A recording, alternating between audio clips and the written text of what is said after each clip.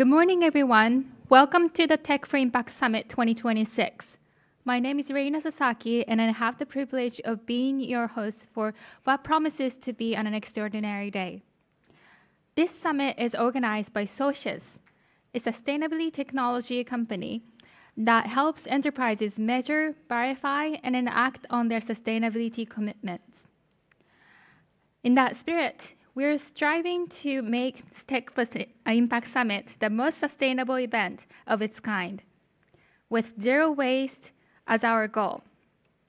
All of our booth and event materials are reusable, recyclable, a small but tangible example of standard that we want to set today. I want to take a moment to recognize the partners whose vision and commitments have made today possible.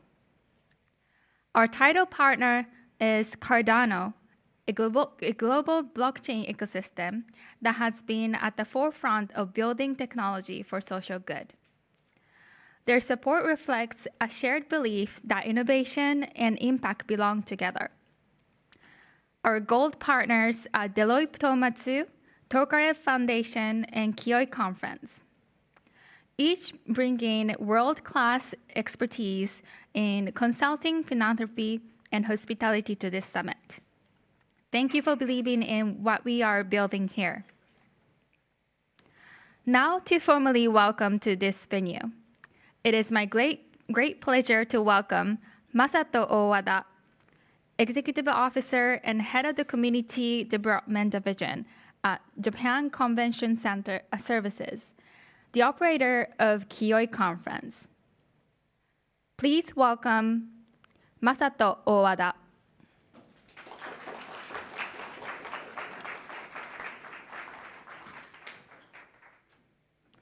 Good morning, everyone. Welcome to Keynote Conference, and thank you very much for being here today. First of all, congratulations on the opening Tech for Impact Summit 2026. We are very pleased to welcome you all here. My name is Masato from Japan Convention Services, the company that operates Keynote Conference.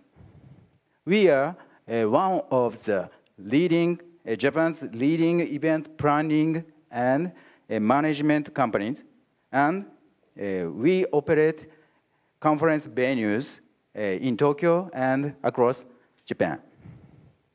Over the years, we have hosted many business events, especially in technologies field. This year marks the 10th years of the Keynote Conference, and this important milestone, we decided to support Tech for Impact Summit. I hope today we will provided an inspiring and meaningful day for you. Thank you very much, and enjoy the summit. Thank you. Thank you, Owada-san, for the gracious welcome. Now, why we are here today? We live in a time of extraordinary technology capability. Artificial intelligence, blockchain, deep tech, clean energy. The tools to reshape our world already exist. But tools alone are not enough. What turns possibility into progress is collaboration. That is our mission, to accelerate change through collaboration. And that is why this year, our theme is Beyond Boundaries, Building 2050 Together. Today, in this room, we are bridging the boundaries between impact and technology, between Japan and global community, and between ideas and action to co-create the future we want to live in. That means fostering public and private partnerships, matching capital to technologies that need it most, and connecting enterprises with startups that are solving tomorrow's problem today. In this main stage, leaders from Japan and around the world will deliver keynote speeches and participate in panel discussions throughout the day. In addition to this main stage, we have strategy dialogues and roundtables running in the dialogue room, closed-door invitation-only session under Chatham House rules, where senior leaders engage in candid, off-the-record conversations on critical topics. A few important notes. Main stage sessions are delivered bilingually with live English-Japanese interpretation provided by our partner, Flito. Translation is available on screen, so please follow along regardless of the language being spoken. We're committed to providing a safe, harassment-free environment for everyone. We do not tolerate harassment in any form. Now, to open our summit, please give a warm welcome to the founder and CEO of Socius, Seira Yoon.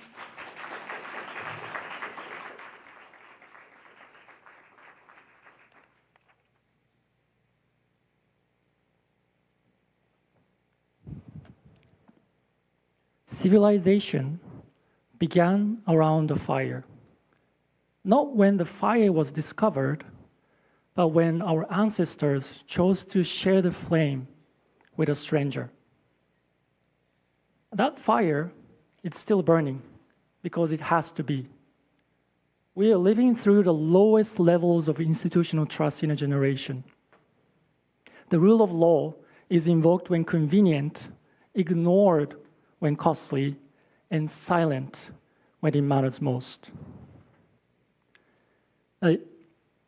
What color is the sound of war? A Ukrainian artist asked 60 people, soldiers, civilians, and children. Their answers are in this building today. You will see them today. Geopolitical crisis is an abstraction. Human life is a fact. These numbers have names in Ukraine, across the Middle East, in every place where the world looked away. Technology will not save us. Speeches will not save us. Capital will not save us. Only one thing ever has: the right people in the right room with the right resolve. This is how humanity has always evolved, not alone, together. That is why you are here, not as guests, not as spectators, but as a coalition.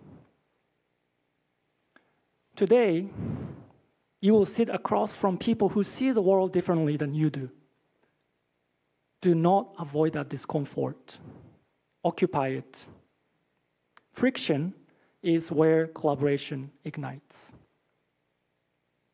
Here's my ask. Do not leave this room with inspiration. Inspiration is a feeling. Impact is a footprint. Leave with a name, a commitment, a step you were afraid to take alone. The fire is lit. Carry it. Share the flame. Welcome to the Tech for Impact Summit. Thank you, Sarah, for those powerful opening remarks. Now, it is my great honor to introduce our keynote speaker. Yoshito Hori is the founder and president of Globis University, Japan's largest business school and representative partner of Global Capital Partners, which has managed over $2 billion in venture capital. He's the creator of the G1 Summit, Japan's answer to Davos, and the founder of Kibo, a social impact investment initiative launched after the 2011 Great Tohoku earthquake.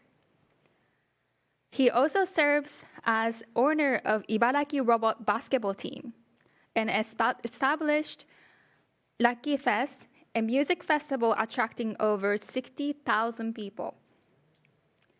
A Harvard MBA graduate who has attended the World Economic Forum 18 times. He brings decades of experience at the intersection of entrepreneurship, education, and social impact. Today, he will speak about how entrepreneurship can drive social contribution through initiatives like G1, Kibo, and beyond. Ladies and gentlemen, please give a warm welcome to Yoshito Hori.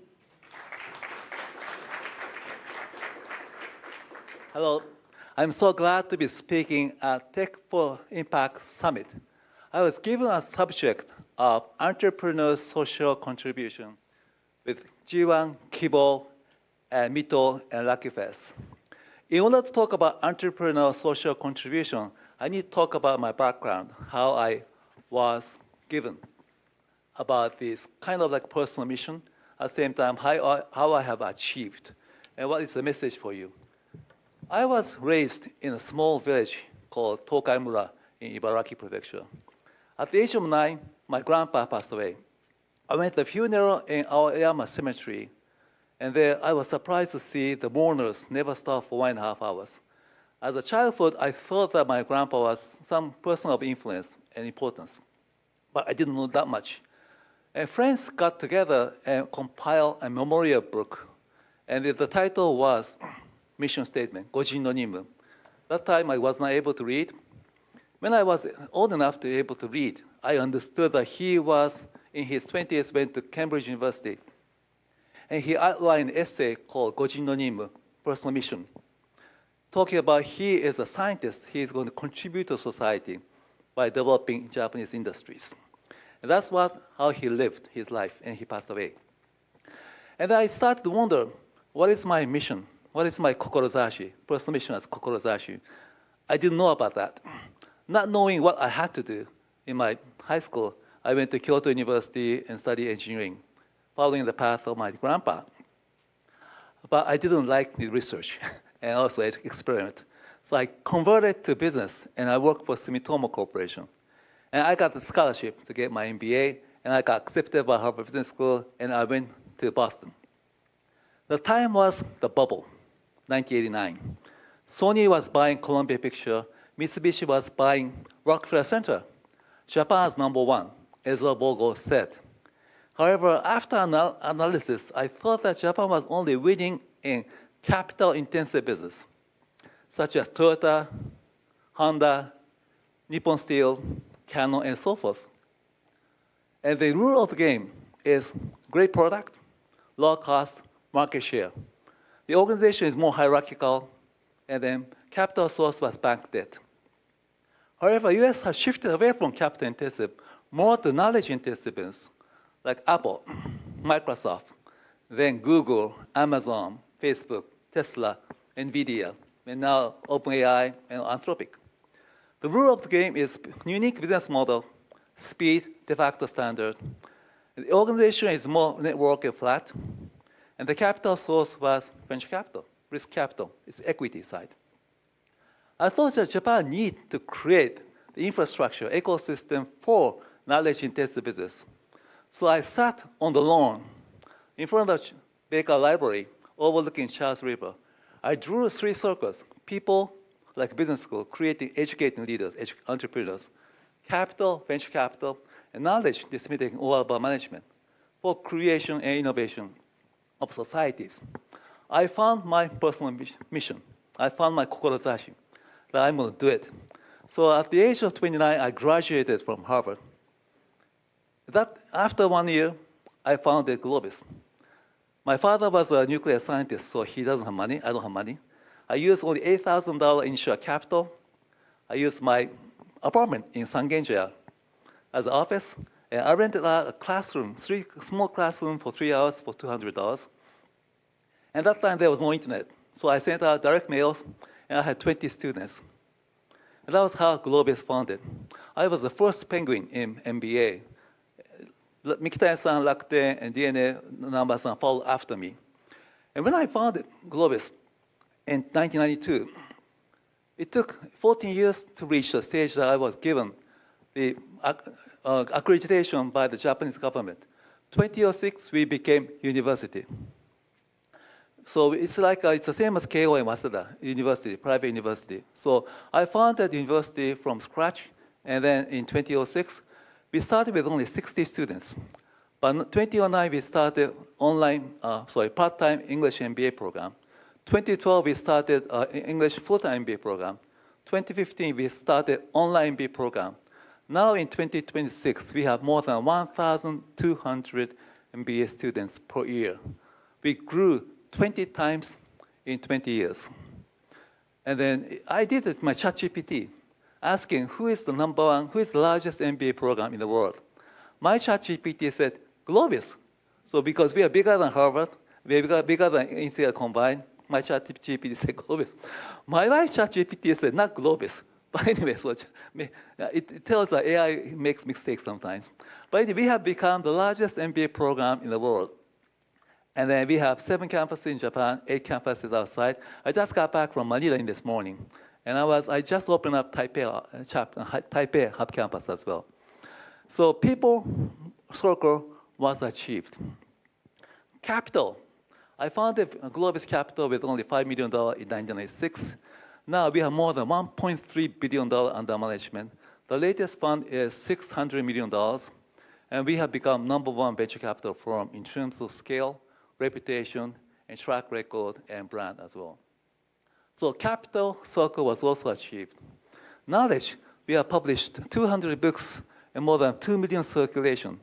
We have started subscription of learning. We call Globis Manabi Hodai. It's Globis Unlimited. More than 1.3 million users are watching. So it's called, we have a knowledge circle is already created. So it's like people capture knowledge. It's just like a basic color, blue, red, green, and blue. If you have basic color, you can create any colors you like. If you have people capture knowledge, you can create lots of companies. So we have become the ecosystem of Japan. However, after achieving my personal mission, I found out Japan was in decline. In 2004 and 2005, I invited to Davos World Economic Forum. I have visited more than 17 times to Davos. I was shocked to see that Japan was in decline. The bubble time, Japan was #1. Since 1991, Japan is in decline. 2004, 2005, Professor Takeuchi of Hitotsubashi has said that Japan was nothing. It was Japan bashing, then Japan passing, and the Japan nothing. And when I attended one of the Japan sessions, there was a very few people who were at the present. And lots of people took more notice about China and India. So I can tell that Japan was in decline. We had lost decades, became 2 lost decades, and then I started to wonder about what I should do. I came up to my vision, Kokorozashi, to create innovative societies through people capital knowledge. I'm achieving it. But I thought I should do more than just people capital knowledge about Globis. And I started to do 3 things. One is to support politicians. I'm a pragmatic business person, so I thought that you should support great politicians. And then the second thing I did was I should be more vocal in Japan, in society, as to what to be done. I did 3 hours and 25 minutes debate with Masayoshi-san of SoftBank regarding energy. He was anti-nuclear. I was for nuclear. I knew that nuclear is going to be needed for the sake of for the sake of Earth, because it's clean energy. And then now in the AI world, you need more energy as well. And at the same time, I started to become more vocal globally to raise the presence of Japan. And after that, I thought it was not enough, so I started what we call G1 Summit. It was formed in 2009, and it was the idea was simple. Let's convene the leaders on multi-stakeholders, politics, business, academics, social entrepreneurs, and also in culture and sports. And let's get together and discuss about what direction Japan should be heading, and let's work for it. And I have a video clip for 4 minutes about G1 Summit. Please go ahead. ようこそ G1 サミットへ。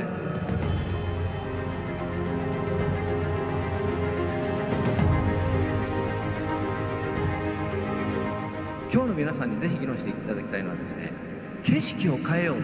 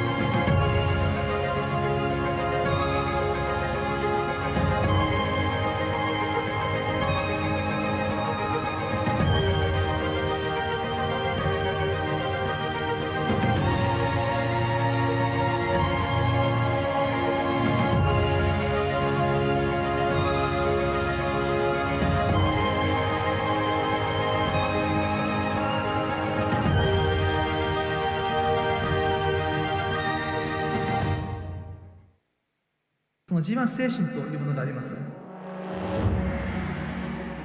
批判よりも提案をと、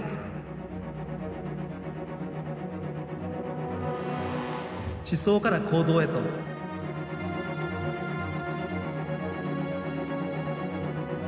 リーダーとしての自覚です。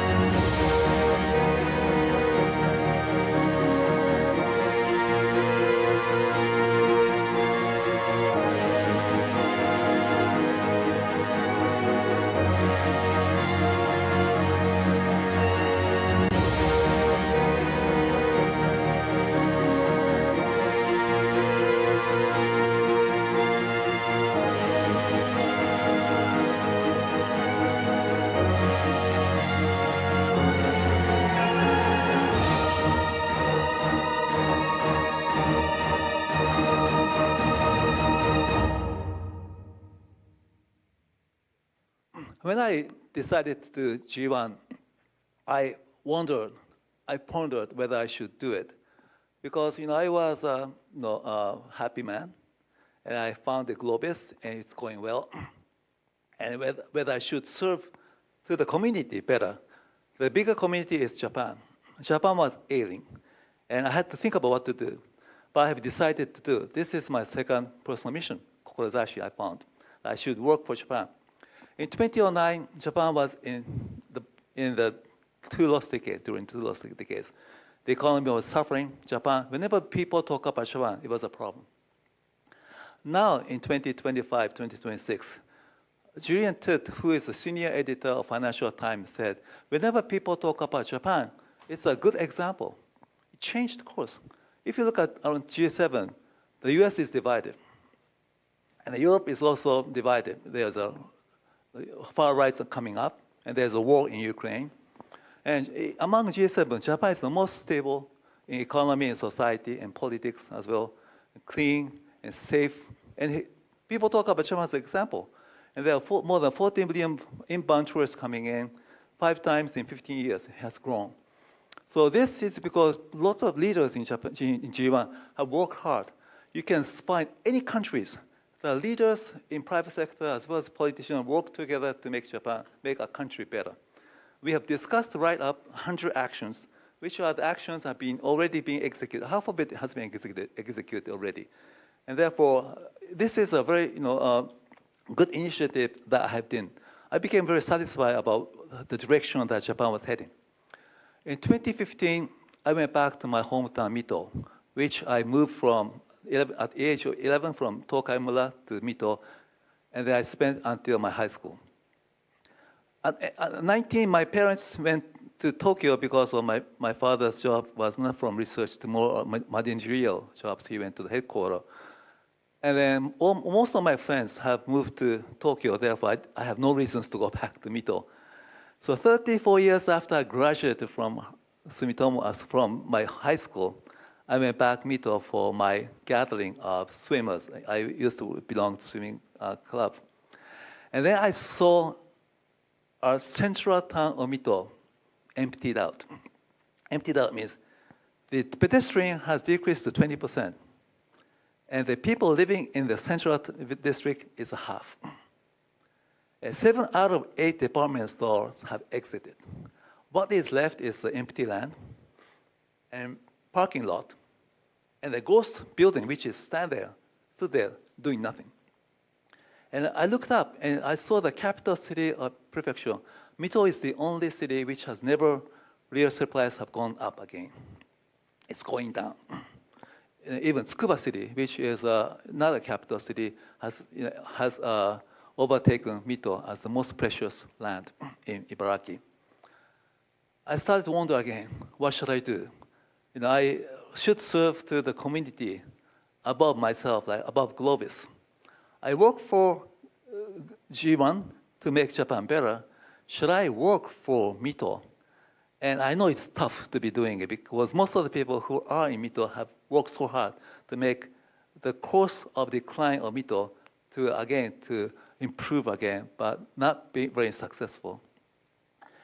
But however, I felt that I had to do it for Mito because I felt very strong noblesse oblige. If you're capable, you have to do something above your community. Don't be selfish enough just to work for yourself, a family, or company. You have to serve to the community. So I decided to do Mito revitalization project in 2016. That's how I got into Mito.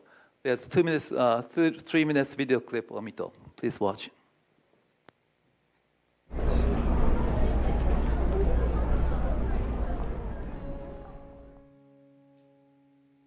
この34年間でもう様変わりした水戸の状況を見たときに、僕は自分が何もできなかったことにすごい悔しい思いをして、街中に活気を取り戻して、通行客も5倍にして、で住民も倍増してですね、でさらには新しい交通機関であったりとかメディアを作りましょうということを提案したんです。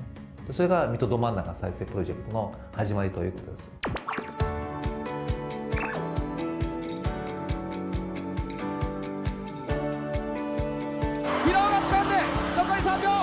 動かして、そして上空に放り投げた試合終了。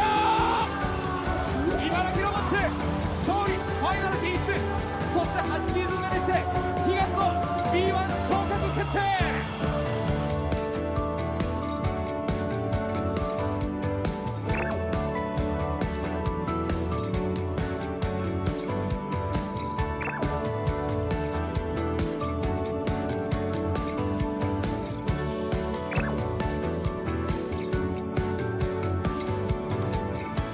面白い人を集めてビジネスを作って雇用を生んでまたさらに面白い人が集まってくるっていういい循環を作りたい。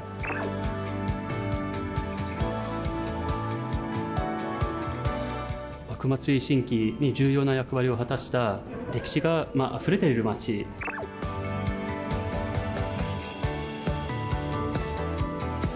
今までにはないような町の利活用の仕方、さまざまな人や交流というものが生まれている。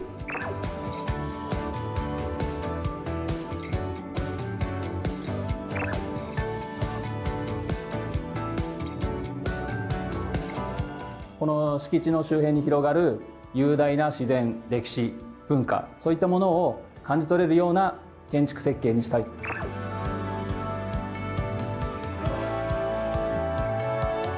日本一注目されるラジオ局になりたいですね。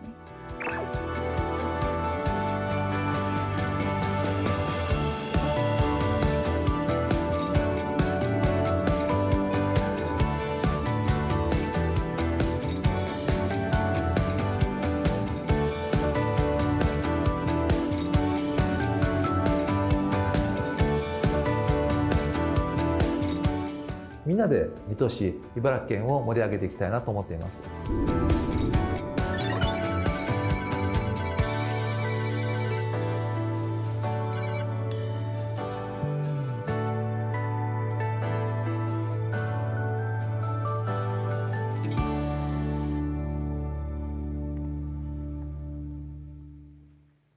When I got engaged into Mito, I was not intended to doing it, because I have written 4 books altogether.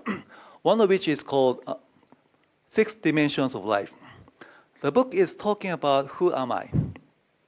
I myself is individual who loves partying, who loves snowboarding, swimming. That's myself as an individual. At the same time, also I'm a member of family. I'm a father of 5 kids. I have 5 sons, and I'm a husband to wife. I'm a son of my parents. So I have a responsibility as a member of family, to serve to the community of the family. And then I am the CEO of Globis, so I have the responsibility for employees, shareholders, customers, and also I have venture capital, so LP investors and investing companies. So I have a stakeholder, and I'm a CEO, and I'm responsible for all the stakeholders. And also, I'm also a Japanese citizen, so I have to serve to the community of Japan. And I'm Asian, and also I'm a global citizen. Therefore, I'm attending Davos so many times to be impacting the world. And that's what I am. However, I missed out on the region that time between Japan and Globis. There's a region that I should serve. It's Mito and Ibaraki. And I didn't write about that. But I thought that, just knowing about what is going on, my hometown, Mito, I had to do something. That's why I felt very responsible for what to be done, because I saw the reality of what is going on. I could not escape. I could not ignore. I could not neglect. I had to do it. And that's how I got engaged into Mito 10 years ago. 10 years have passed.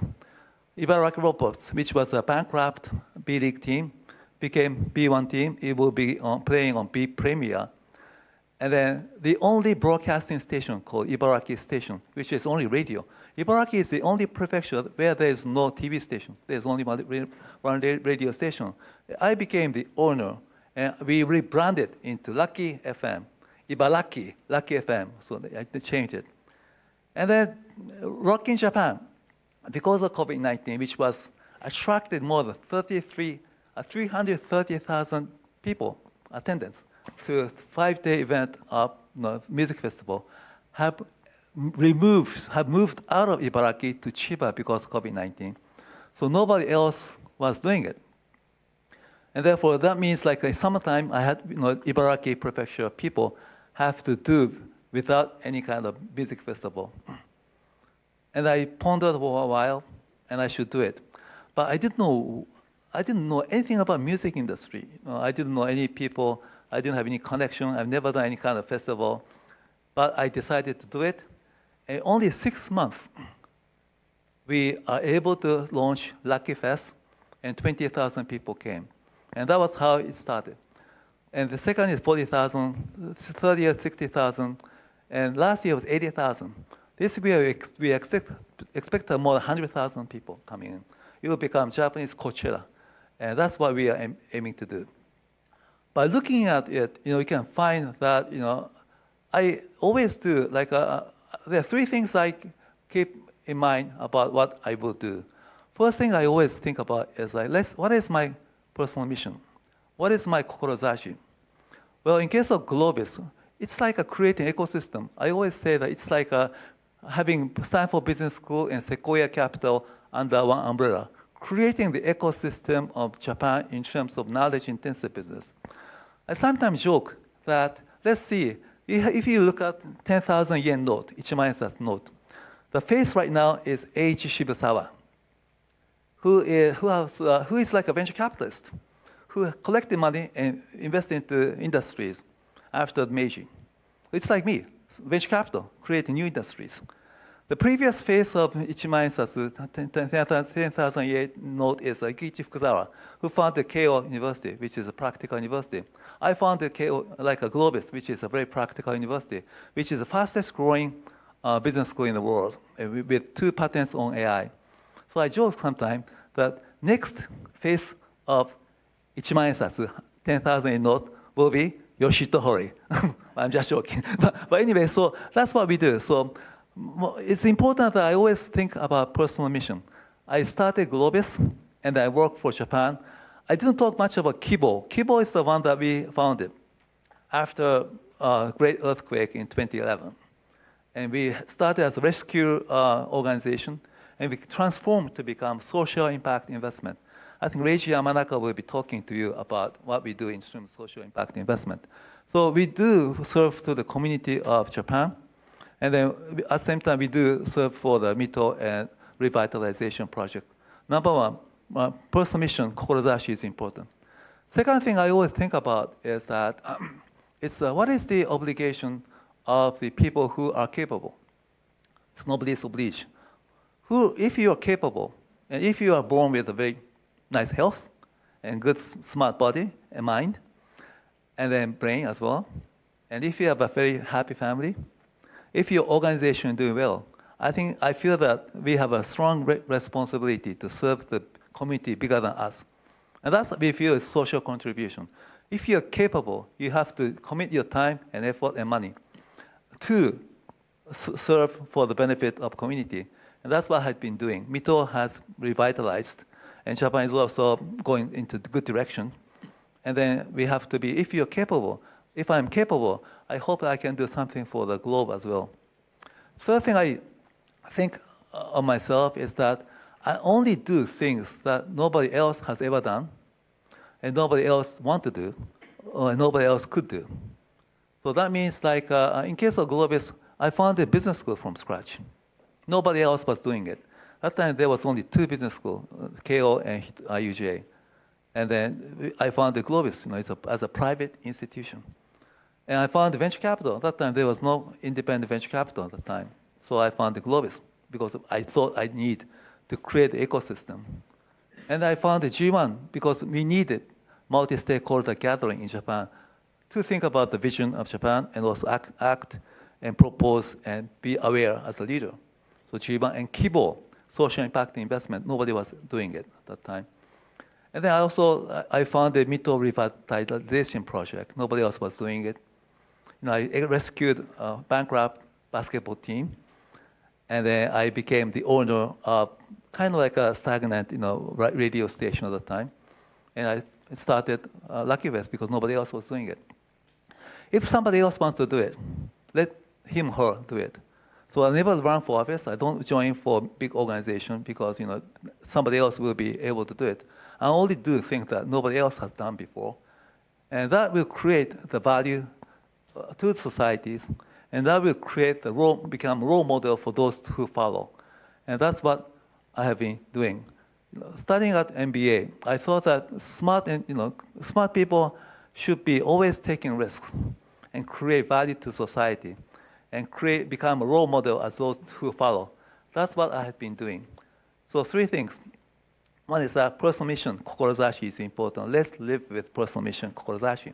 Second, if you're capable, let's do things above yourself for your community. Third thing is that let's do things that nobody else is doing. Let's do things nobody can do and nobody wants to do. And that's how I think entrepreneurial social contribution will be done. Thank you very much for listening. Bye. Thank you, Hori-san, for that inspiring keynote. Let's give him another round of applause.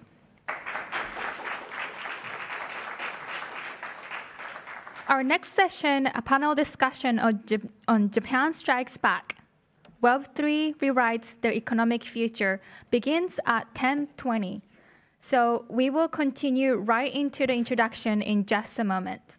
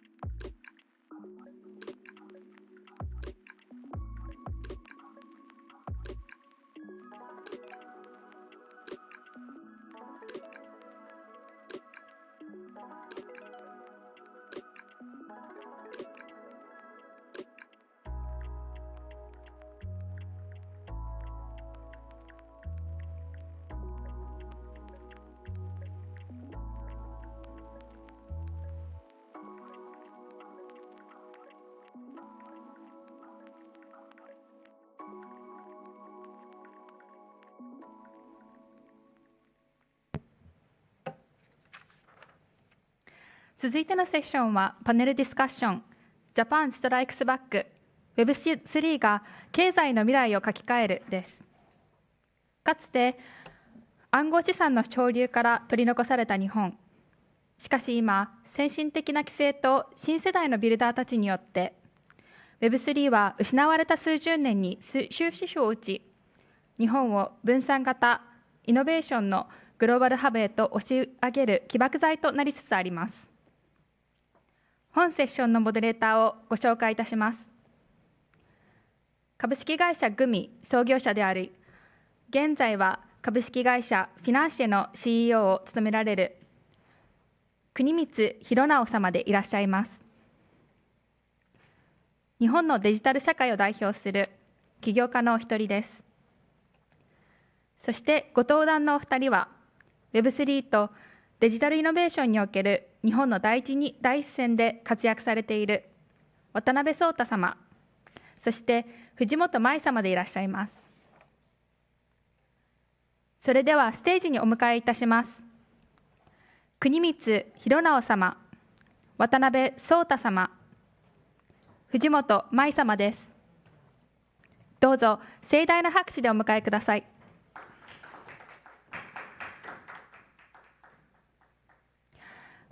ご着席いただくまでの間、改めてご登壇者さんの、皆様をご紹介いたします。モデレーターの国光弘直様は、株式会社グミの創業者であり、現在は株式会社フィナンシェの CEO として、コミュニティ指導のトークンエコノミーを切り開いていらっしゃいます。さらに、ミントタウンおよびサードバースの代表取締役も務められ、日本を代表するシリアルアンテプレニュアのお一人です。渡辺壮太様は、ソニーおよびサムソンネクストなどが出資するグローバル Web3 インフラ企業、スターテールグループの CEO でいらっしゃいます。長年にわたるエスリアムビルダーとして、リアルワールドアセット、エンターテインメント IP、そして規制対応型のデジタル金融の交差点で活躍されています。藤本舞様は、ミスビットコインとして広く知られる GRC20 の CEO でいらっしゃいます。2011年に初めてビットコインを受け取られて以来、日本におけるビットコインブロックチェーン普及の最も著名な推進者のお一人として、国内外の数多くのプロジェクトにアドバイザー、エンジェル投資家として関わられ、現在はスイスを拠点にイントマックスおよび GERC20 を共同創業されています。それでは国光様、どうぞよろしくお願いいたします。はい、皆さんよろしくお願いします。国光です。ここにあれなのかな、なんか翻訳とかが出るって感じなんですかね。はい、今日はよろしくお願いします。でまずは簡単にそれぞれ自己紹介の方をした後、結構ね、僕ら3人、この業界、日本の中でいうとね、かなり十何年前から黎明期からやってきてるってとこなんで、なんでそういった意味で結構ね、この特に十何年前からいくとちょっと振り返りすぎでね、それだけで話が終わっちゃうと思うんで、なんでこの3年間4年間くらいトライしたことっていうところっていうのをこういうことをトライしたと。でそういう中でどんな課題があったかみたいな感じっていうのを話できたらなと。でその次に今何をやってるかっていう形のことを話できて、でそこからいろいろね、日本の政府だったり規制当局だったりユーザーだったり投資家だったり起業家とかに対するメッセージがあったらそういうことを話して、で最後にみんなで締めみたいな感じでいけたらなって感じで思ってます。よろしくお願いします。はい、じゃあまずはその僕の方の自己紹介からです。で僕はもともとグミっていうモバイルゲーム会社を2007年に創業しました。で2014年に上場して、で2021年に退任しました。でそれ以降、グミクリプトスキャピタルっていう、クリプトにフォーカスしたファンド、これをサンフランシスコの方に立ち上げました。あとはフィナンシェっていうサービスだったりとか、あと最近でいうとこのトリコっていう、イーサリウムベースの、DATっていうところの、アドバイザーとかっていうところをやっております。なんで特に注力しているところでいくと、フィナンシェっていうサービスと、トリコっていうイーサリウムベースのダットと、この辺に注力している、そういう形になっております。はい、皆さんよろしくお願いします。はい、次僕だと思うんですけど、渡辺壮太と申します。スターテルグループという会社の代表取締役をしております。で今何やってるかというと、プロダクトを5個くらい作っていて、ソニウム、ストリームっていうこれチェーンですね。でもともとアスターっていうチェーンを作っていて、アスターの今後みたいなのはちょっとまだ喋れないこと多いんですけど、もろもろプランがあり、でソニーグループとエンターテインメント特化のチェーンソニウムと、SBI グループとストリームっていう金融および RWA のトークン化用のチェーンみたいなのを作っていて、日本円のステーブルコイン、これ信託型でまだ発行されてないんですけれども、6月末めどを目標に今粛々と作っておりまして、日本円の信託型のステーブルコインですね。あと USDSC っていうUSD のステーブルコインとスターテルアップっていうウォレット、チェーンとステーブルコインとかエンタメのユースケースのインターフェースとなるようなスターテルアップというものを作ってます。でもこれね、颯太君の方が結構すごいなっていうところで言うと、実際これ他のでも今は海外も一緒かな。やっぱね、なかなかこのクリプト業界とか Web3 業界っていうのが冬の時代で、なかなかね資金調達 VC からも企業からとかも集めるのがねそんなに簡単じゃないとかっていう中で、もね最初はこのソニーからがっつりと集めて、その後は SBI からねがっつり集めてみたいな形で、資金調達能力だけに関してはね、颯太君は日本でもナンバーワンなんじゃないかなって感じで。だけに関してはね、は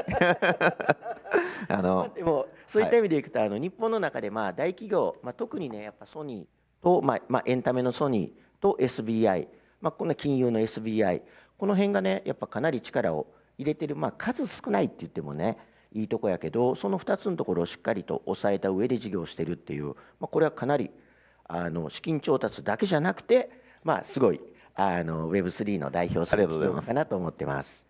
はい、じゃあ次は舞さんお願いします。はい、ありがとうございます。藤本舞と申します。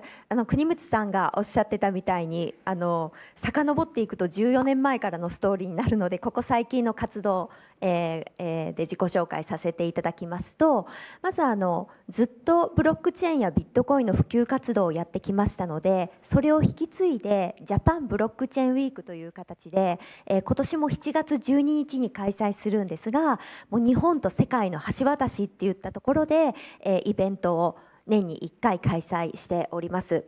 でそういう、引き続きブロックチェーンの普及活動っていうことをやっているんですけれども、一方でいろんな企業にこの数年アドバイザーとかエンジェル投資で関わってきて思ったのが、やはり自分自身でも誇れるプロジェクトをちゃんと立ち上げたいっていうことで思いまして、4年前にスイスに移住して、まずはイントマックスというイーサリアムのレイヤー2プロジェクトを共同創業しました。でイントマックスの特徴を一言で言うと、ブロックチェーンのパブリックブロックチェーンの最大の問題でもあると言っていい、使う人が増えれば増えるほど手数料がどんどん上がっていく。これはもうジレンマですよね。でイントマックスは唯一いくらどんだけのたくさんの人が使っても手数料がほんと数セントでキープできるという技術を作りまして、でそのおかげで他の L2 とちょっと差別化ができて、例えばイーサリアムの創業者のビタリックとかジャスティン・ドレークとかいろんな方に出資をしていただいたり応援していただいたりということで、もう技術ドリブンのプロジェクトで進めてます。で実は GERC20、 そこにロゴが出てますけれども、それがイントマックスからちょっと派生したプロジェクトなんですが、実は表で話すの初めてかもしれないんですけど、会社を分けて私が CEO という形でやることになりました。で GRC20 はイントマックスが例えば垂直型の、プロジェクトだとしたら水平型のプロジェクトと思っていただければと思うんですけれども、全ての EVM チェーンにプライバシーを提供できるっていうものをやっています。で今やっぱステーブルコインとかいろんなところで日常的に人々がクリプトを使うようになって自分の残高が丸見え、自分のトランザクションが丸見えって、やはりここに不愉快じゃないな、ちょっと気持ち悪いなっていうような方も増えてると思うんですが、そういったところにプライバシーを提供できるようなものを、今作っております。よろしくお願いします。はい、よろしくお願いします。でね、やっぱこれ、僕ら十何年前からいろいろやってきてるわけなんですけれども、なんとなくこう切ない結論って感じのところでいくと、事業をせずにビットコインとイーサリアムだけを買っとけばよかったと、そういうふうなね、切ない結論にならないように、引き続きね、そうじゃなくて、もう集めたお金とかもただビットコインとかイーサを買うんじゃなくて、やっぱね、新しい事業にこう突っ込み続けようと、そういう形で頑張ってる3人になってます。で、今僕が家族で2年半前からシンガポールの方に移ってまして、で、ソーダ君はもともとシンガポールで、今はニューヨーク。で、舞ちゃんの方は今、スイスの、どこだっけ？そうですね、クリプトバレーのツークの周辺ですね。なんで、シンガポール、ニューヨーク、スイスって感じのところになってます。で、次のところは、結構僕らね、十何年前からやってる中で、さすがにそこから振り返ると長すぎるってとこなんで、ちょうど3、4年ぐらい前、なんだかんだで僕らもね、ポーンと成功してるってわけじゃなくて、いろいろ、こうね、ストラグリングしながら、で、そういう中でピボットも繰り返しながら今のビジネスをやってるみたいな形なんですけど、ちょっと振り返ってね、この3年、4年っていうところでどういう挑戦をしたのか。で、おそらくその挑戦がね、大成功ってことにはまだ誰もなってないとは思うんですけど、で、そういう中でどういうふうなチャレンジングな困難なことがあったか。例えば規制の問題だったり、例えばユーザーの問題だったり、あとは資金調達だったり、マーケットだったりとか、いろんな困難があったと思うけど、ちょっとその困難っていうか、この3、4年どういうところをやってきて、で、どんなことに、ぶつかってきたのかみたいな、この辺っていうのを聞けたらなと。で、その中で僕の方から切り出しっていうのでいくと、もともとここでやってるミントタウンって会社、で、このミントタウンって会社自体のところは、Web3 のゲームっていうところを立ち上げてやってました。で、直近で言うと、キャプテン翼っていう、サッカーの、これは世界的に有名な IP を使った形の Web3 ゲームっていうのを、ちょうど2年半くらい前から立ち上げてやってきました。ただ残念ながら、つい最近そのゲーム自体の終了っていうところっていうのを、発表したところ。で、ちょうどアイディアって感じのところでいくと、何年前か忘れたけど、3年くらい前なのかな。アクスインフィニティとかステップンとか、そういったゲームっていうところが立ち上がってきて、で、ここからね、やっぱそのゲームっていうところは、もともと僕このグミっていうモバイルの、上場会社とかもやってたんで、なんで新しいテクノロジーが出てきた時に、やっぱりゲームとかエンターテインメントとか IP っていうのはマスアダプションっていうのをしていく上で、すごく重要なファクターになってくるって感じで思って、なんでそういう、日本の強い IP かける Web3 ゲームっていうのを作って、マスアダプションを目指していこうみたいな、もし話の中であったらね、いろいろ突っ込んでもらいつつみたいなっていうところで始めたんですけど、ただ残念なことに、僕たちのゲームはうまくいかない。で、ただ一方でいくと Web3 ゲーム全体っていうところが、正直全滅したんじゃないかなと。なんで結構ね、多くの、僕らの投資先とかでも結構いろいろ Web3 のゲームのところっていうのはあって、で、多くの人がやっぱトライしたけど、やっぱり失敗してきたみたいな。で、そこのところっていうのをやっぱり振り返っていくと、やっぱこの Web3 ゲームで、かなり多かったやつっていうのが、大きな要素が2つ。1個が、プレイトゥアーン。なんでゲームをしながらお金を稼ぐっていうところと、あとマーケティング手法のところっていうので、ポイントファーミングプラスエアドロップ、この2つの掛け合わせっていうのが Web3 ゲームの中心だったのかなと。で、そういう中でもともとは単独のゲームとして出してたんですけど、やっぱユーザー獲得はなかなか難しい。やっぱ多くのユーザーにとってはね、ウォレットも難しいし、仮想通貨を最初に用意するのも難しいっていうところなんで、結構僕らの方は、ここ1年半とかっていうのでいくと、テレグラムだったりとか、日本でいうと LINE、ここのミニアプリみたいな形っていうところに思いっきり振ってって、で、そういう中で、ここはね、簡単な、ハムスターコンバートとか、ああいうのに近い形で、簡単なタップとか繰り返していくとポイントがたまって、タップとか招待とかするとポイントがたまって、でこのポイントに応じて、TGE した後のところにエアドロップが受け取れるみたいな、こういう感じっていうのを中心にやってきて、でユーザー数でいくと LINE と Telegram で合わせて、1000万人超えたみたいな。なんでそういった意味でその時は結構成功かなって感じだったんですけど、蓋開けてみるとそのユーザーのほとんどがあんまりナイジェリアとかインドネシアとかそんなお金がない国、もしくはエアドロップ目的のボットみたいな。なんでその TGE が終わった後、この1000万のユーザーの10分の1でも残ってゲームにお金払ってくれれば成立すると思ったんだけど、蓋開けてみたらゲームちゃんとしてるユーザーって数千人、数千人でも悪くないって言われりゃそうかもしれないけど、ただゲームのところっていうのでやっぱ数千人のデイリーアクティブユーザーだったらもうまともにはやっぱ成り立たないみたいな、結局そういう感じで、なんで結局はそのインセンティブ目的のユーザーっていうのは集めれる、ただこことやっぱ実際ゲームをプレイするユーザーっていうところのギャップっていうのがやっぱかなり大きすぎて、なんで結局 TGE5 っていうところにユーザーっていうところをやっぱこうしっかりと引き止めることっていうのがやっぱできなかったみたいな。なんでやっぱりそのクリプトユーザーってやっぱまだまだ投機的な感じっていうところのユーザーっていうところはめちゃくちゃ多い、グローバルに。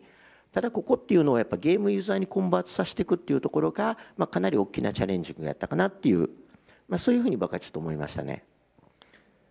なんかそれで言うとこのクリプトの業界だけじゃないかもしれないですけど、ユーザーってインセンティブで集まってインセンティブで離れていくんですよね。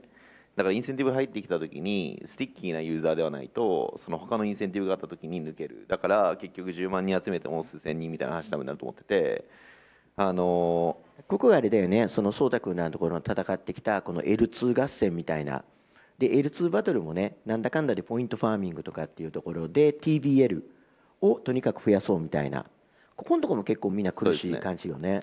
そうですね。で僕らずっとチェーン作ってきてて思ったのは、基本的にそのチェーンって最後2個か3個に収束すると思ってて、インスタリアムと一時期はなんかアップチェーンみたいな感じでめっちゃいっぱいって話だったけど、ジェネラルチェーンはもう2つとかで、多分インサリアムとソラナとかで、アップチェーンの方は例えばハイパーリキッドとか別な取引、パーペチュアル取引に特化したチェーンなんでみたいなのが何個か出てくるだろうなって多分世界線でまず考えてますと。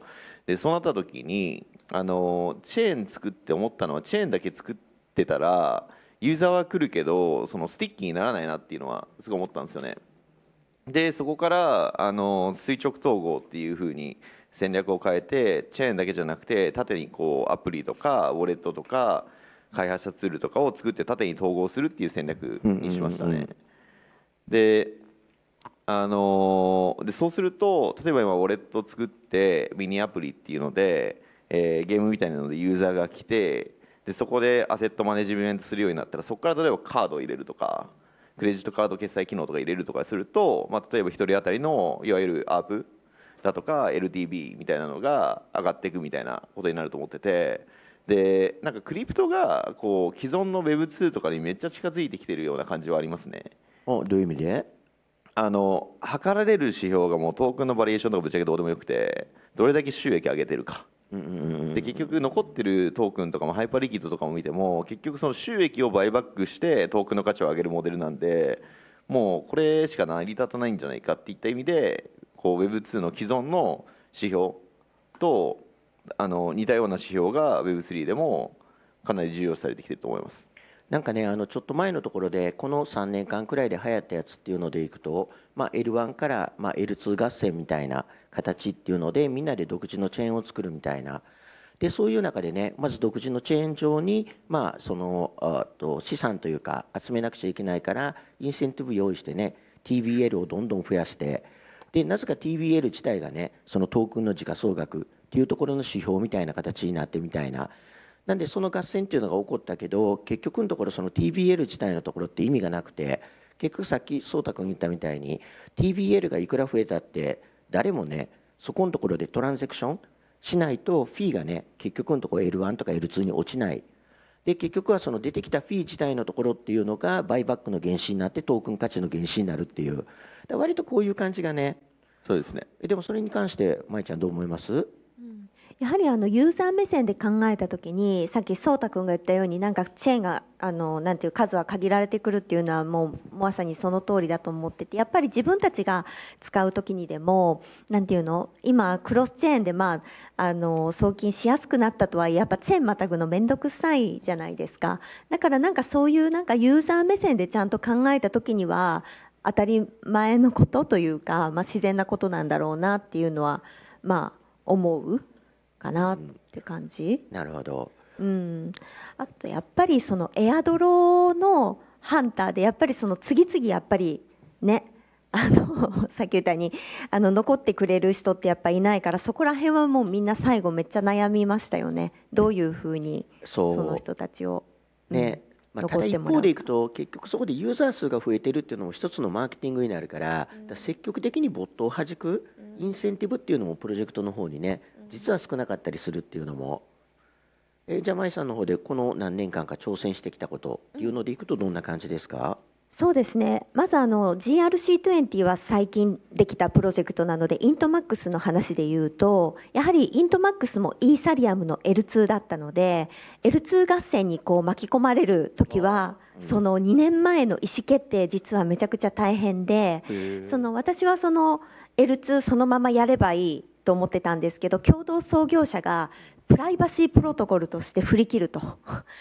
でその当時まだプライバシーっていうとトルネードキャッシュのファウンダーが逮捕されたりだとか、結構そのプライバシーに対する理解がまだ少なかったので、私は猛反対してプライバシーはやらないと。でも共同創業者はプライバシーでいくんだと、そこで2年前に一番大きなそのなんて言うんでしょう、バトルじゃないな、これなんて言うんだろう、ディスカッションが社内であって、で今結果で言うとやはりプライバシーの重要性っていうのが認められてきて、みんな必要だねっていうことでなってるんですけど、そういう今だから言えるけど、その2年前にその決断をするっていうのは結構大変だった。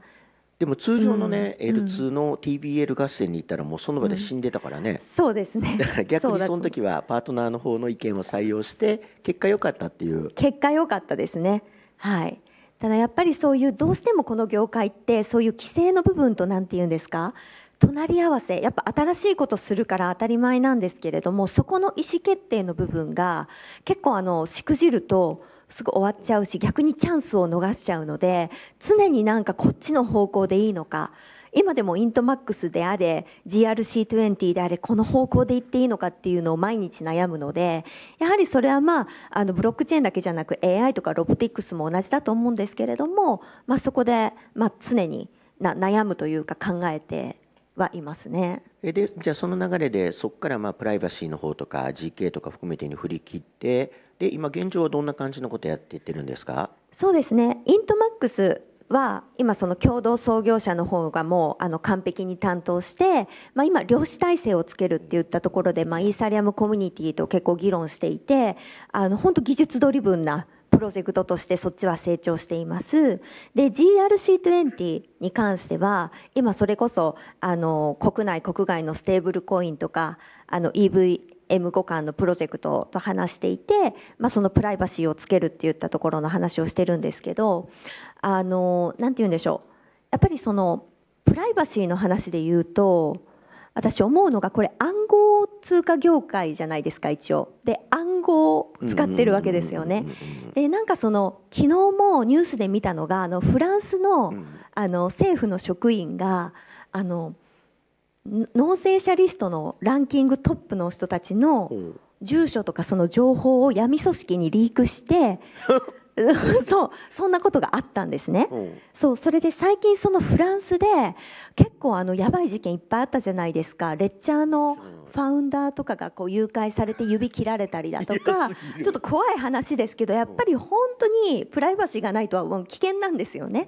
でだから私が何が言いたいかっていうと、暗号通貨業界だからやっぱ暗号化するとかそういったところをちゃんとしてもうちょっと身を守ることに技術を使った方がいいと思ってて、で例えばそれこそGK ゼロナレッジプルーフっていうのがあるんですけれども、例えばそういう技術使ってできること、例えばゼロナレッジプルーフって自分が証拠を見せなくてもそれが証明できる。例えば私がここにある金庫のパスワード知ってるよって言って颯太君に言って、でもそのパスワードを見せなくても私がそのパスワードを知ってるってことを颯太君とか国光さんが分かるみたいな技術があるんですけど、それを活用した例えば GK パスポートっていうプロジェクトがあって、もう本当に自分のパスポートを自分のスマホで読み込むだけで自分が18歳以上で日本国籍だっていうことが例えば証明できたりするんですね。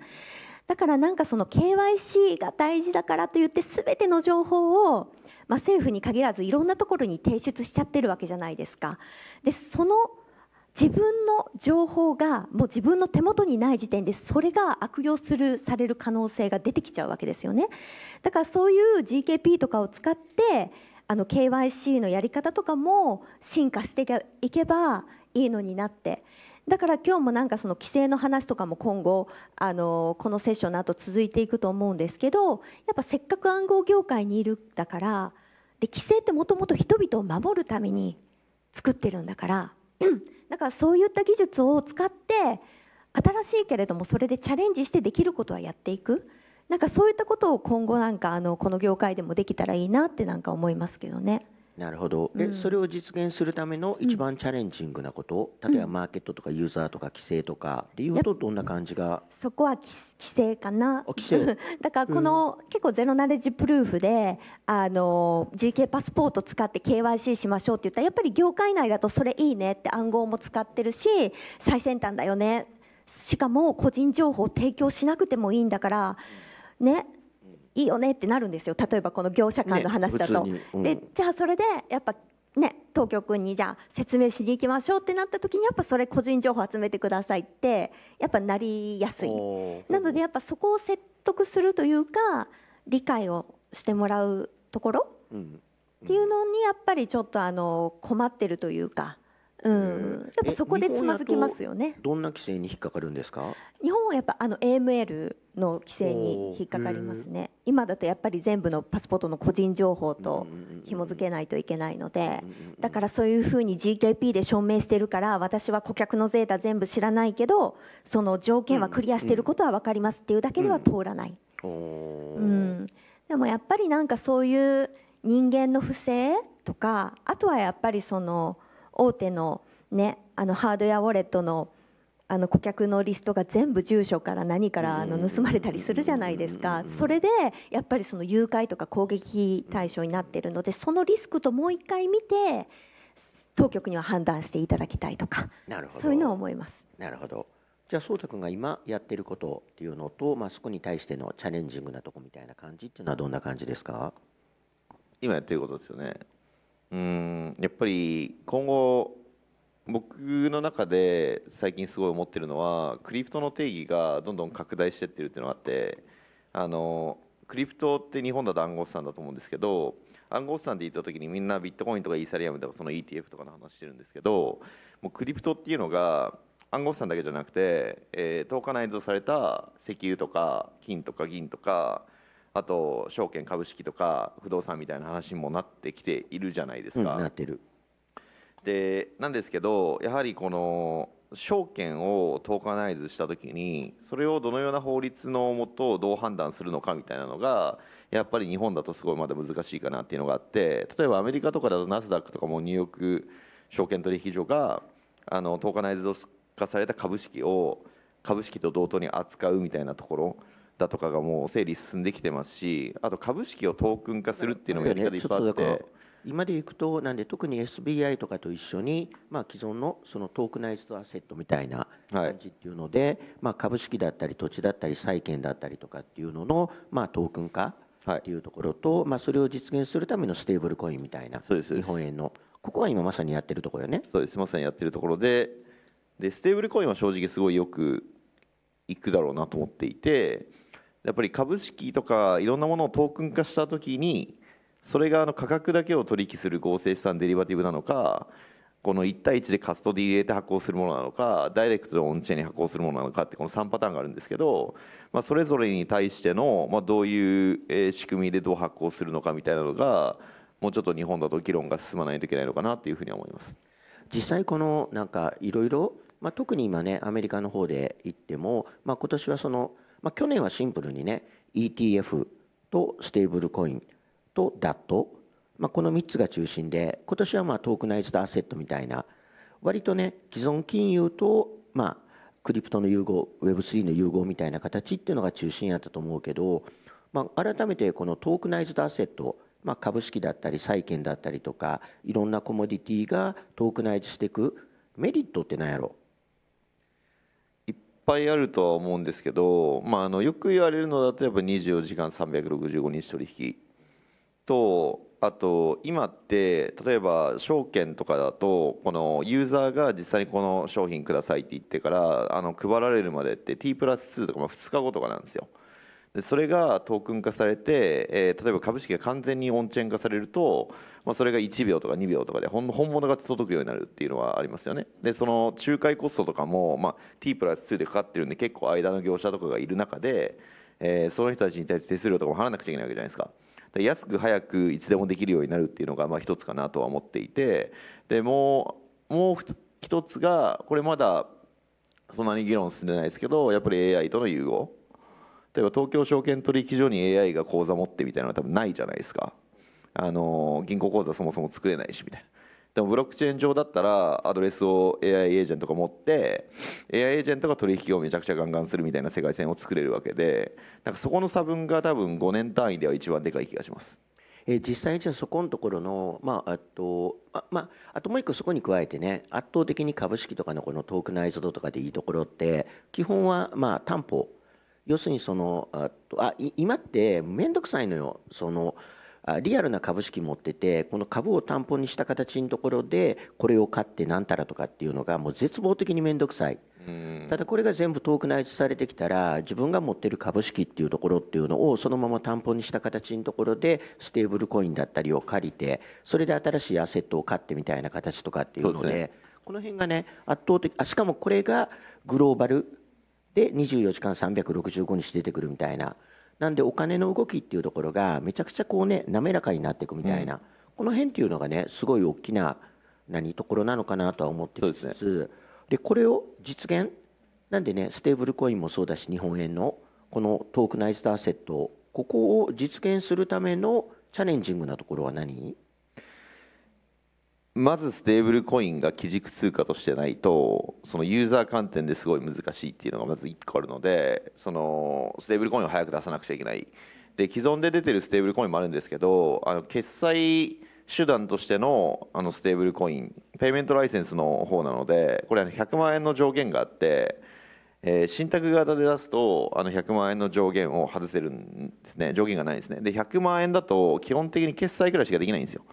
ただステーブルコインの最大の用途は多分アセットマネジメントの方なので、キャリートレードとか、イントラデイスワップとかいろいろありますけど、キャリーが利回りが低いので日本円をいっぱい借りて USD とか US ドルで回すみたいなのがトラディファイの中での、かなり重要なユースケースだと思ってて、そこのコンポネントがオンチェーンだと完全に欠けているので、まず日本円の信託型のステーブルコインを出す必要があるかなとは思います。なるほど。で僕の方でいくと、なんで結構ねがっつりと Web3 ゲームみたいなところにチャレンジしたけど、さっき言った理由で結構難しかったなと。で一旦去年っていうところを振り返ってみると、やっぱ去年伸びたところってピュアな Web3 っていうよりかはやっぱりさっき言った ETF、ステーブルコイン、DAT みたいな形のやっぱ既存の金融との融合みたいな。なんで僕はやっぱね最終的にはディーセントライズドっていうところっていうのが勝つっていう風な形で引き続き信じてるけど、そこに行くためにはもうちょっとユーザーの数を増やしてユーザーのリテラシーっていうのを上げていく必要がある。でそういった意味では今僕らの方が力入れてるのがまさにそのトリコっていう上場会社でイーサリアムベースにした DAT みたいな形はすごく力入れてて、でアメリカでいうとねそのストラテジーがビットコインの DAT やって、でビットメインがイーサリアムの DAT やってみたいな形で、日本もねビットコインだとメタプラネットがあって、ただイーサリアムのところっていうのはまだないみたいな。でそこを僕らのこのトリコって会社のところでやっていこうと。で僕は結構ねこの DAT っていうところに関してはやっぱ限りなく大きな意味があるのかなって感じて思ってて、っていうのも一つはやっぱりやっぱねこのクリプトとかに対する一般のユーザーとか投資家っていうところが、これは安心なんだ、安全なんだみたいな形っていうところっていうのをしっかりと出していく必要がある。そういった部分だったりとか、あと例えばイーサリアムの場合とかになってくると、ビットコインと違って利回りがついてくる。ただね、最近ディファイとかでもいろんな問題があるみたいに、個人でやっぱり利回りを高めていくっていうのは結構難しい。なんで既存の金融会社とかがやってるみたいな形で、それをどうやって運用していくかみたいな。なんで僕は特に日本の中っていうのでいくと、やっぱりなんだかんだでね、日本円は引き続き弱い状態が続いて、でインフレが上がってくるって中のところでいくと、円だけの資産を持っておくっていうのはすごいリスクなんだろうなと。だったら当然ね、これを分散していくみたいな感じの必要があって、でその中でね、やっぱりビットコインとかイーサリアムっていうのは一つの選択肢で、その中でいくとダットっていうのは一般の人たちにでも分かりやすく安心安全に入っていけるっていう、そういうところっていうのになってくるのかなっていうので、今はかなりそこに力を入れていってるって形で、そしてそんな中でね、あと5分くらいでの締めっていう形なんで、ちょっと最後にそれぞれ、今後のことでもいいし、何かしら、言いたいところがあれば話して締めていければと思います。じゃあ、舞さんの方からお願いします。はい、改めて本日はありがとうございました。言いたいこと結構言えたので、最後にお知らせみたいな感じになっちゃうんですけれども、引き続き7月の12日にジャパンブロックチェーンウィークサミットっていうものを渋谷のストリームホールでやります。やはりこういう情報交換の場、あとはやはり日本だけじゃなく海外からガッと人が来てやっぱ交流するっていうこととか、とても大切だと思うので、ぜひご興味のある方は見ていただいて、であとプライバシーが大事っていうことは今日のなんて言うんでしょう、皆さんの生活の中でも生かしていただきたいなと思っていて、やっぱね、普段ブロックチェーンを使うときにちょっと気をつけるだけで身の回りのリスクが減らせます。例えば NFT を私も自慢して、実はツイッターで投稿した後にシンガポールのカンファレンス登壇したことがあるんですけど、脅迫のメッセージが来て、イーサリアム、例えば3イーサリアムお前持ってるだろと、今すぐこのアドレスに送らないと殺すぞって言われたんです。本当に英語で来て、それ以来ちょっと警察にも通報して大変なことになったんですけど、やっぱりうっかりと自分のアドレスを公開することは実は危険なことでもあるっていうことを今日テイクアウェイっていうか持ち帰っていただいて、自分と周りの家族とかの安全につなげていただければ嬉しいなと思います。本日はありがとうございました。やっぱり個人的に今注目しているのはやっぱりオンチェーン金融の文脈で、この分野でのやっぱり AI との統合が今後3年とか5年で一番重要だと思ってますと。で2個あって、1個目はハッキングが最近めっちゃ増えてるんですよね。だからこの1ヶ月これでもあれだよね、今ディファイのとこ直撃してるけど、これが既存の金融のところにも一気に持っていきますね。これがやっぱりあれだよね、ちょっとやっぱ AI が進化がちょっと早すぎて、でその中でのまずはハックがディファイに来て、でここから C ファイの方に来つつ既存金融に来るみたいな形の、だからここ自体が割と今ね、実験場というかサンドボックスになってるよね。でやっぱりディファイとかだと全部コードとか言ってパブリックなので、その学習がしやすいっていったところがあって、かなり今増えているところをどう対応するのかっていうのは大事なんだろうなっていうのが一つと、でもう一個はやっぱりオンチェーン上でやることによって AI が銀行口座持ってるのと一緒になるので、多分既存金融よりも先に AI エージェントの統合がオンチェーン文脈で進むと思っていて、例えば複雑な業務内容、例えばゴールドマンとか JP モルガンとか SBI とかがやってる業務に関しては一定 AI エージェントでも多分オンチェーン上でできるようになってくると思うので、この上にどんだけ僕らとか、僕ら以外の人たちがリアルワールドアセットを本物のものを持ってこれるのかっていうのが多分重要になってきて、でそこから24時間365日 AI エージェントでトレーディングさせて収益率がめちゃくちゃ高くなる企業みたいなのが出てくるので、多分そこを僕らは作りたいですね。なるほど。ありがとうございます。国さんどうですか、最後締め。で僕の方は、去年はね、やっぱり僕ら多分昔から長いから結構どっちかって言ったらクリプトとかディセントライズド原理主義者寄りみたいな形の方っていうところで、最終的にはそっちのマスアダプションっていうところを目指していきたいなと。ただ一方足元っていうところでいくとやっぱりピュアなその Web3 とかクリプトっていうよりかは既存金融との融合っていうところでのイノベーションみたいな形っていうのが先に来てるかなと。なんで去年でいうと、ETF でステーブルコイン、ダットみたいな形が中心で、今年はやっぱトークナイズドアセットみたいな。なんで僕らの方っていうのでいくと、今年はやっぱりそのイーサリウムのダットっていう部分からスタートしていって、で、あともう一個フィナンシェって会社の方では、ステーブルコイン、みんな今日本円のステーブルコインっていろいろ進めてってるけど、実際利用用途がないまま、とりあえずステーブルコインみたいな。で、実際その用途のユースケースっていうのを作っていく必要があるかなと。なんでフィナンシェでは今、ステーブルコイン×地方創生みたいな形の、いよいよ地域の基軸通貨みたいな形っていうところが、意味があるのかなっていうので進めているところですと。で、加えてもう一個はね、特に最近、やっぱその AI の方が注目が大きくなって、AI 系にみんなピボットとかも結構増えてるけど、ただ僕はやっぱ最終的に AI エージェントとか含めてが、本当のやっぱ意味っていうのを出していくためには、その中での基軸通貨、AI 同士がやり取りできる通貨っていうのが必要になってきて、で、これ自体っていうのはね、当然ステーブルコインっていうところ、既存の金融に乗るんじゃなくて、で、そういうものなのかなって感じて思ってるんで、なんで AI エージェント×ステーブルコインっていうのも今年のすごく大きなテーマになるのかなって形なんで、その辺領域も力入れていきたいなって感じて思っております。はい。なんでね、この十何年いろんなことがあって、ここからもね、いろいろあると思うけど、でもいよいよね、ちょっともともと望んでた形ではないけど、既存の金融との融合って形で、いよいよ今年は花咲く年になってくるのかなっていう、割と日本がね、その中で、世界の中でも注目されるポジションになったらなって感じで、引き続き頑張ってきますので、皆さん一緒に頑張っていきましょう。今日はありがとうございます。ありがとうございました。ありがとうございました。とても興味深いお話でした。ご登壇の皆様、ご退場の前に記念撮影のためにそのままお立ちいただけますでしょうか。それでは改めまして、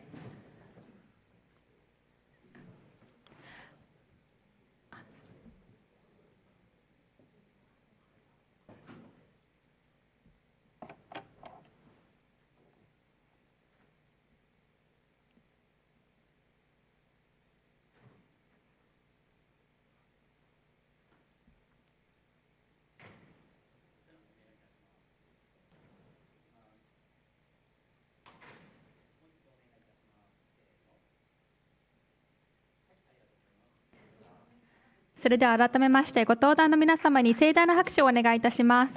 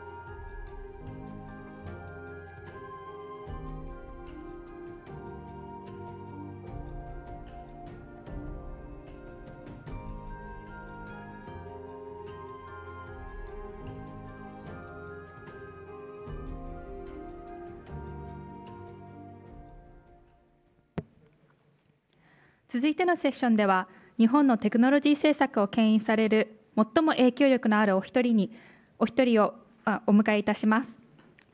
平正明様は衆議院議員であり、前デジタル大臣でいらっしゃいます。現在は自由民主党国家サイバーセキュリティ戦略本部長、デジタル社会推進本部本部長代行、AI Web3 小委員会委員長、そして次世代 AI オンチェーン金融構想 PT 座長代行として、日本のデジタル経済における規制、戦略の枠組みを形作っていらっしゃいます。本日は規制枠組みや Web3 税制改革からオンチェーン金融の国際戦略まで、AI とブロックチェーン分野で日本をイノベーションの最前線に位置づける政府のビジョンについてお話しいただきます。それでは平正明様をステージにお迎えください。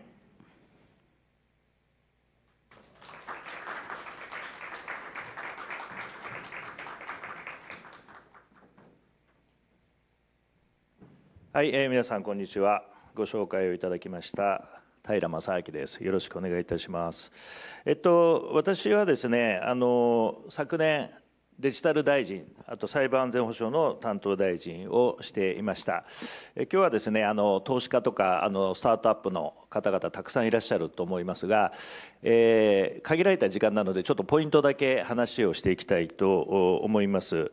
で、日本国政府のその政策がどうなるのかっていうのはですね、投資をする際にも事業をする際にも大変重要だと思うんですが、この政策をですね、人よりも早くこのキャッチする、捉えるっていうのにはですね、頭に入れておく必要のあるカレンダーっていうのがあります。日程っていうのがあります。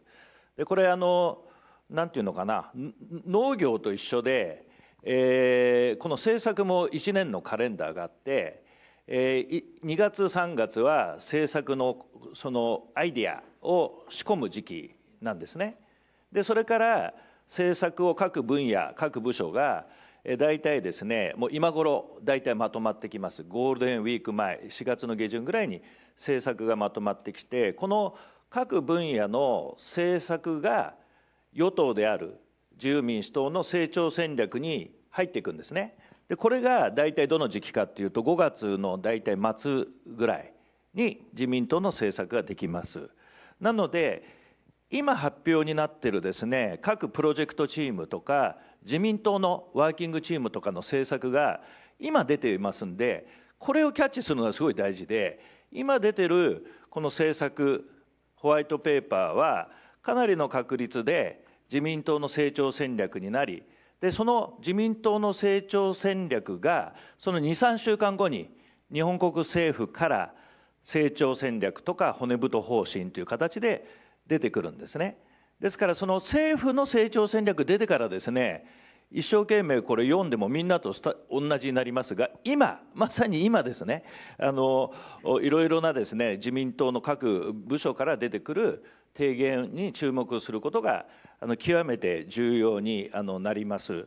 それで、私はですねデジタル大臣サイバー安全保障担当大臣もやってたんですが、何をやってきたかというとですね、自民党の中に新しいテクノロジーのプロジェクトチーム、政策を作るプロジェクトチームを毎年作ってきました。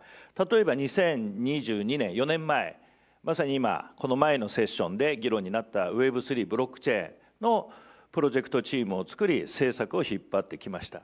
翌年の2023年には生成 AI が出てきたので AI のプロジェクトチームを作り、数時にわたって何回にも毎年ホワイトペーパーを出して政策を実現してきましたし、その翌年はサイバーセキュリティとフュージョンエネルギーのプロジェクトチームを作り政策提言をしてきました。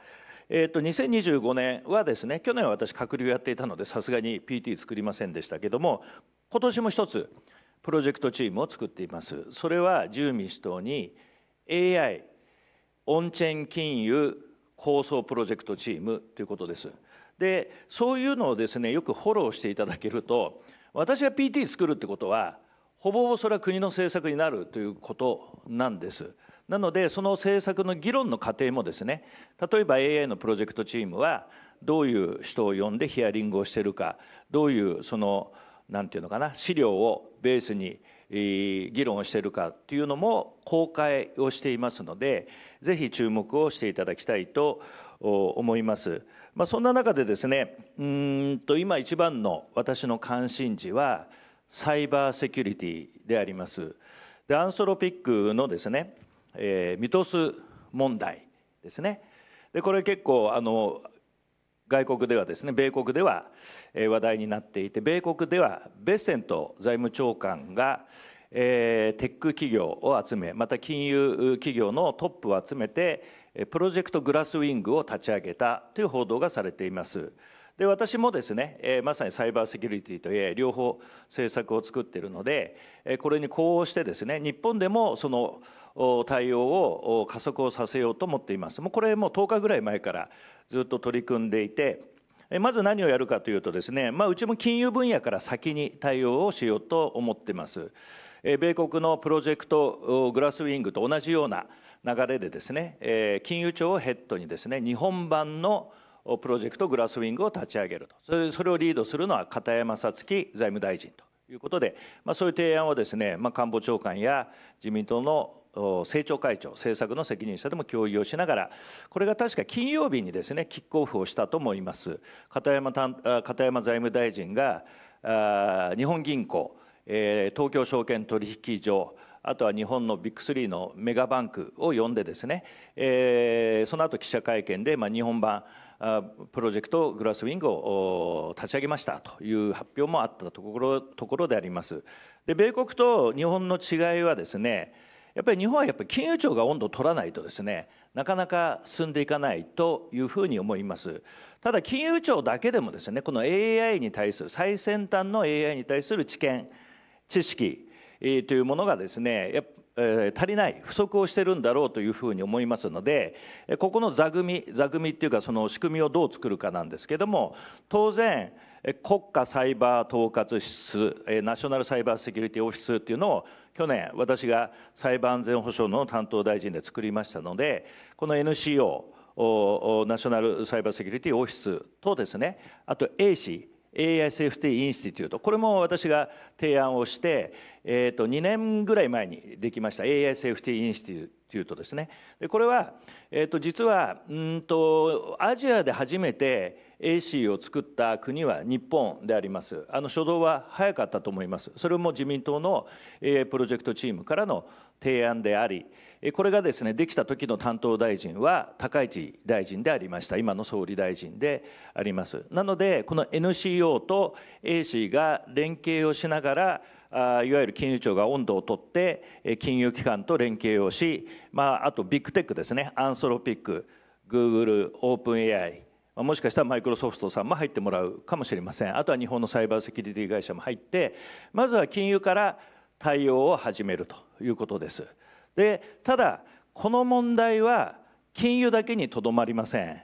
で、もう一つはアンソロピックだけにとどまる問題でもありません。なので私は拡大版の日本版プロジェクトグラスウィングが必要だというふうに言っていて、重要インフラ、基幹インフラですね、電力とかガスとか通信とか、こういうのを守っていかなければいけません。なのでここは NCO をヘッドにしてですね、拡大版の日本版のグラスウィングを作っていく。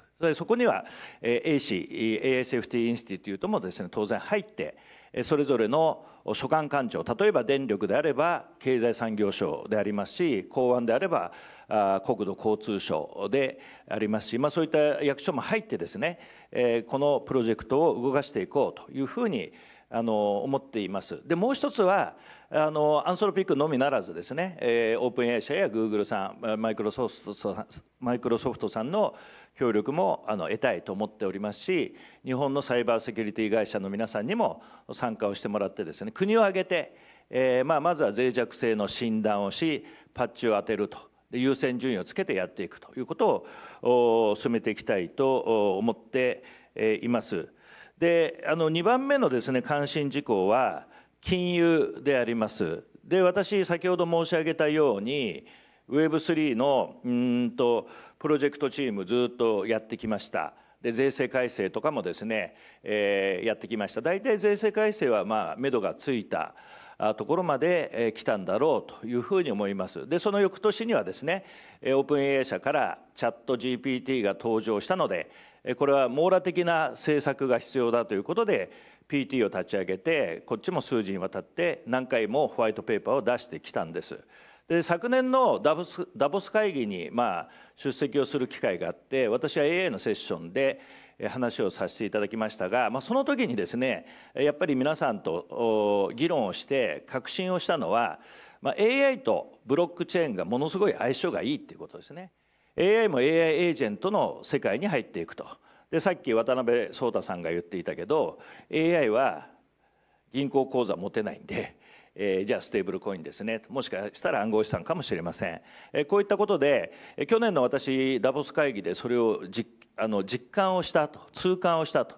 今まではブロックチェーンの政策と AI の政策っていうのは実はパラレルで別々にやってきたんだけど、去年の1年前にガチッとこれが結びついてですね、で一番アウトカム成果が出る、付加価値が作れるのは金融だということに確信したんですよね。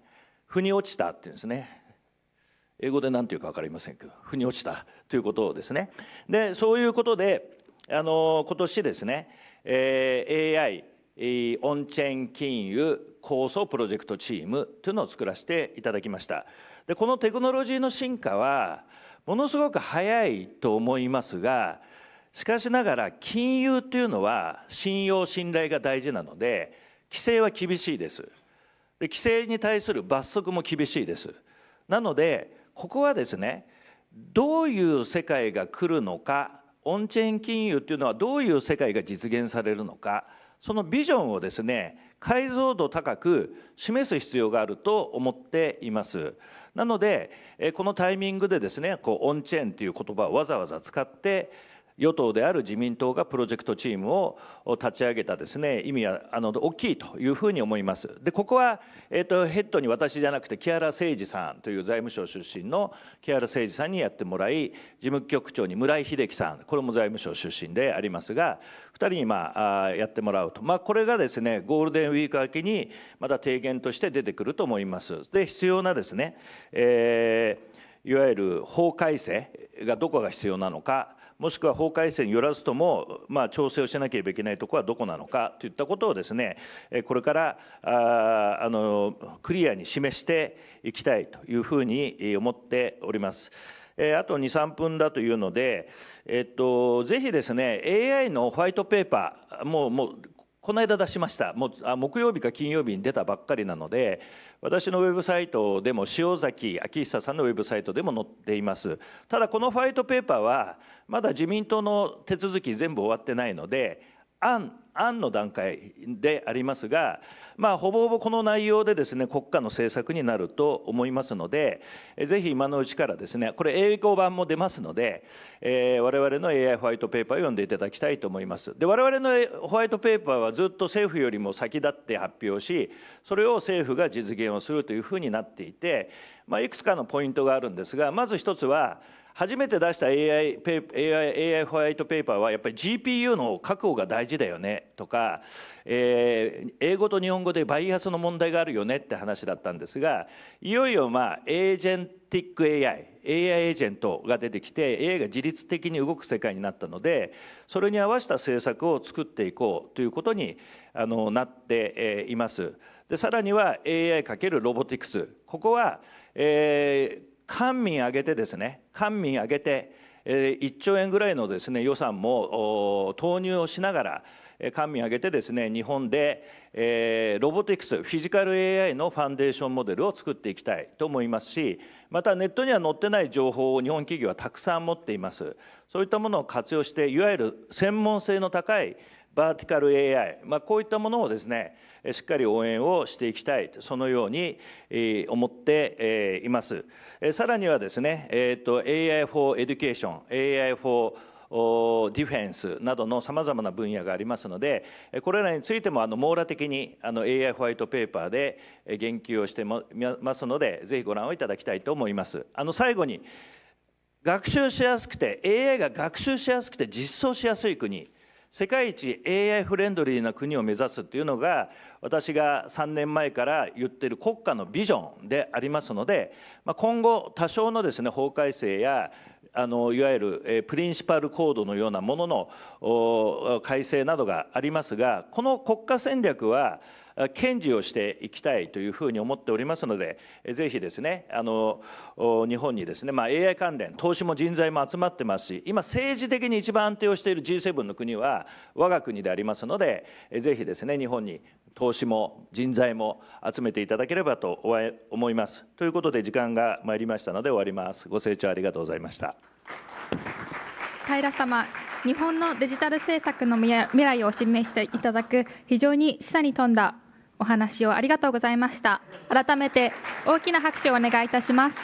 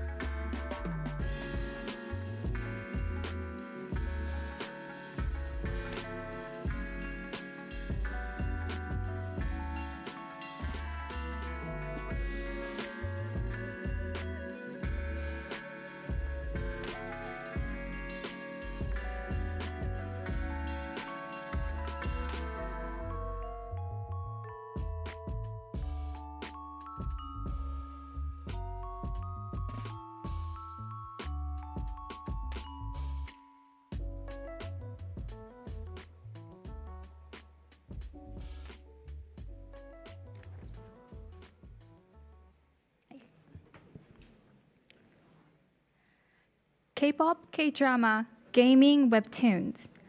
Korean entertainment has become one of the defining cultural exports of the 21st century. But the K-wave did not happen on its own. It was built on technology. Our next speaker has spent 25 years at the intersection of entertainment and technology. From building Korea's first mobile game on black and white feature phones, to leading one of Asia's most active venture capital firms with over 100 portfolio companies across gaming, K-content, and Web3. Jae-jun Song is the founder and CEO of Crit Ventures and the Global Chief Investment Officer of Come to Us Holdings, one of Korea's pioneering global mobile game companies. Today, he will examine how Korea used technology to scale culture globally and what's the next step of the tech-powered cultural export looks like, both for Korean entertainment and then for any country trying to follow its playbook. Please welcome Jae-jun Song.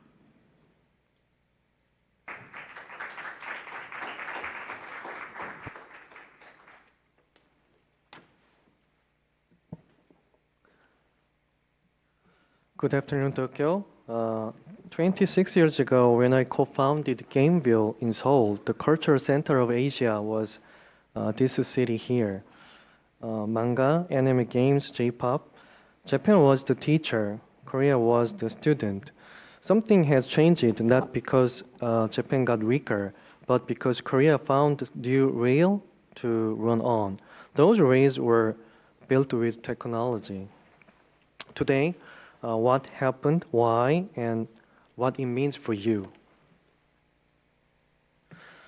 Quickly, why I'm here.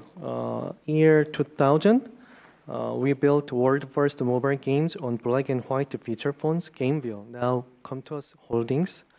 2013, we acquired Come to Us. Summoners were made over $3 billion across 200 countries. And MLB 9 innings, worldwide number one MLB licensed baseball mobile games in terms of revenue. 2020, I founded Crit Ventures, about $240 million under management, 100 plus portfolio companies, Seoul, LA, Palo Alto base. Everything I share today, I have built or invested in. My main message, the K-wave didn't happen by itself. It was built on technology.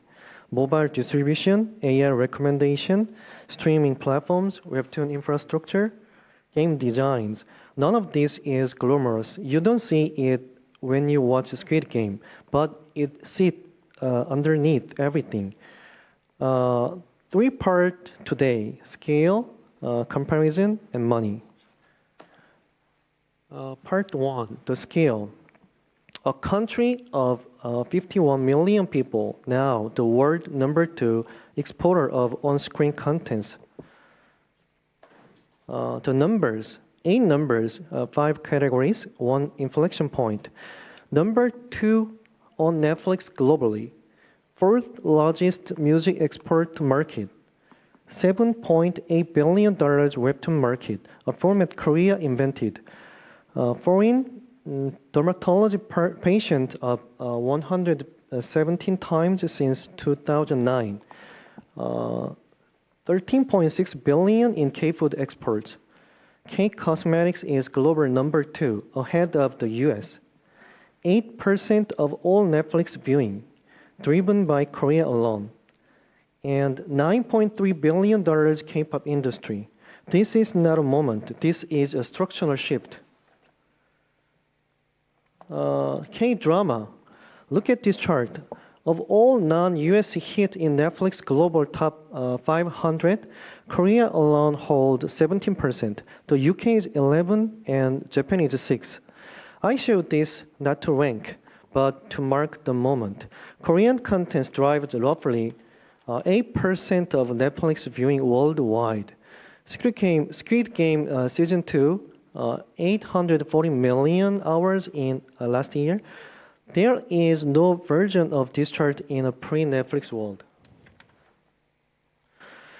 K-pop. K-pop is now the fourth largest music export in the world, behind only the US, UK, and Canada. 10 years ago, this was unthinkable. The clearest signal is Spotify. K-pop streams are up 362% in 5 years. In 2024, K-pop became the most streamed genre globally on Spotify Wrapped first. APT, do you know this song? Apart. Yeah, the Roger and Bruno Mars crossed into mainstream pop radio. This is the real test of the virtual genre. K-games. Games are where my career began, so allow me one slide. Korea redefined three game genre. First wave, the MMORPG. Late 1990s, Lineage, Baram, Ion. Korean studios invented the persistent online world. The second wave, global mobile free-to-play. In 2013, Summoner's War, over $3 billion revenue. Third wave is one of the one Korea was not supposed to win, a PC and console. Steam, PlayStation, Xbox, but now PUBG, Stellar Blade, Red Desert, solo leveling arise. Korea is showing up where it was never expected to compete. K-Webtoon. Webtoon is the clearest case of Korea inventing a format and exporting it. 2003, Naver launched a simple experiment. Long, vertical scroll comics designed for a phone, paid by chapter. 23 years later, $8 billion global market.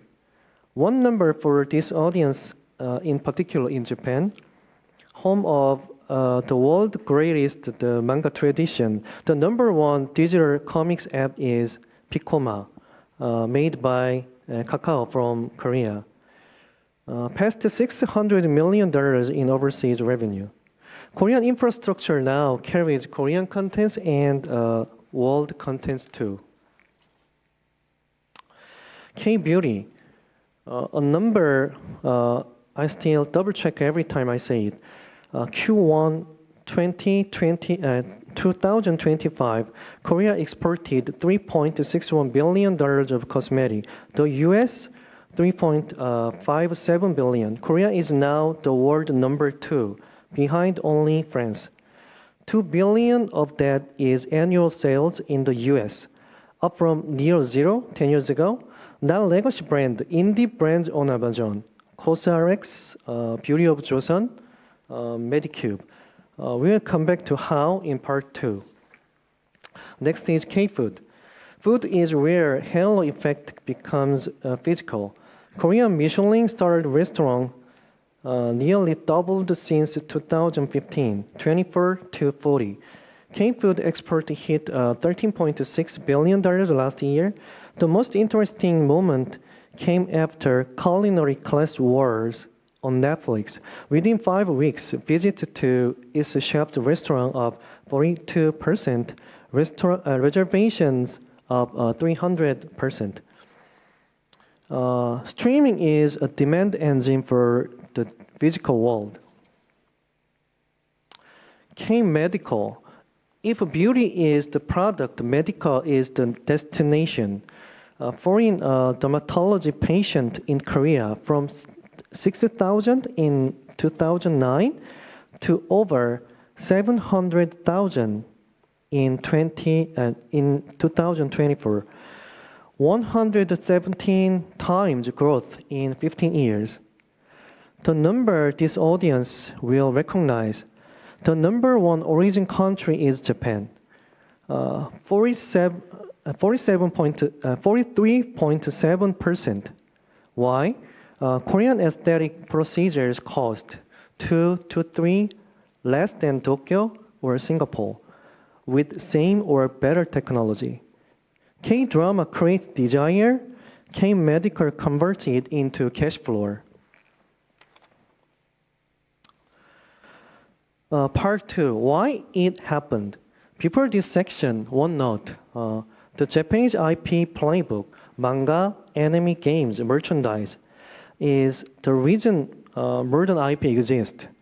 You know, Dragon Ball, Ghibli, Pokemon, Nintendo. You wrote the book. I learned from it. Korea did not replace it. Korea wrote the second one for a different era.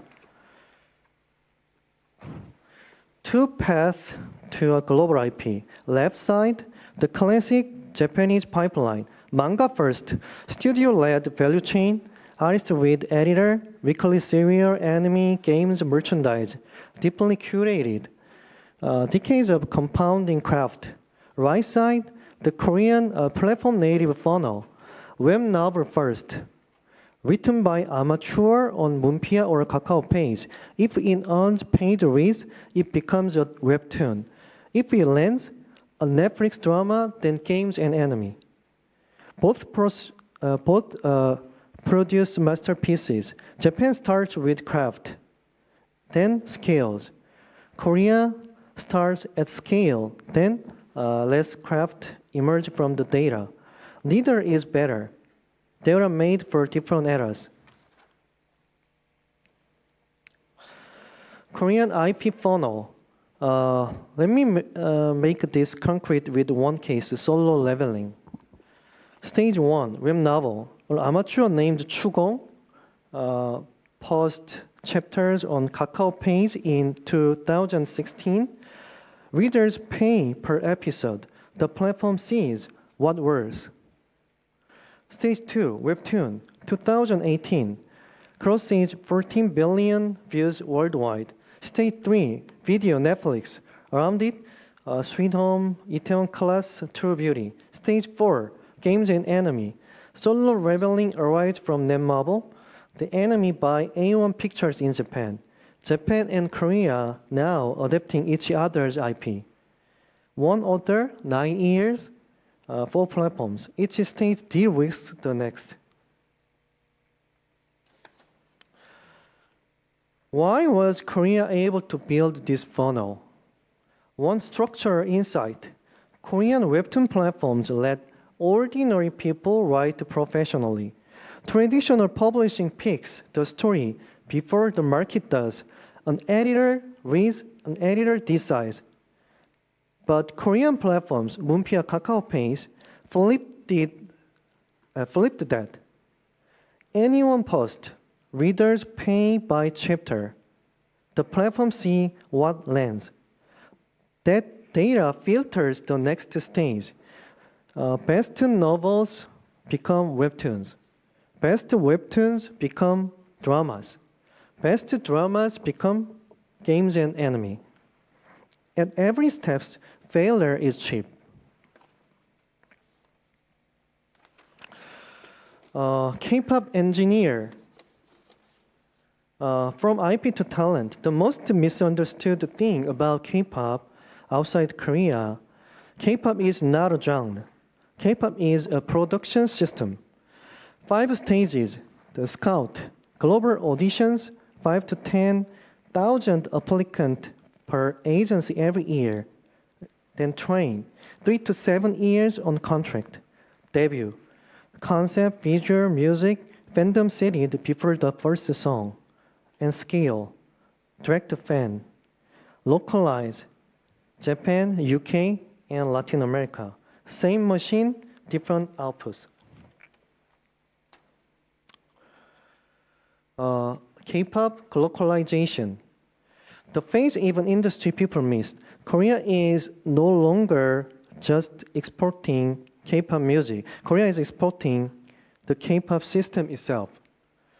Niju, all Japanese members, JYP and Sony. K-pop training inside Japan, #1 in domestic market. And Team, HYBE, Japan-based. Dear Alice, first all-British K-pop style group with the BBC. Cat's Eye, global English speaker gargle from HYBE. The members change, but the system stays. Underneath all of this is fandom. Old music model is label signs artist, artist makes album, label makes some money. Korean model rewired it. Superfans are monetized directly. 3 platforms. Weavers, owned by Hive, 12 million monthly users, 263 minutes per users per month, profitable last year. Bubble by SM and DRU, 2.8 million paid subscribers, $4 per month for one-on-one messages. B-Stage by Be My Friends, Quid Ventures invested this company. Fandom as a service for about 1,000 artists. Hive, a record $1.86 billion last year revenue from the different source. K-Beauty playbook. Quick one on the structural story behind K-Beauty. Korean brands don't win because they are better at marketing than L'Oreal. They win on 20 years split. One side, indie brands, design brand story. COSRX, Beauty of Joseon, Medicube, small teams. Other side, 2 OEM giant, Cosmex and Kolma Korea. Each over $1.3 billion in last year. Formulation, manufacturing, quality at world-class scale. New brand can launch with just $500,000 and can hit number 1 on Amazon without ever owning a factory. This is a new chapter, the one I'm most excited about. A few months ago, OpenAI launched Epson ChatGPT, the world's first art platform officially listed on that ecosystem is the Korean startup called R2. Quid Ventures invested. At OpenAI's Korea office launch, only one startup shared the stage with LG, Kakao, SK Telecom. That startup was R2. If artists are on R2, it's searchable on AI. The AI interface for AI is R2. The same layer which is K-contents, fashion, beauty, travel next. Korea is first in the queue. Okay, part 3, where we put our capital. 100 plus portfolio companies across the K-culture stack and the AI infrastructure underneath.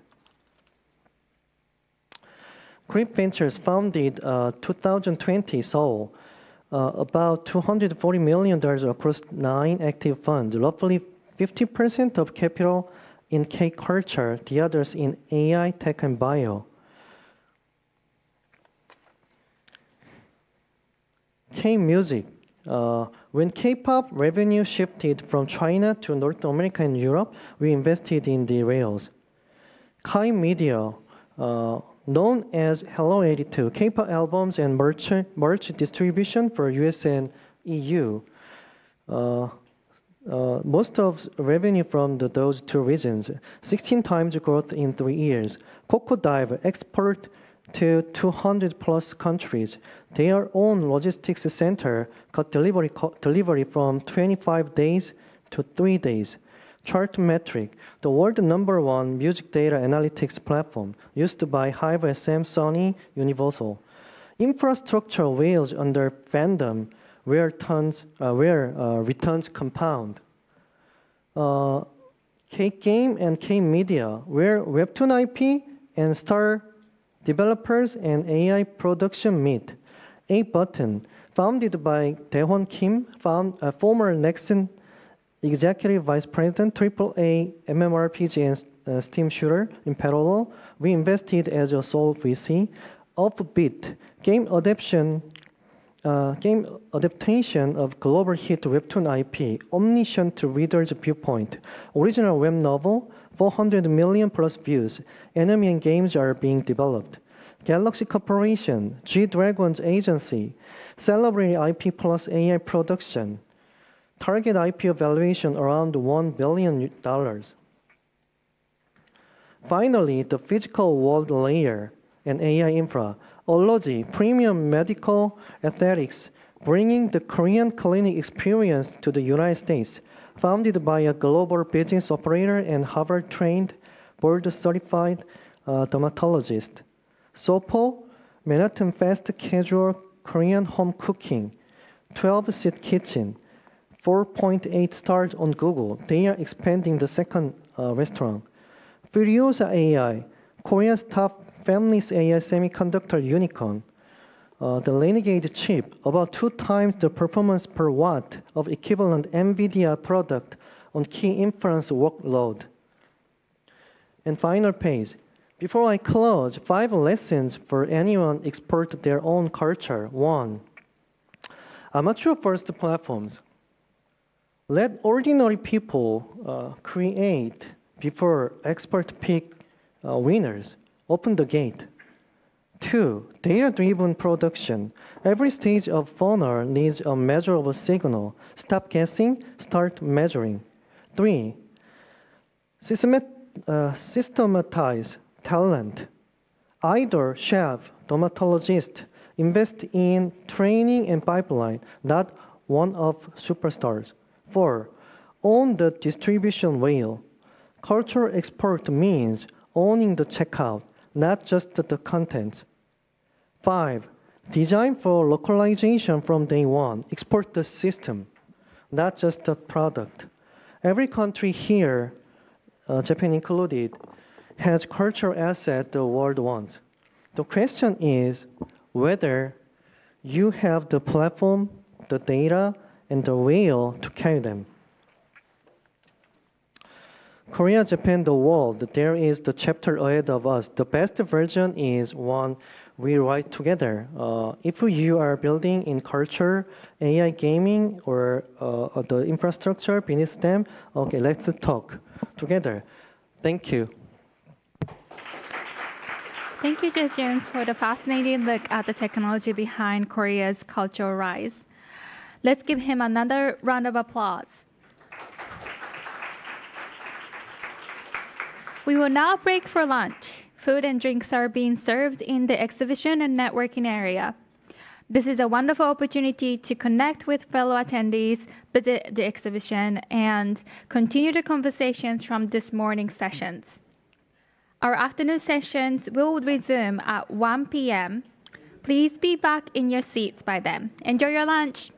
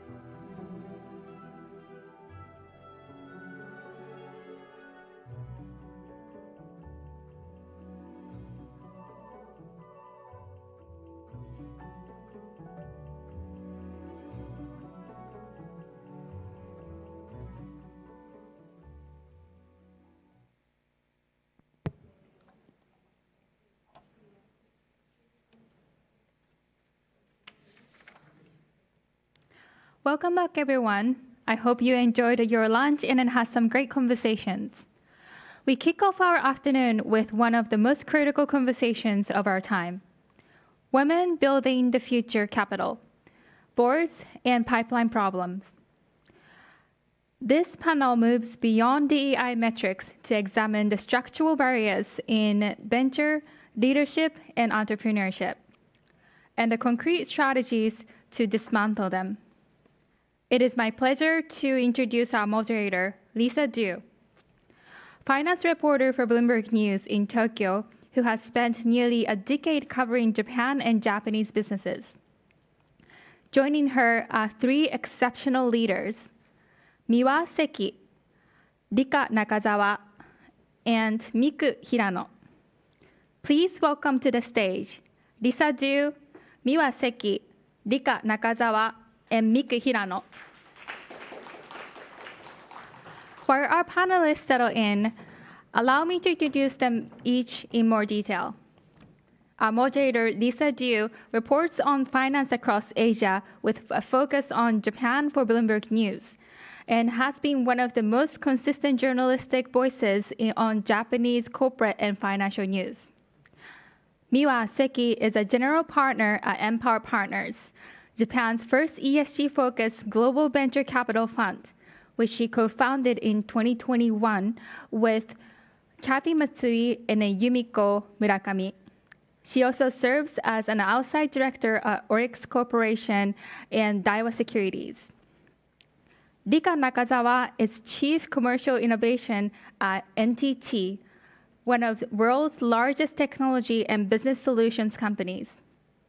She's also a senior technology executive, venture investor, and best-selling author on next-generation technologies.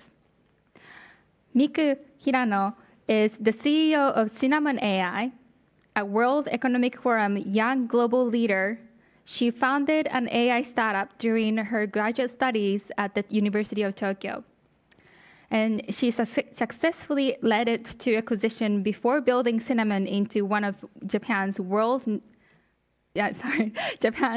most recognized enterprise AI companies. Lisa, over to you. Thank you, Reina. Good afternoon, everyone. Thank you so much for joining us.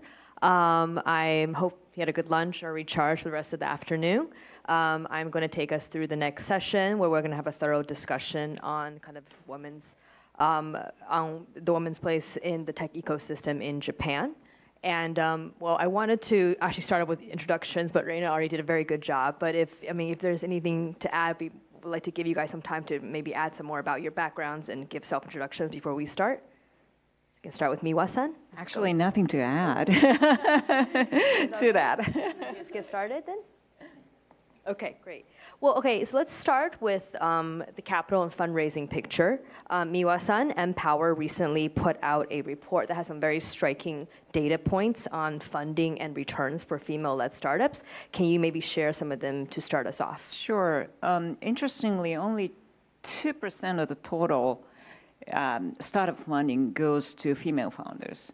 And if you look at the top 100 companies by capital raised, female founders accounted for less than 1%, 0.3% to be exact. And the valuations for early stage startups, female-founded startups, are hugely discounted compared to male-founded startups. To be exact, 0.4 times, so 60% discount compared to male-founded startups. On the other hand, if you look at the exit valuation, market capitalization at IPO to capital raised, female founders' returns are 1.5 times higher than those of male founders. And female founders reach to IPO 30% faster than male founders. So the investment case for female founders, according to these statistics, is clear. It's really interesting. Oh, sorry. Yeah, I just wanted to add one thing because literally was on LinkedIn just catching up with some people and figuring out a few things. And this was posted today just to reinforce the statistics. So somebody posted, and by the way, the data and statistics can be sort of unevenly distributed according to which region and which sector and so on and so forth. So take this with a little bit of grain of salt, but women founders now get 1% in some areas, VC dollars, down from 2% last year. So we're trending in the wrong direction in some pockets. And this gentleman, a VC, said, I've helped female founders raise over 500 million. I told them all the same thing. The moment you start saying no, you become fundable, which I think is an interesting way to think about it. So no, I'm not sending a deck before the first meeting. I need 3 minutes to pitch and demo. No, I'm not meeting an associate, bring a partner. No, I'm not opening my whole data room before we talk terms and timeline. And never do what anyone tells you, not me, not an investor, no one. Only do what you think is best for your company and your process. And I'm sure we'll get into some of the, the cultural considerations, but I just wanted to, say that the trend is, people think things are getting better, but unfortunately, I don't think that's the case. Yeah, and Miwa-san, like your data points, what the most striking thing I think is also the fact that obviously there's a funding gap for female-led startups, but it seems like it doesn't impact outcome at all. And in fact, some of the outcomes for females are much better. And I'm curious to hear from the whole panel kind of what your kind of takeaway is, kind of what is happening, why is that happening? Probably Miku has her first-hand experience raising money from VCs. Yeah, of course. So if we see this kind of statistic, definitely women are discriminated, right? But and also one of the most difficult things that like in this kind of topic is that, of course, I'm a woman, but like I have never experienced like CEO as a guy. So it is very difficult to compare like Cinnamon AI as a female founder and like possibly like Cinnamon AI with male founder, right?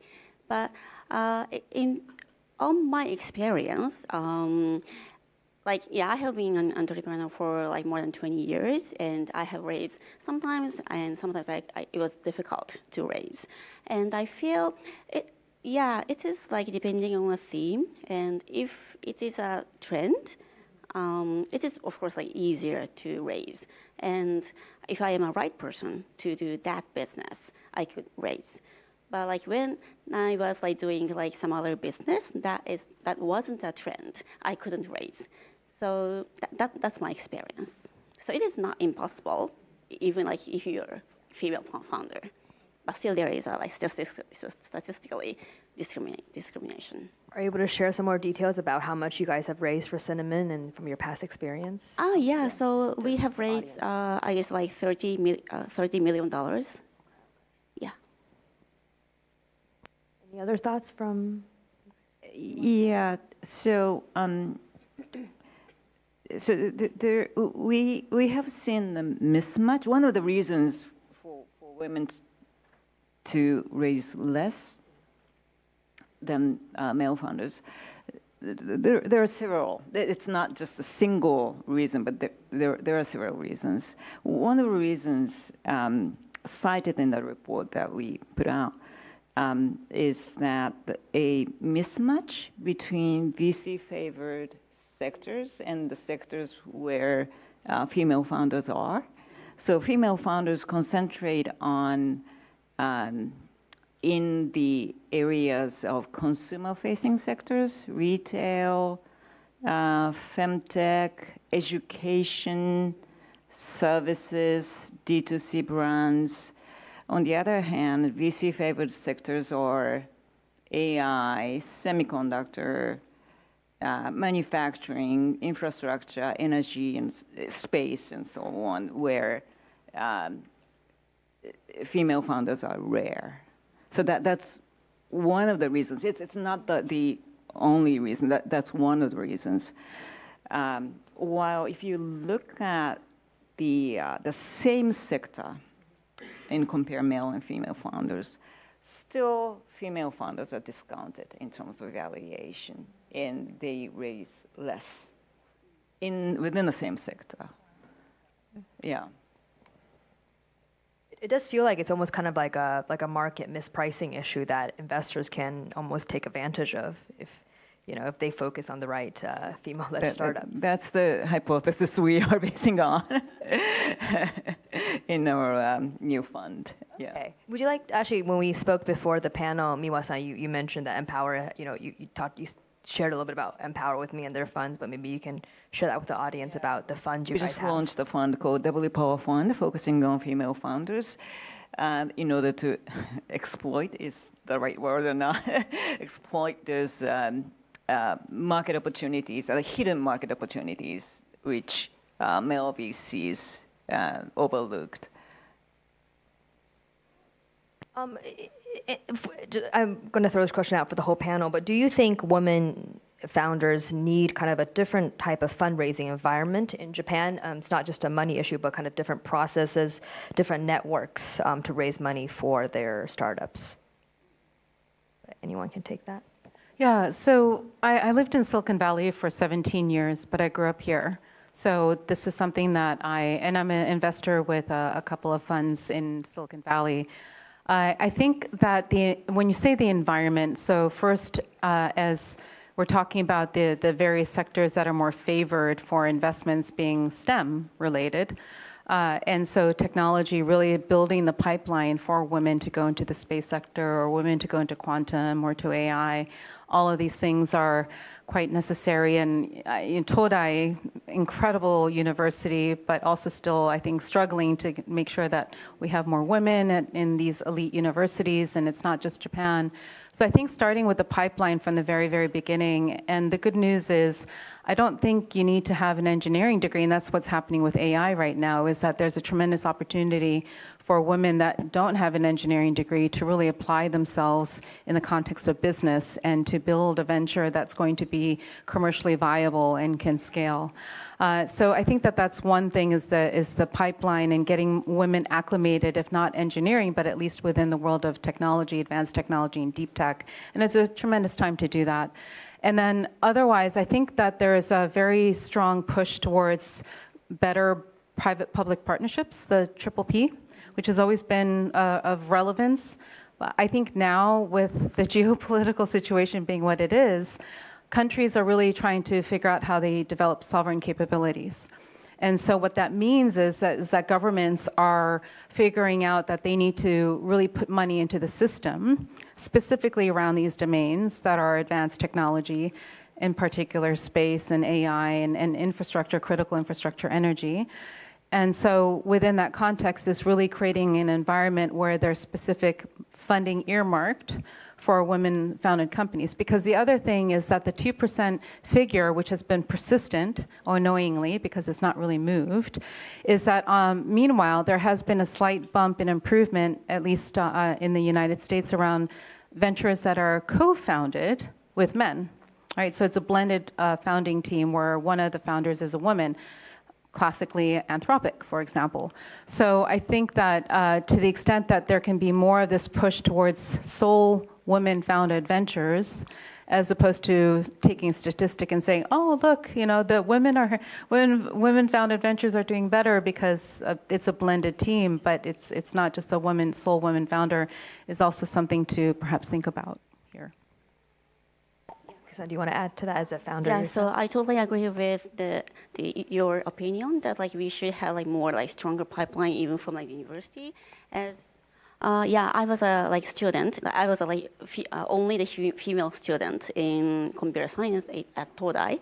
So now there are not that many deep tech female founders here in Japan, but it is coming from that age, right? So. And also that is coming from also cultural gap, because if you see the Middle Asia, female students are better at scientific, math or physics than boys. So it is more a cultural thing. In East Asia, the gap between boys and girls are even bigger in math or physics, those areas.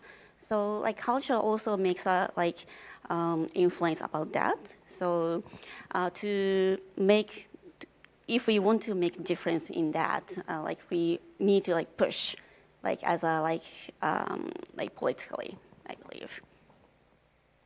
Well, I think it only took us about 10 minutes before we mentioned AI, which is the hot topic of every conversation these days. But I also wanted to ask about that in regards to kind of women in the tech ecosystem in Japan. Obviously, AI is now disrupting, everything in our lives.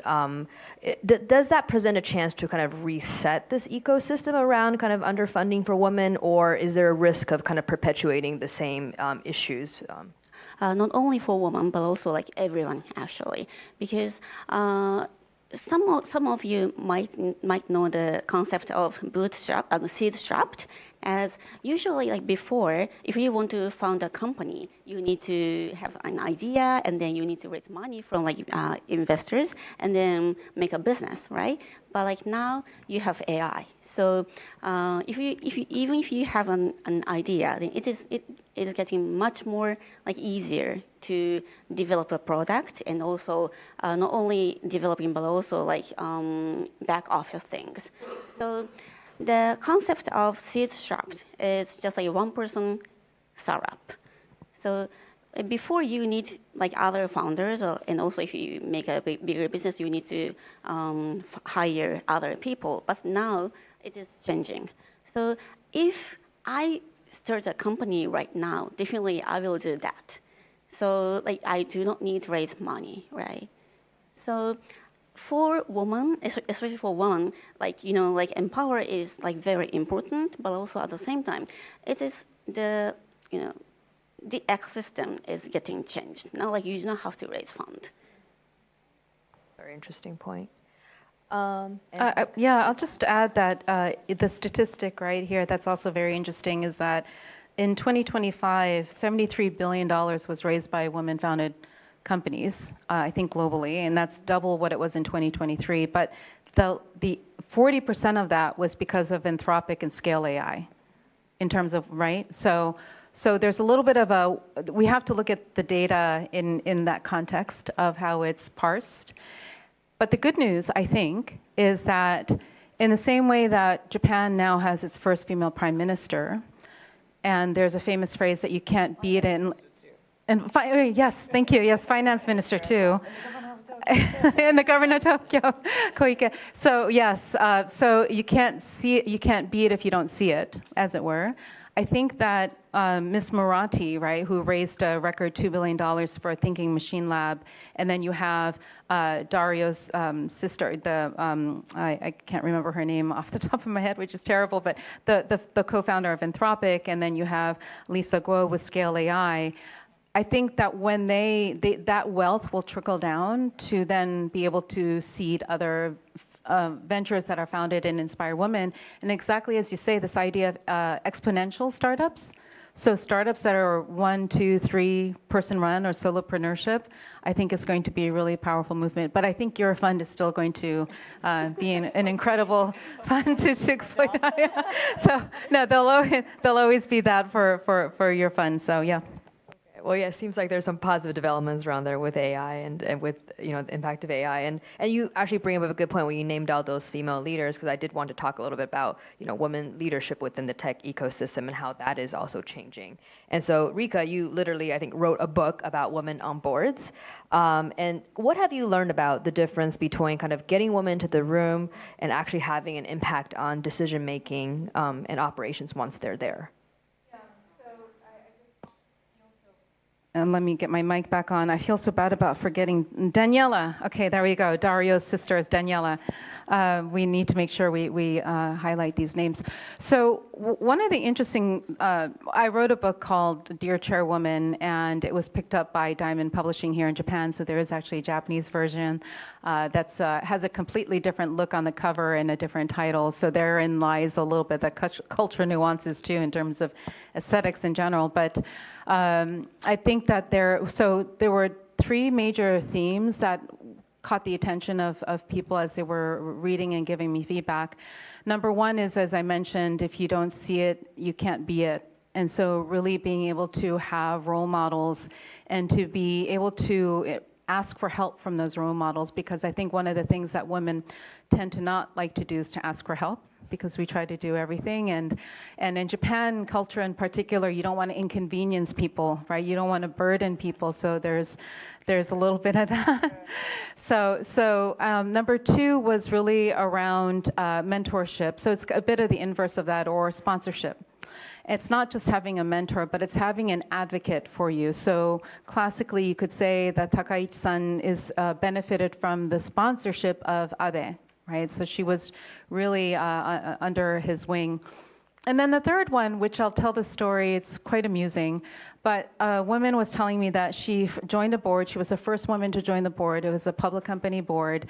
And one of the things that she realized after about the second or third board meeting was somehow the men, and she was the only woman on the board, the other men seemed to know how each other were going to make decisions. And she realized it was because during the breaks, during the board meeting, like the men would all talk about this in the men's room over the urinals. So the next, when she realized that this was happening, or it would be the cigar night the night before the board meeting, right, when they would all get together and socialize.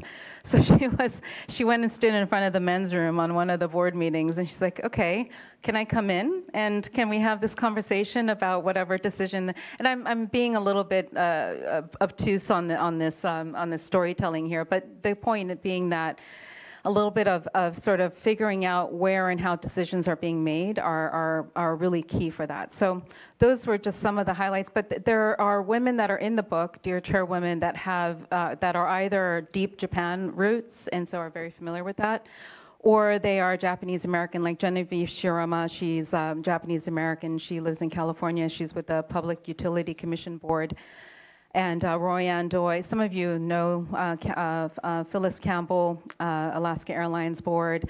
And then you also have an African American, she was a board member of Toyota. So she was on the board of a Japanese company. And so what's really, and it's probably because of my roots just in my network and my connections, but definitely some of the nuances and perhaps this idea that you need to force the issue. So going back to policy of what you're saying is how do we solve for the lack of funding? Bringing governments in to bring policy also has to do with women on boards, where one of the women that I interviewed, Andriana Chedovic, she said, the quotas are absolutely necessary until you get the momentum going in the right direction. For great stories. I always relish the opportunity to exchange business cards in the women's room. It's getting better. When I first started out, we very few opportunities to do that. I guess I want to turn more now this question to Miwa and Miku. You guys are both outside directors at publicly traded Japanese companies. I think Japan has made some progress in getting more women on boards, but kind of in these outside director roles. Do you think that is enough, or does it kind of risk just kind of making the optics look nice while not solving for any deeper seated issues? We'd love to hear your take on that. Sure, yeah. If you look at the Tokyo Prime market, out of approximately 1,600 public companies, only 17 companies have no women on board. So plenty of companies now have women serving on their board. And the average female representation in the boardroom is 18%, has risen to 18%, which is I can say a significant improvement, and the government is pushing to reach 30% by 2030. Having said that, many companies are still struggling to develop female talents in their leadership roles from within. And those are one of the most actively discussed issues in our boardroom. I don't know about Miku's, but they are trying to implement some of the measures to improve that. One is sponsorship program, she mentioned, and the other, a couple of others. Evaluation based on outputs instead of number of hours worked. And in some cases, mandating a percentage of candidates to women for promotion pool. So. And Miku, would you like to share some from your experience? Yeah, so I do a outside board director of JGC Group, and also I was a committee member of New Capitalism under Kishida Prime Minister and also Ishiba Prime Minister, and now currently I am the committee member of Takaichi Prime Minister's Japan Growth Strategy Council. So these councils are the very top of the councils in the government, and so the Kishida Prime Minister decided the policy that the half of the committee members should be women. So before in the government, most of the members, like committee members, were of course like men. But because of that, like it is changing very much. Because if the top council could do that, then like other councils, like all of the other councils got changed. Definitely, it changes the percentage of the like woman committee members. So yeah, as Mio-san said in the like JGC Holding that I do the outside director, we have the same problem that now like we have like 2 female directors in the board, but still like from like inner members, like especially at top level, we don't have like that much woman pipelines. So of course, like we are trying to raise the pipeline, but still it takes time. But it is changing. I did want to ask you a bit more about that because you shared with me before the panel. I thought it was really fascinating that you've served, you've advised on Kishida, Ishiba, and now Takaichi's panels. But can you share a little bit more about kind of have there been any changes and differences among the administrations on their kind of view towards women? Because you've been there for all 3. Be curious to hear that. So as I explained, the Kishida-san's the decision to have like half of the female committee members was like it was very big, and then it was continued to Ishiba Prime Minister, and so and also like currently in Takaichi Prime Minister's in the current one, the percentage of female committee members got decreased, but still we have probably like 30 to 40%.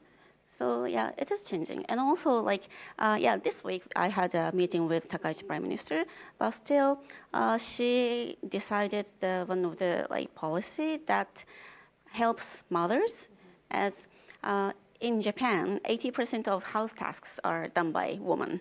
So it is like big difference, right? And she made a policy to support, to have a like supporter almost like for free for women to the house tasks. So it helps us.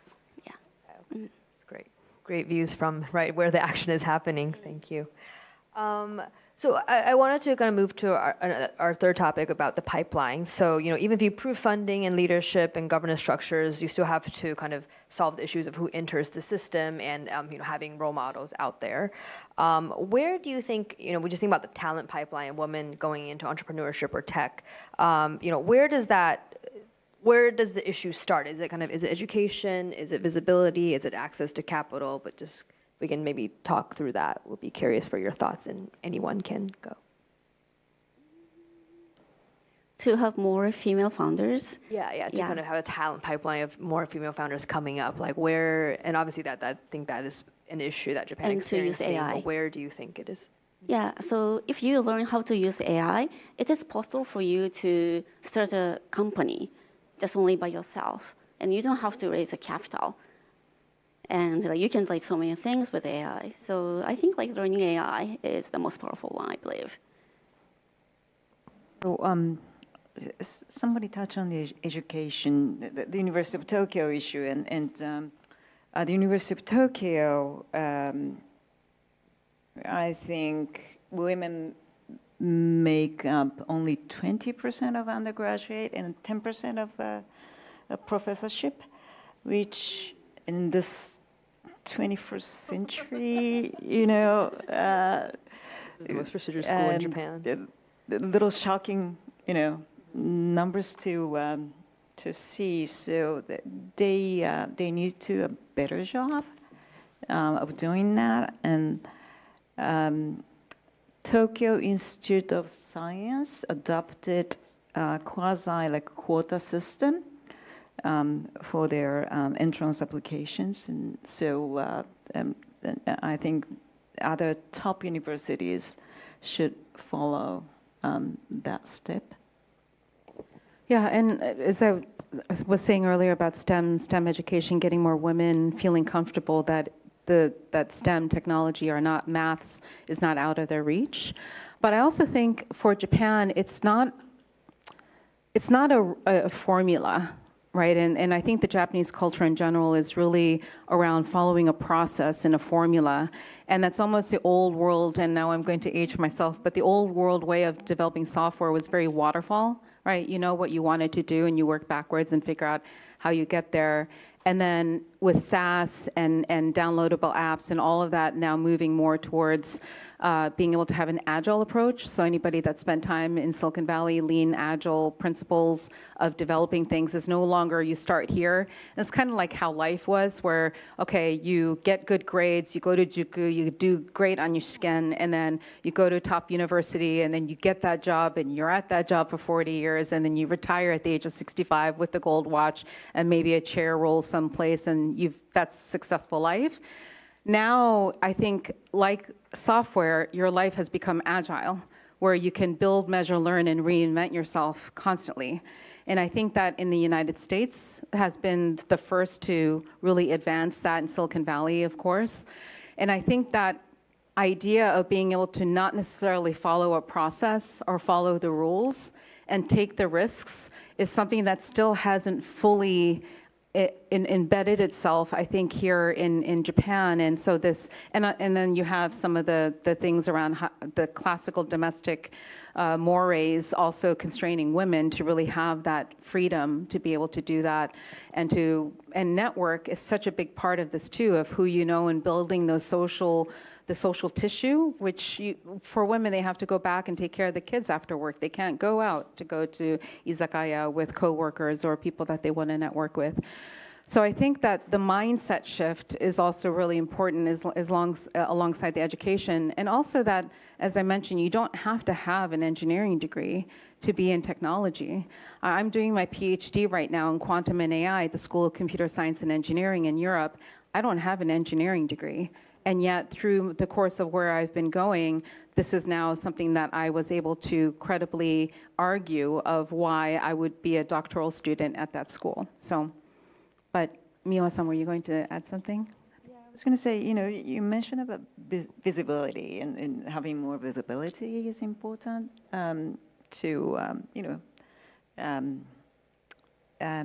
the Japanese in general is risk averse, but more male graduates are going into startups and launch their own companies, following the footsteps of Mikitani and Son and Mercari, Yamada-san, and Fujita-san of the world. Female graduates don't have many role models to follow. Maybe Miku or Namba-san, and it's just a few. So I did want to ask about that because we've talked a lot about like cultural issues, and kind of it seems like there's some barriers for women getting into entrepreneurship and tech have fallen, but it seems like there are cultural issues at play also with with getting them to take that step. But I'm curious for all of your opinions, but like how much of that change can happen organically because of like a good role model or a success story, and how much of it do you think really needs to be pushed by policy and like very concrete action at a government level? What are your thoughts? So I think there's a lot of great movement happening. So I just read that Japan, and I came across this with the university that I'm at in Europe, where the Japanese government is funding bringing more PhDs and master's students to Japan. And part of it is an economic matter, right? And your partner, Mio-san, Kathy Matsui, famously with Womenomics, it's like Japan has got to address the fact that it's a declining population, there's immigration challenges and all these other things. So building alliances and exposure, getting exposure. So in the same way of visibility, I also think it's about opening the aperture, because if you don't expand the exposure, then it's really hard to expand the imagination and the motivation and the inspiration to figure out how you're going to realize something, and also to be okay with failing. I think that that's a really big cultural thing here as well, is that you can't fail in Japan. And so when you have the opportunity to work alongside, research alongside, start up alongside people from other countries and doing trade missions to Silicon Valley or the parts of the world where innovation is thriving, is one of the ways that you can advance that, because now you have peers that you can work with and collaborate with. And Japan's also gotten a lot better about this, but I think that there's still the fact that so much of technology is on English.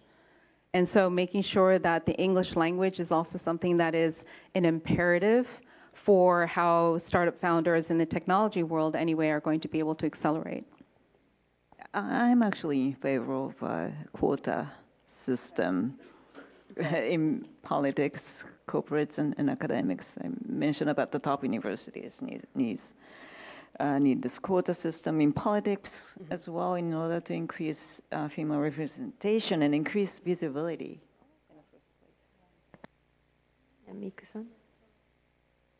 The government and everyone is trying to have this balance, but still what I found recently is that I did so much gender discrimination, to be honest. So of course I knew about unconscious bias, and I thought I myself was smarter than other kids when I was little, but still I did that. The reason that I found that is that there were two members in my company. So both were sales members, and one is woman and one is a man, and then both of them didn't achieve the target. And then my feeling was different to both of them. So to a guy, I felt it was oh, it is a shame that he couldn't achieve the target. But to that woman, it was, oh, shogunai, it could happen, like that. So my recognition was different.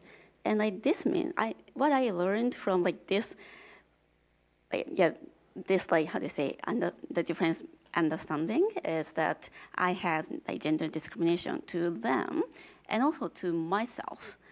So what I thought is that probably I discriminated myself to other, for example, AI or tech male founders. So even if I didn't that great compared to other tech companies, it's shogunai. It happens like that. So this is very this is coming from a very deep cultural experience, as my parents or my teachers in high school, in all the schools, they said girls cannot, girls not that smart as boys. So it's kind of spilling, right? So to understand, so what I would like you to do is you might have this kind of concept. So yeah, imagine this kind of situation and then how your feeling differs. Thank you for being so open. That was really interesting, and sharing so much kind of action-oriented steps for me, for Prime Minister Takaichi to hear about, or for everyone to think about. But we are, I think, out of time, but it was so great to have this conversation with you guys and to hear it from so many viewpoints of as a founder and also as investors. And so, but I think that's it. So please, a round of applause for our great panelists. Thank you for the powerful discussion. Before we move on, let's capture this moment. Please remain on stage for a quick group photo.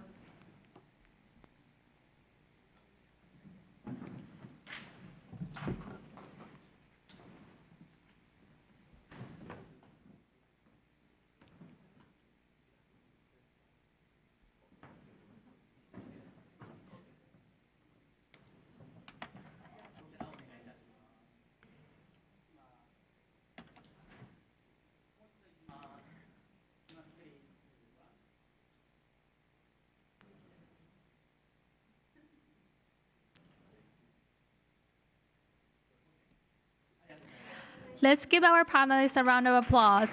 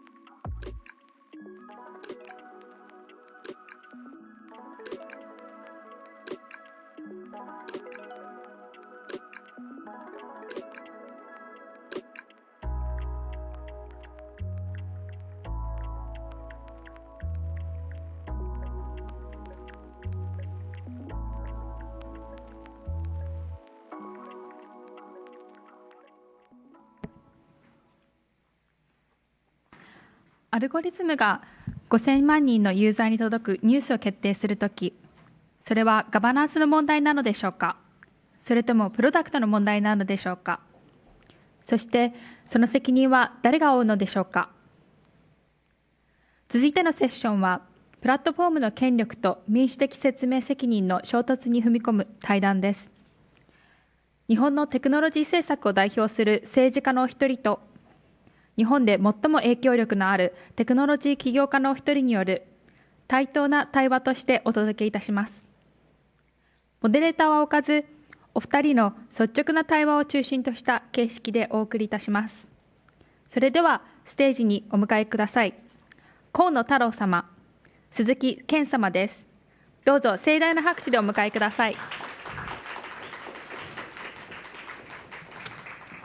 ご着席いただくまでの間、改めてご登壇のお二人をご紹介いたします。河野太郎様は衆議院議員でいらっしゃいます。これまで外務大臣、防衛大臣、そしてデジタル大臣を歴任され、行政改革、規制改革担当大臣、新型コロナウイルスワクチン接種担当大臣など、要職を務められました。テクノロジー、デジタルガバナンス、規制改革に関する日本で最も影響力のある政治家のお一人です。鈴木健様は東京大学特任研究員であり、スマートニュース株式会社の共同創業者でいらっしゃいます。世界有数のニュースディスカバリープラットフォームであるスマートニュースを、世界中の数千万人のユーザーに届くサービスへと育てられ、ご情報対策と質の高いジャーナリズムの推進に深くコミットされてきました。ご専門は複雑系科学と自然哲学で、著書に滑らかな社会とその敵などがあります。それでは河野様、鈴木様、どうぞよろしくお願いいたします。はい、よろしくお願いします。ちょっとこのセッションは日本語で、できたらと思ってはいるんですけれども、河野さんは大変英語は上手なんですけれども、僕そこまででもないので、日本語でできたらと思ってます。今日河野さんとお話ししたのはとても楽しみにしていたんですけれども、実はその河野さんと僕は5年前にちょっとだけ一緒のプロジェクトをやったことがあって、実はそれはワクチンのプロジェクトだったんですよね。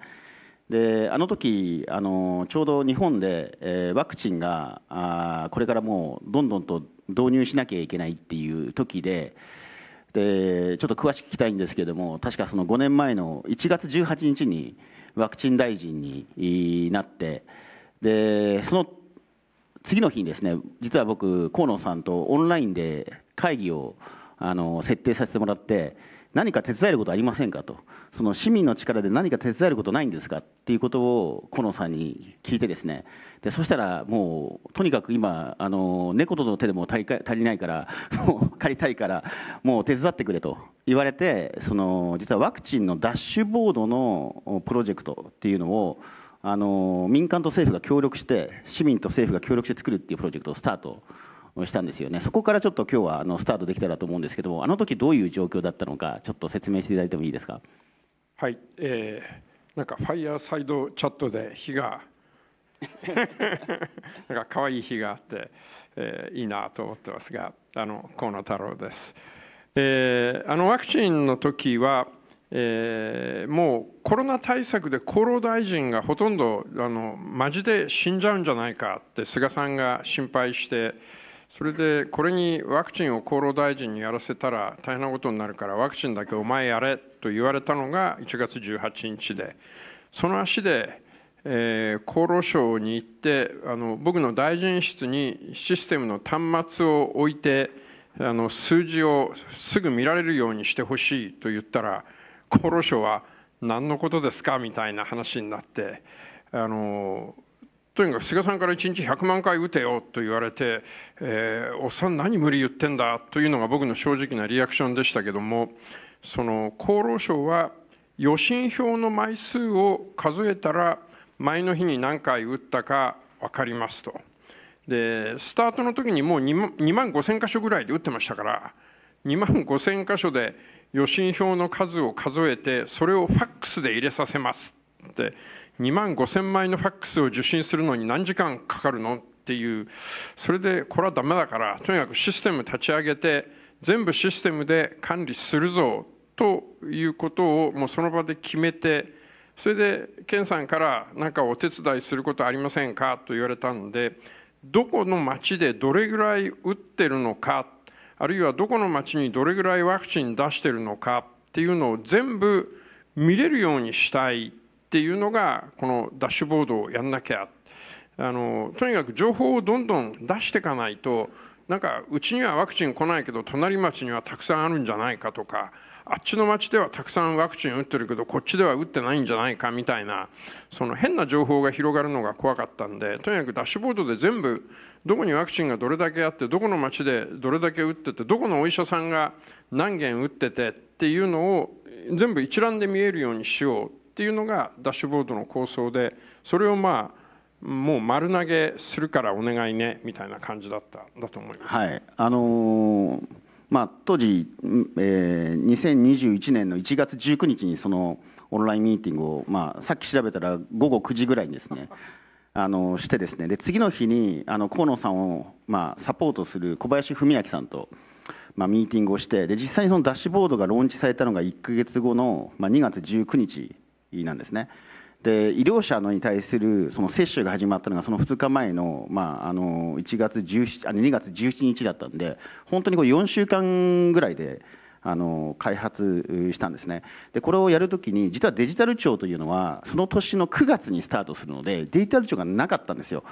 だからそれ開発するって言っても今だったらデジタル庁があるから手を動かす人いるんですけども、それがないという状況の中で、市民の力でなんとかサポートできないかということで、僕ちょっと有志のエンジニアリングチームを組成して、でそれを河野さんとそれから小林文明さんに紹介してですね、で彼らがですね、不眠不休で1ヶ月で開発してくれたのがその、ダッシュボードだったわけですね。本当にこれたくさんの人の命を救うことができた経験なんですけども、この経験通して市民が自主的に何かを取り組むことによって、実は政府と共同することによって非常に大きなインパクト、まさにテック・フォー・インパクトを出すことができるんだなっていう僕の中のその原体験になったわけです。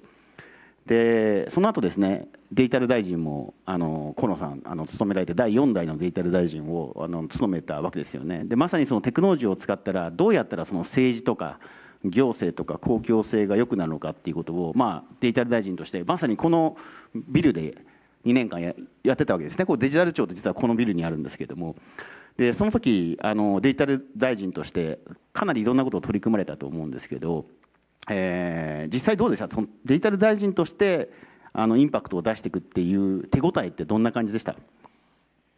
日本のデジタル化はやっぱり相当遅れてたんだと思いますし、海外からは日本って技術先進国だよね、でも日本に来てみたら、なんか全然デジタルじゃないよね、なんでみたいな話がありました。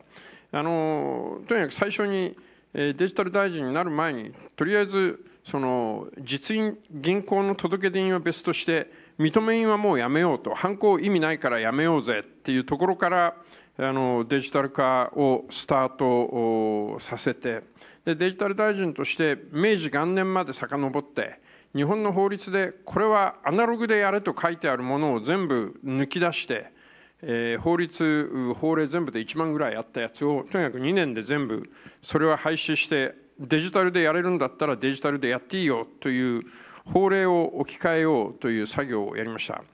びっくりしたのは明治4年に行き倒れ人がいたら考察を立てろっていうのがまだ生きていて、いやいや今考察立てらんねえからそれはホームページでいいだろうみたいな、そんな作業を一つずつやって、とにかくその技術があったらやっていいよっていうところにするのがまず最初の関門だったですね。考察って何ですか？縦看板みたいな。そうそう、縦看板。江戸時代とかに江戸時代のやってたやつですか？そうそうそう。そんな法律があるの？あれがそんなのもう死んでるだろうと思ったら、いやこの法律は生きてますって言われてだから今でもその雪倒れ人を見つけたらあの時までは立て看板を立てなきゃいけなかったって。本当にやってたんですか当時？いややってないと思うけどねそういうのがだからいろんな金属疲労を見るときに今こういろんなセンサーでどこが金属疲労を起こしてるかっていうのを目で見えるようになってるんだけど、もう法律はとにかく音で判断をしろっていうのが法律だったんで、もう金属疲労があってここに切れ目があるよっていうのが分かってても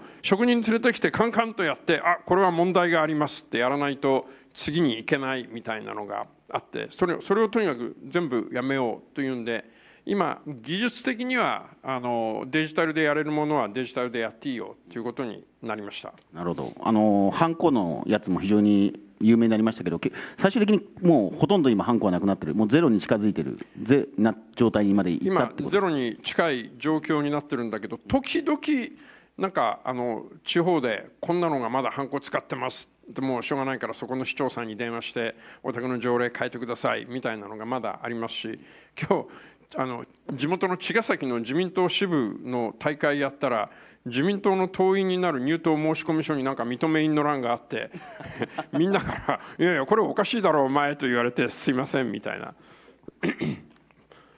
デジタルで完結できるようになるというのは、まさにこう一丁目一番地が最初のステップなわけですよね。でその上で本当はこれやりたかったとか、もっとこう今だったらこんなことできるのになとかってアイディアってあります？いやもう僕の時に岸田総理からとにかく言われたのは、とにかくマイナンバーカードの普及を一丁目一番地でやってくださいと言われたんですけども、いや普及するんだったらこれ義務化すりゃいいじゃんっていうのがありましたけども、なんか最高裁の判決との関係で、まだ義務化はなかなか難しいからっていうのがあって、じゃあせっかく紙っぺら1枚で写真も IC チップもついてない保険証を廃止したんだけども、マイナンバーカードを持ってない人のためにじゃあ資格確認書を出さなきゃいけませんみたいな二度手間になってしまって、もう変えるんだったらとにかくそこはガラッといっぺんに変えちゃった方がコストも楽だし、それはやる方も受ける方も一発でいろんなものが変えられたらそれはそっちの方が楽なんだけどなと思いながら、そこはお願いをして回るっていうのがずっと続きました。なるほどなるほど。マイナンバーカードができることによってさまざまなその行政手続きとか、行政だけじゃなくて市民生活がどんどん便利になっていくっていう、まさにそっちの方ですね。ハンコじゃなくてそっちの方が一丁目一番地だったと。でその上でさらにですね、これからどうやったらその社会が良くなってくるかっていうことで、私さっきの最初の河野さんのと一緒にやったそのワクチンのダッシュボードのプロジェクトの2番目のプロジェクトじゃないんですけども、まさにその市民の力で政治をよくできないかなというプロジェクト、ちょっと2つ目を今していまして、でそれがですね、実はオンライン広告詐欺の対策のプロジェクトなんですよね。でこの前自民党の PT の時でもお話しして、河野さんから鋭い質問を僕受けてタジタジだったんですけれども、でなんでこれを始めようと思ったかっていうと、実はそのオンライン広告詐欺自体をなくすことっていうのは非常に重要なんだけれども、そもそもその市民がその何らかの声を上げたときに、その問題を政府が解決できるようなそのチャンネルというものがないと、これもう社会が本当にひどくなっちゃうんじゃないかなということを僕アメリカで学んできたんですよ。でアメリカで、僕大統領選挙がですね2016年から3回視察を現地でしていて、大体30州ぐらいの州を回って、特にアメリカの田舎町に行って、で普段なんていうかな、メディアが取り上げられないようなところの人たちから話を聞いてきたんですよね。でそれですごく印象深かった一つの例が、ウィスコンシン州の本当に田舎町、ミルクの酪農地帯があるところに行った時に、あるその一人の若者が、20代前半の若者が予備選挙で、アメリカって大統領選挙で予備選挙あるじゃないですか。予備選挙でバーニー・サンダースに投票して、で本選でトランプに投票したっていうんですよ。どうしたと思います？それ想像つきます？その主流派にあまり期待してない。それなんですよね。つまりそのワシントン DC のエスタブリッシュメントの人たちが何か良いことをやってくれたのかと。で彼らをひっくり返すむしろアウトサイダーに応援したいっていう気持ちなんですよね。それはバーニー・サンダースはとっても左だし、トランプは右なわけですけれども、どっちでもいいと。とにかくワシントン DC のエリートたちをひっくり返すようなことをやらないと自分の人生にはもう希望なんかないんだっていうわけですよ。つまり声を上げても聞いてくれる人はいないと。まさにフォゴットンピーポーっていう言葉がありますけれども、そういう人たちの声がちゃんと届いて良くなっていくっていうチャンネルがないともう信じられないという世界に今突入していると。でアメリカはもう分断がひどくって、それこそ日本でいう分断どころじゃなくて政治的暴力のフェーズまで来てますよね。今日もトランプさんの夕食会がメディアとあって、そこで発砲事件っていうのが起きたと。もう政治的暴力っていうフェーズまで来てると。でこの深刻なアメリカの分断が僕日本にも来るのにもうカウントダウンが始まってるんじゃないかと。あと5年10年で深刻な分断が日本でも始まるんじゃないかなって危機感が僕の中にはあって、で特に2年前の兵庫県知事選ってあるじゃないですか。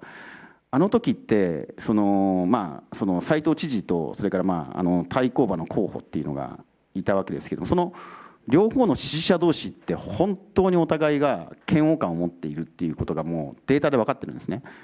でアメリカもですね、非常に感情的分断、アフェクティブポラライゼーションっていうんですけれども、これがものすごく高くて、共和党支持者と民主党支持者のなんていうかな、感情的にお互いが嫌いかどうか、ヘイとかディスライク、どっちかのアンケートで答える人が 70% まで上がってるんですよ。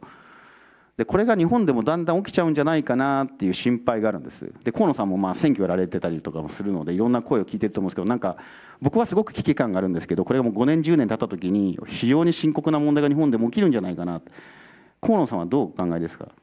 もう実は起き始めていて、かなり極端な発言というのが、選挙であったり選挙の前であったりというのが起きていて、で極端なことを言えば言うほどアピールが強いと思っている。それから周りの支持者もこの極端に行けば行くほどアピールが強くなるんだという動きになって、どんどん中心から外れていくから、この票数の山からは外れてるのかもしれないけども、やっぱり健さん言ったような憎しみみたいなものは生みやすくなってるんだと思うんですよね。でそれはもう現実に日本でも始まってきてるんじゃないのか。で特にネットでやってた人がそれをリアルでもやっていいんだと思うようになった。だからネットで匿名で罵声を書き込んでた人たちがリアルな場に行って罵声を浴びせる。でこれが一歩間違えると安倍さんの事件みたいなところまで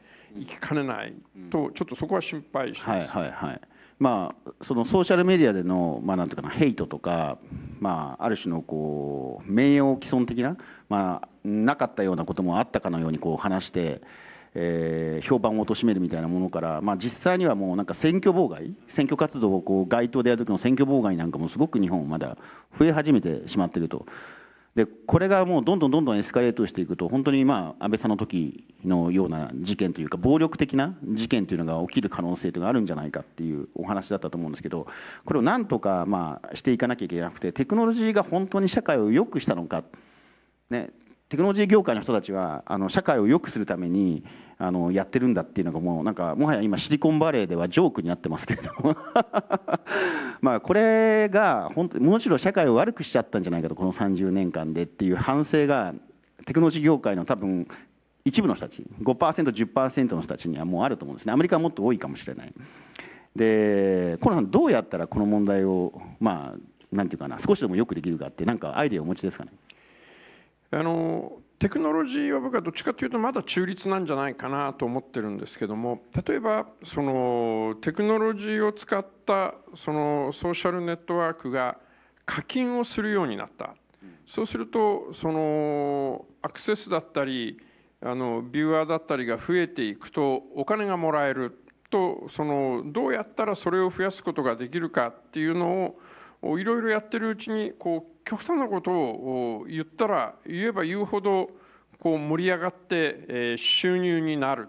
だからその技術自体は中立なんだけども、それをマネタイズするときにその極端にいった方が儲かるよみたいなマネタイズのルールになってしまったっていう、そこをまず一つ戻さないといけないよねっていうふうに思います。それからもう一つはこの、今だいぶ変わりつつあるかもしれないけど、いきなり道を歩いてて見ず知らずの人にバカ野郎っていう人は多分あんまりいないんだと思うんだけども、若干最近そういうのもあるみたいな話が出てますけども、このネットの世界は匿名でいろんなことをやれるから、この見ず知らずの人にネットの世界でいきなりバカ野郎ということが敷居がものすごく下がって、それをやってもいいんだと思う人が増えてきている。結果としてそういうことをやるのがマネタイズにつながってきて、お金が儲かるからやるという人が増えてきちゃった。だから一つは課金のルールを変えるということと、もう一つはネットの世界もその匿名の仮面じゃなくて、やっぱり生身の誰それというのがある程度分かるようにしなきゃいけないんじゃないのかなというふうに思います。なるほど。これ今2個アイデアを河野さんから出していただいたんですけれども、これ2個とも僕すごく本質的なディスカッションポイントだと思うんで、ちょっと一つずつちょっと話したいんですけれども、一つ目がビジネスモデルですよね。で、特にひどいのは例えばそのX のアカウントがそのインプが増えると収入がレベシアできるっていうのがあるから、それによってですね、そのフェイクニュースだろうなんだろうが流すとですね、お金が稼げるっていう風なビジネスモデルを作っちゃったっていうことですよね。これは一つです。あと今僕が取り組んでいるオンライン広告詐欺とかも同じようなところがあって、結局その詐欺広告を流してもお金が儲かると、実はそのプラットフォーマー側も、これも業者によるんですけれども、その不正広告や詐欺広告の対策をすると売り上げが下がるというインセンティブができてしまう。例えばもうこれロイターが報道していた、アメリカでも日本でも大問題になってるんですけれども、メタの収益のうち 10%、売上の 10% が不正広告詐欺広告だという社内文書があるということをロイターが昨年末に報道したんですよね。でアメリカの議会でもこのロイターの報道を受けて議員立法が始まってますし、日本でも自民党を中心に与党政府がですね、まさに対策を始めていると。でとにかくその広告っていうビジネスモデルと、実はそのなんていうかな、こうクオリティの高い、品質の高いコンテンツを配信していくっていうのは、もうどうやら相性が悪いんじゃないかっていうふうに言われてるわけですよ。僕なんか広告なんですよね。スマートニュースも広告なんですけれども、僕らはかなりちゃんとその広告の品質とかも管理しているわけです。ところが、結局その僕ら Google とかその Facebook のその幹部を採用候補で向こうで会いに行って面接すると、みんな広告ビジネスモデルの文句言ってるんですよ。シリコンバレーの中の人たちも。これ驚くべきことで、つまりそういうその Google とか Facebook のVP とか幹部の人たちも、実は広告ってビジネスモデルは良くないんだって気づいてるんだけれども、もう資本主義の圧力が強すぎて、あとは CEO の考え方もあるんでしょうけれども、もうなかなかそれをやめられないっていう状態になっちゃっているわけですよね。だから広告っていうビジネスモデル自体は別になんていうかな、合法の範囲内でやってればいいんだけれども、これもうなんだろう、そのプラットフォーマーの自主規制でビジネスモデルをもう勝手にやってくださいっていうのがもう許されないところまで来ちゃってるんじゃないかなっていう気がするんですけど、いかがですかね。そうだと思います。僕は結構イーロン・マスクが買収する前の X、ツイッターかな、ツイッターは割と真面目にそこのところをやってくれてたような気がするんですけども、 X になってからなんかタガが外れたと正直思ってます。でやっぱり一つはこのマネタイズするんだったら、そのマネタイズするアカウントを誰がやってるんですかというのが公開されて、それによってその嘘の広告で騙されたり詐欺にあったり、あるいは誹謗中傷だったりという時には、そのアカウントを運営している人がちゃんと責任を取らされられる。つまり裁判に訴えて、これは詐欺だよね、これはおかしいよね、これは事実違ってるよねということで、きちんと裁判に訴えられるようにする。いちいちその開示請求をしないとできませんではなくて、もうこれは何の誰それのアカウントでやってますというのがちゃんと本人確認がされていて、何かあった時にはもうアクションが取れるようになってるっていうのがやっぱり一つは僕は大事なんだと思います。それからもう一つは僕もいろいろネットで、法的措置を取らざるを得ないという状況でやったことがありますけれども、その今の損害賠償だと合わないんですよね。やればやるほど赤字になっちゃう。で赤字になっちゃうんだけど、これ放置しとくとひどくなっちゃうから、もうある面持ち出しでやるしかないなと思って今やってるんですけども、これやっぱり何らかのルールを作って、その被害に遭った分は確実に損害賠償で、乗ります。あるいはその侮辱罪とか名誉毀損なんかはそれなりの大きな金額の保証がちゃんと出ますっていうルールにしていくっていうのがまず入り口として大事なんじゃないのかなと思います。はい、ちょっと最初のなんていうかな、広告主出資者の本人確認という意味で言うと、これ台湾では実際に2024年に法律が通って実行されていて、25年に施行されて、なんとそのオンライン広告を通じた詐欺広告っていうのが、その法律が施行される前に比べて30分の1まで下がったんですよね。でこれだけじゃなくて、複数のなんていうかな、その対策を取ってパッケージでやってるんで、これだけの効果ではないんですけれども、で広告主が、そもそも広告代理店とか使ってる可能性があるから、出資者ですよね。そもそも誰が最初にお金を出してこの広告を出してるのかっていうのをちゃんと本人確認をして、しかもそれが日本だけではなくて海外でも。でよくそのオンライン広告詐欺ってその東南アジアの、ちょっと報道されているので有名かもしれませんけど、例えば KK パークとかプリンスグループってあるじゃないですか。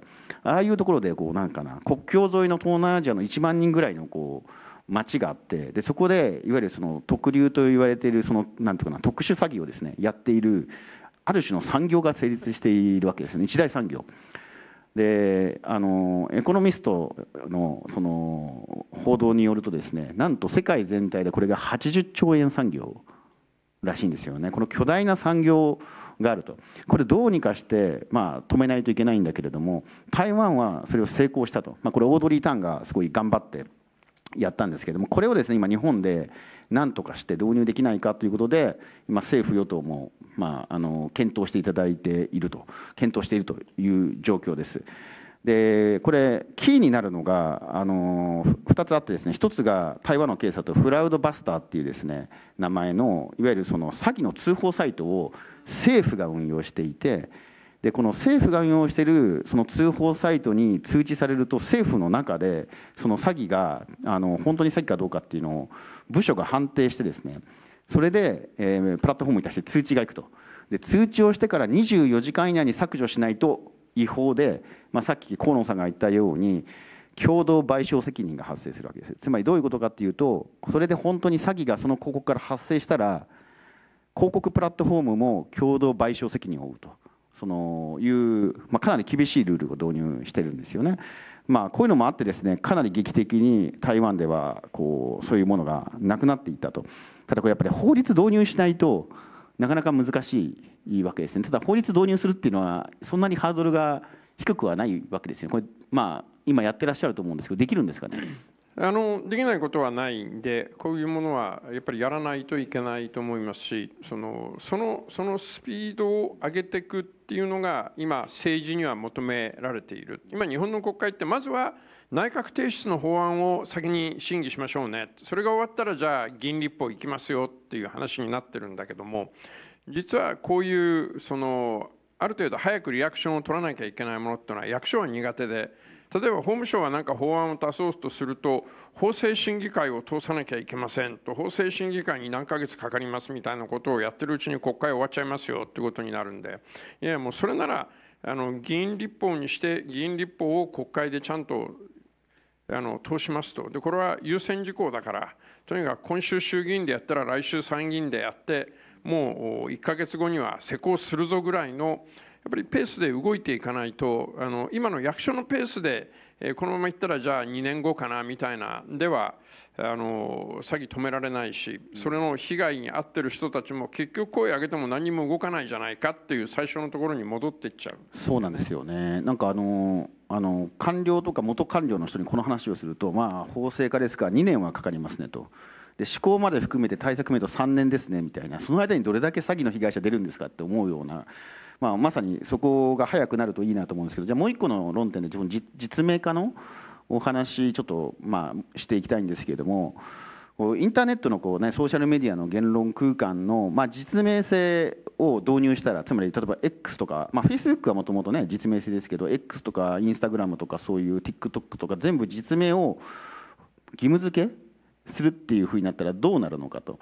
これでその詐欺が詐欺じゃない、ごめんなさい、そのなんていうかな、いわゆるヘイトの発言であるとか、名誉を毀損するような発言っていうのが本当になくなるのかっていうところなんですけど、僕ちょっと河野さんとこの前ちょっと話した後に調べたら、韓国はそれを以前は導入していて、で2007年ぐらいからそれ導入したんだけれども、最終的にどうも韓国だとその実名にしてもあんまりそういう発言が減らずに、結局本当にやる人は VPN とか使って回避したりとかしてやるし、むしろなんていうかな、普通の人たちの声、市民の声がソーシャルメディア、当時ソーシャルメディアなかったと思う、多分掲示板とかだったと思うんですけども、韓国もなんていうかな、普通の人が市民が声を上げるのが抑圧されちゃったと。で最終的になんか2012年かなんかに憲法最高裁判所かなんかで違憲の判決になって、韓国だと1回もうなくなっちゃってるっていう話なんですよね。で僕ちょっとこれ議論したいのは、本当に実名性で本当に防げるのかなっていうところがどう思われます？そこは。僕は実名性やった方がいいと思ってるんですけども、多分ね2つ段階があって、一つは課金するマネタイズするアカウントは僕は絶対にこれはもう実名性をやった方がいいっていうふうにこれは思ってます。それで儲けてる以上誰がやってるのかっていう責任は明確にして、マネタイズするところで、被害が起きてるんだったらそれは当然に損害賠償の対象にならなきゃいけない。これは物を売ったりサービスを売ったりってリアルの世界でやってるものをそのままネットへ持ち込んでるだけなんで、これはもう僕はあんまり議論の余地はないんじゃないのかなと思ってます。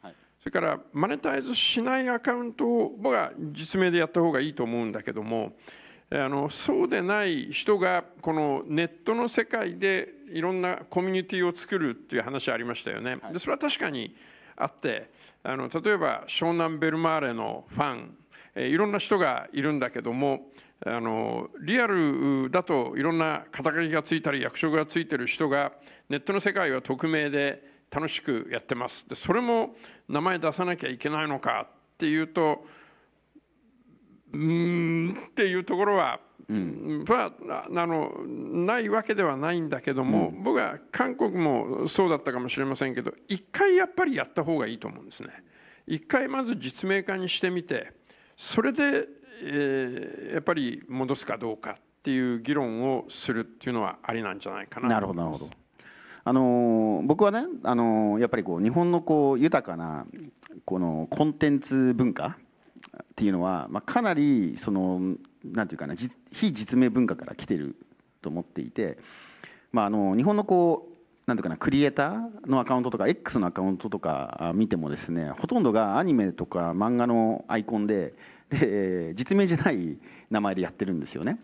でこのなんていうかな、コミュニティの持っているこのなんていうかな、日本の持っているコンテンツクリエーションとかの文化って実は僕はもう江戸時代からあるんじゃないかなっていうふうに思っていて、日本ってすごく身分社会だったわけですよね。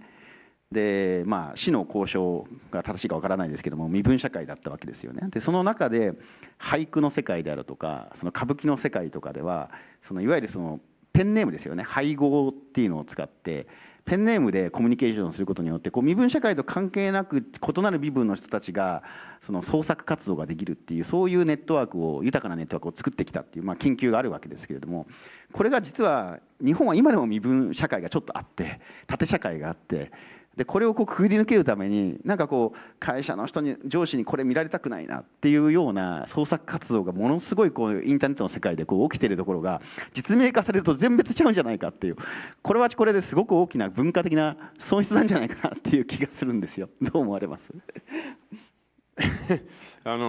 そういう歴史が出てくるとうなっちゃいますけどもだとするとその世界を誰が管理するのか、要するに今は X ならイーロン・マスクであり X の経営者がこの X の世界を管理をしているわけだけども、そこはある面そのコミュニティにいる人たちがコミュニティを荒らしているやつは排除するっていう機能があれば、要するにそこにいる人たちは誰でもウェルカムなんだけども、そのコミュニティのみんなが楽しんでいる世界をぶち壊すような人は、出てってもらうっていう、そこでの運営ができれば、それは僕はありなんだと思うんですね。だから今のソーシャルネットワークの中に何らかの形で民主的に自主的に運営をする場があって、そこにいる人たちがみんな了解をすれば、そこに入れるけども、その人たちがこれは異分子だと、これは明らかに我々のコミュニティに対してなんか破壊的な影響があるといえば、そこは排除してもいいよっていうなんかそういうもう一段上のルールがあれば可能なんじゃないかなと思います。コミュニティの自主的なガバナンスっていう意味で言うと X がそのコミュニティノートっていうのを始めていて、それはちょっと少し近いアプローチかもしれないんですけれども、これちょっと英語圏だとすごく機能してるんですけど、日本語はコミュニティノートに参加してる人が少なくてあんまりちょっと機能してないみたいなんですけど、でやっぱりこう実名、僕ねあの後考えたんですけど、実名ではないんだけれども本人確認はされていて、つまりプラットフォーマーは本人が誰なのか知ってるんだけれども、ソーシャルメディア上ではなんか匿名とかそのニックネームペンネームでも活動できると。でいざさすがに法律違反の発言したらすぐそのがちゃんと同定できて、裁判なりなんなりもしくは罰則できるっていう風な、なんていうのは折衷案真ん中ぐらいがもしかしたらいいんじゃないかなっていう気もちょっとしてますね。はい。昔のツイッターはそれに僕ちょっと近かったんじゃないのかなと思うんですね。それなりのリソースを割いてくれてたから、何か問題があると連絡をしてこう対応ができるようになったけども、X になってからそのリソースはある程度無駄だと言って切り捨てられてる部分があるんじゃないのかなと。だからそうですね、中間的なものだとどこまでのものにどこまでのレスポンスをするのか、要するに開示請求をしたときにその開示請求の敷居をどうするんですか。開示請求したら何でも出しますと言ったら匿名のコミュニティにならないんだけども、敷居が高ければそこはブロックされてしまってその次の法的な措置が取れないというところがあるんで、結局なんかボーダーラインがなんかどこに線引きするのかっていう、敷居をどこに設定するかっていうのが多分一番難しいんじゃないかと思うんですよね。確かにそうかもしれないです。じゃあちょっとこの論点も引き続きどっかで対話するとしてですね、僕河野さんのその X でのまさに活動を見ていてすごく感銘を受けているのが、河野さんが X 上でそのフォロワーの皆さんに対して政府で不便なことありませんかみたいなことを質問をして、一番有名な例っていうのは、僕の中ではですね、もうそれこそ10年ぐらい前ですけれども、その研究者の科研費の申請っていうのが本当にひどいんだっていうのを募集して、で何がどうひどいのかっていうのをなんか X 上で集めてきて情報を、それでもうめちゃめちゃ改善したっていうのをやられていたじゃないですか。あれがすごいなと思っていて、というのはあれ河野さん一人ブロードリスニングを10年前からやってたんじゃないかなと。でブロードリスニングってちょっと海外の方はちょっとご存じないかもしれないですけど、日本ではすごくブロードリスニングって言葉が今普及してですねいて、ですごい簡単に言うと政治家とか行政が100万人の声を聞くっていうことが AI の力でできるんじゃないかっていうのが、ブロードリスニングっていう考え方なんですよね。で、去年ね庵野貴博さんがそれすごくブロードリスニングって言葉を普及したんだけれども、 AI の力借りなくっても河野さんのこのブレーンですね人工ニューラルネットワークじゃなくてオーガニックなニューラルネットワークで処理をして100万件の声を聞いて処理をしていたと、実際河野さん230万人ぐらいフォロワーがいるわけですけれども、してたんじゃないかなと思って、あれすごいなと思ってたんですけど、どういうふうにやってるんですか、あれは。あれはですね、もうとにかくめちゃくちゃで、科研費の書類を書くために膨大な時間を日本の研究者は費やしていて、そもそも予算もそんなに多くないのに、研究の時間がそれで減らされてますと、とんでもねえっていう話だったんで、何が問題なのと言ったら、もう細かな問題がいっぱいありました。あるいは学会に行く時のその旅費の生産をするのに、JR の特急券の切符を持ち帰ってこなきゃダメだと、いちいち窓口に行って、これこういう理由があるから特急券を持ち帰らせてください、あるいは東工大だったかなんだかは学会に行ったら隣に座った人と一緒に写メしろみたいなあってですね、いやいやそれちょっとやりすぎだよねというんで、これは僕一人じゃなくて文科省にやっぱりこれ問題意識を持ってる人がいて、そこで僕がそれを集めます、それを彼女に渡します、彼女が担当のところに回す、あるいは名指しされた東工大、九州大、電話をして、お宅こういうことをやってませんかっていうのをやってくれて、それを一つずつ潰していったんですね。それが現実に潰されるというのが分かってきたら、ドーッと来るようになったんで、もうホームページでメールアドレスを載せて、ここに寄せてください。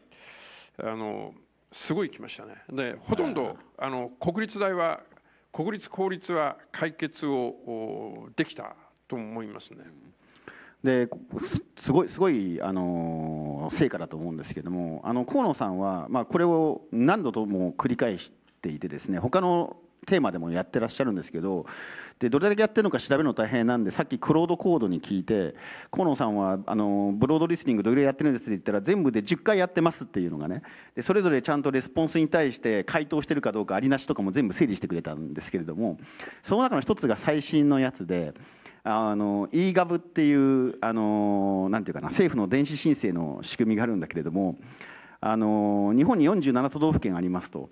でこの47都道府県の都道府県の名前を入力するのはまだいいんだけれども、それのカタカナのその振り仮名をつけるのもリクワイヤードであるというような申請フォームがあって、これ何とかしてくれって来てましたよね、あれ。で河野さんだからもう河野さんに言えばなんかその問題解決してくれるっていうみんな信頼感がなぜかねインターネットの世界にはあるので、おのずとあれはですよね、河野さんが呼びかけたわけじゃなくて勝手になんかメンションできたんですよね。そうです。勝手に言われたんで、いや僕思ったのは茨城県って茨城県だと思ってる人もいるから、振り仮名をつけさせるっていうのは茨城県の陰謀じゃねえかと思ったんだけども、さすがにこれバカだよね。でデジ庁に投げたらデジ庁実際に本当にそうなってました、じゃあこれちょっとやりますと言って今デジ庁が拾ってくれたんで、デジ庁のレスポンスタイムがどれぐらいかを今僕見てるんですけども、これ各役所で本来はその窓口を設けてやるべき話で、なんで俺のところに全部来ちゃうのって、いやいやそれはそれぞれの役所で今実際にデジ庁はそれぞれの役所の作ってるウェブサイトを評価するソフトを全部それぞれ自分のウェブサイトに載せろっていうことになっていて、いろんな申請ものをやった人たちがこの申請サイトはよくできてるとか、この申請サイトはクソだとか評価ができるようにしてくださいというのをやってます。でやってくれてる役所とまたやってくれてない役所があるんで、それもお尻叩かなきゃいけないなとは思ってはいるんですけど、はい。それで河野さんがおっしゃったようにこれどうにかして仕組み化しないといけないということで、さっき仕組み化どうしてやったらいいのっていうことをクロードコードに聞いたらですね、ちゃんとロードマップとどんな機能が必要なのか、どういうふうに作ったらいいのかっていうのを全部提案してくれて、5ヶ月でできるっていうふうにあったので、河野さんが Go だったらこの後クロードコードに作ってくださいってちょっとお願いする予定なんですけれども、これ本当に河野さんとかも含めて高級官僚の人たちも含めてこういう問題を解決するために時間使っちゃダメなんだと思うんですよ。むしろこれ仕組み化して AI の力でね、問題を解決して、もっと難しい問題にこう政治家の人とか高級官僚の人たちの時間を使わせないともう良くないなと。でも最後にちょっと一つだけ AI がこれからその政治どういうふうに変えていくのか、行政変えていくのかっていうところを最後に一つだけ河野さんどういうふうにお考えなのかお話伺ってちょっと締めたいと思います。僕は AI に随分期待をしていて、例えば今国会答弁なんかは役所の人が結構徹夜に近く答弁書いてたりするのがもう AI で多分一瞬でできるようになるんだと思うんですね。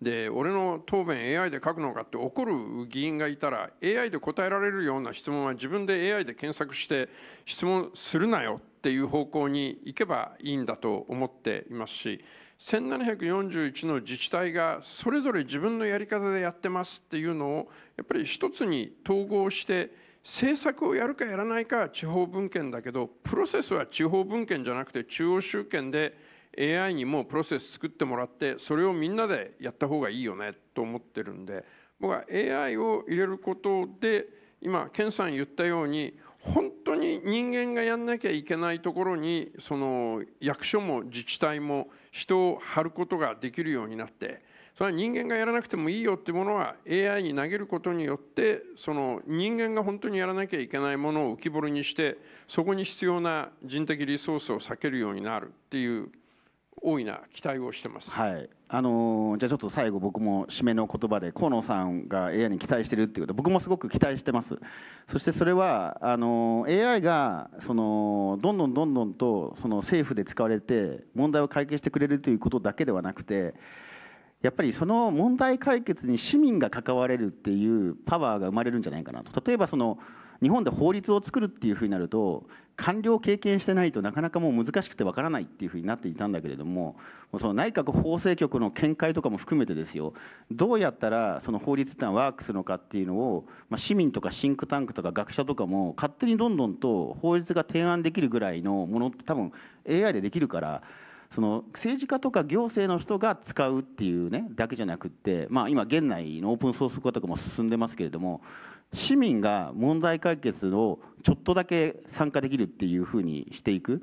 でこれによって問題を感じている人が直接問題解決のアイデアを出して解決できるっていうふうにするっていう、そういうまさに声を上げたらこの社会は変わっていけるんだって信じられるような社会をですね、ぜひちょっと一緒に作っていければいいなというふうに思ってます。本当に今日はどうもありがとうございました。ありがとうございました。非常に舌の飛んだ対談をありがとうございました。ご登壇のお二人、ご退場の前に記念撮影のためにそのままお立ちいただけますでしょうか。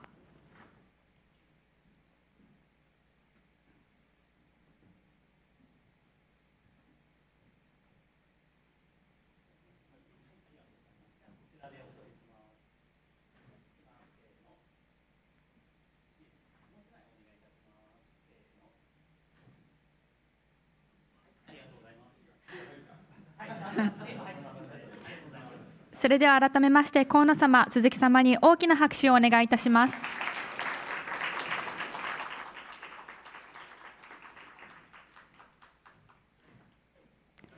Beyond Web3's promise of ownership, a new paradigm is emerging.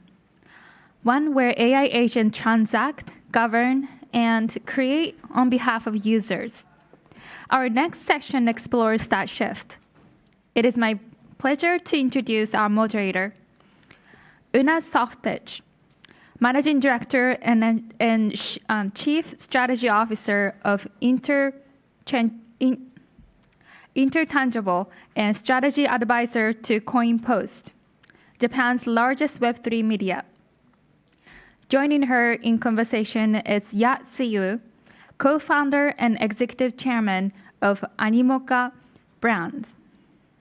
Please welcome to the stage, Una Softich and Yatsuyu.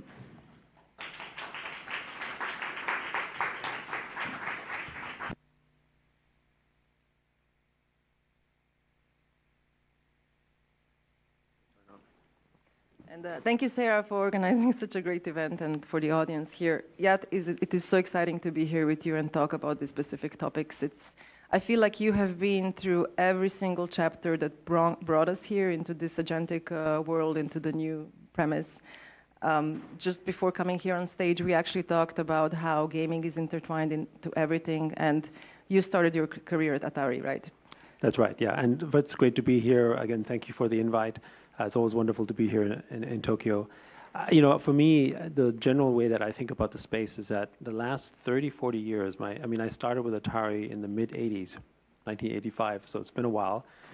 And we always thought about how we enter the virtual reality of the world, like in terms of, when people talk about the metaverse and talk about gaming, and Japan is obviously a major gaming center, we spend a lot of time virtually. But I think now, as we dive deeper, I think AI agents are kind of inverting that, and the element of how basically we're going to have so many agents in the world doing stuff for us, actually extending from basically the virtual world into the physical world. And I think this is where the whole internet is basically changing into this new phase. We like to call it Web 4, the agentic web. When you think about it, right? How many? I don't know how many people in the audience are thinking they're going to have AI agents, but the typical answer people give is 3 to 5 agents. And I have 200, and I probably have 1,000 by the end of the year. But simply put, it's going to be typically more than the number of people that are online. That means we're going to have probably 30 to 50. We think it's going to be hundreds, but either way, it's going to be tens of billions of agents in the world roaming around doing stuff, where they're going to live, what they're going to do, and that will completely change basically the way that the web works. Today already, we no longer are browsing the web like we used to. If you're using probably Google, you're doing a search, you're basically getting the summary, and you no longer click through. So if you are a traditional media website, your traffic is down 80%. That's the average number right now. And so how do you make money from that? It completely reshapes it. And I think the biggest shakeup we'll also see in things like online advertising. How do you actually call it? Do you call it Web 4? Do you call it agentic web? Or well, I think to us, we call it Web 4 as in it's the agentic web. So for us, Web 3 was basically digital property rights, so the web of ownership. In Japan, though, Web 3 got narrowed down and became synonymous with crypto, so it completely overshadowed everything else that it was supposed to. Maybe, but I think when you use the term crypto, really what crypto really is it's a ledger, right? And one of the things I love to tell people when they don't think about it too deeply is the civilization and history of writing is because of the ledger. So the ancient Sumerians invented writing to basically prove who owns the property. In their cuneiform. Exactly, back 5,000 years ago, because you had to prove whose cow was it, whose house was it. Because if you couldn't prove ownership, you couldn't organize society. Right? Like imagine if I couldn't prove any ownership, we would always fight over that ownership. So society could never become larger than 100 or 200 people. Like Dunbar's number was basically 150, right? And usually you had hunter-gatherer societies that only reached that size. When you started building actual sort of cities and villages, you needed a way to prove that ownership so people don't fight over it and create order. And that was the beginning of society, and writing was invented for that purpose. And so what is blockchain? It's basically a machine ledger. It's a distributed machine ledger that we can use to prove in a decentralized manner, yes, but actually is the ledger for machines, right? So what we needed Web 3 to get to Web 4. Because in Web 3, we basically had blockchain infrastructure that 9 years ago when CryptoKitties launched, we were involved in CryptoKitties, a few $1 million of sales melted the blockchain. It could do no transactions. And today, because of stable coins, because of basically Solana, Ethereum, scaling solutions, trillions of dollars with BlackRock, Fidelity, Standard Chartered, all the big companies, including our joint venture with Anchor Point, on stable coins, we can now basically do everything that banks can do on chain. But this banking system is really, we think, more suited for agents. But the only way to make it work is that you have to prove that ownership. You have to have digital property rights, and that's basically where AI agents can now prove that.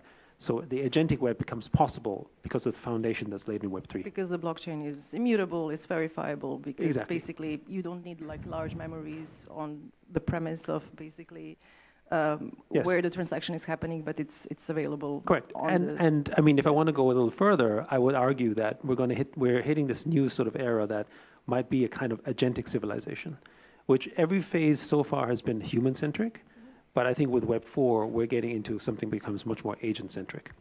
Well, it's so interesting that you talked about the start of civilization, about the Sumerian, Akkadian, cuneiform contracts, basically, for property ownership. Our writing systems later also developed because of content, because of storytelling, because of all the little anecdotes about, from religion to whatnot, that created a culture. Correct. And now they're all part of this content that we as humans take from one generation to another. And you at Animoca Brands, you built an empire on IP rights that also includes storytelling, games, characters, all of these things. How do you see the ownership now that agents, AI agents, are taking the role? They might create a piece of new content. They might even negotiate a licensing deal for us. They will have an active role in this. Does this take the ownership away from humans, or do we need to make sure that when we create these systems, that human kind of role in it is deeply embedded and deeply understood by all players in the game? Yeah, so I tend to be a techno-optimist. So my view is that I think it's generally sort of a net positive. So I think I forgot the name of the German philosopher who termed the term for humans. He called us Homoneurons, basically saying that what really drives us is storytelling. And we are basically exist because of this, whether it's society, religion, writing, whatever. And if you think about Japan, just generally, I mean, you are one of the world's best storytellers in the world, whether it's manga, anime, film, music, whatever, right? And everything in your history as well, and sort of the pedigree that you have in this history is around that storytelling and gives it that power. And you have such a cohesive society because you have that storytelling power that exists, right? And culture is defined by the history and the depth of that storytelling. Now, what does it mean for agents? But for me, in the same way that the internet helped distribute some of that out there, agents are going to distribute that much more pervasively. I think the problem we have in the world is not that AI agents will take your jobs. I don't think that's going to happen in the same way that the internet didn't take away jobs, or that the Industrial Revolution didn't take away jobs. It changed jobs, but there were more. It expanded. What will happen is that AI agents are going to discover ways in which you can do business in ways that you wouldn't know how to do before. So take programming. I mean, programming, in my view, is going to go the way of Instagram with photos.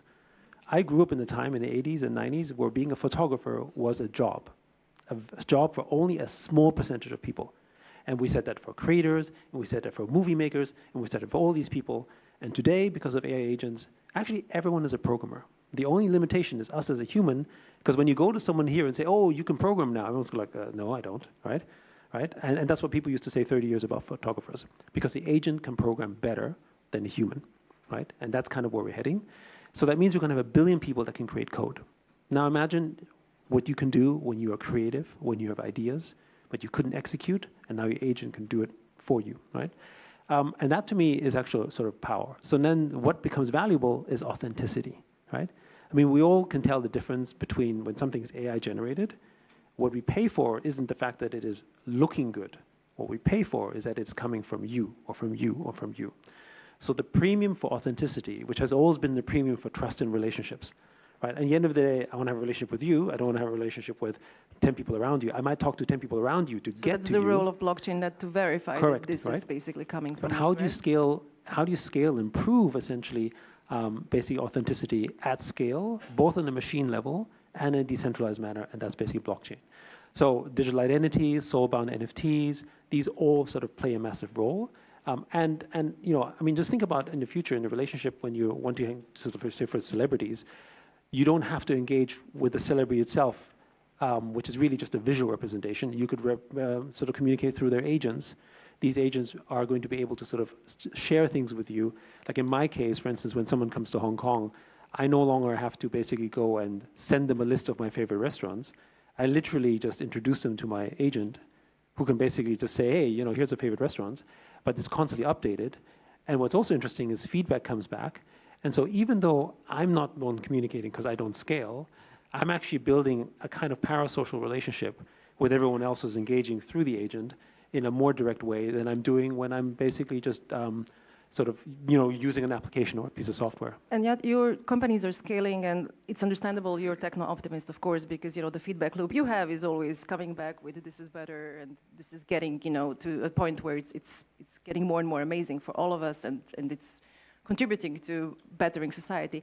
But I have to touch upon this because it's in the news right now, right? The layoffs with Meta, 8,000 people are being let go. Microsoft is giving voluntary packages.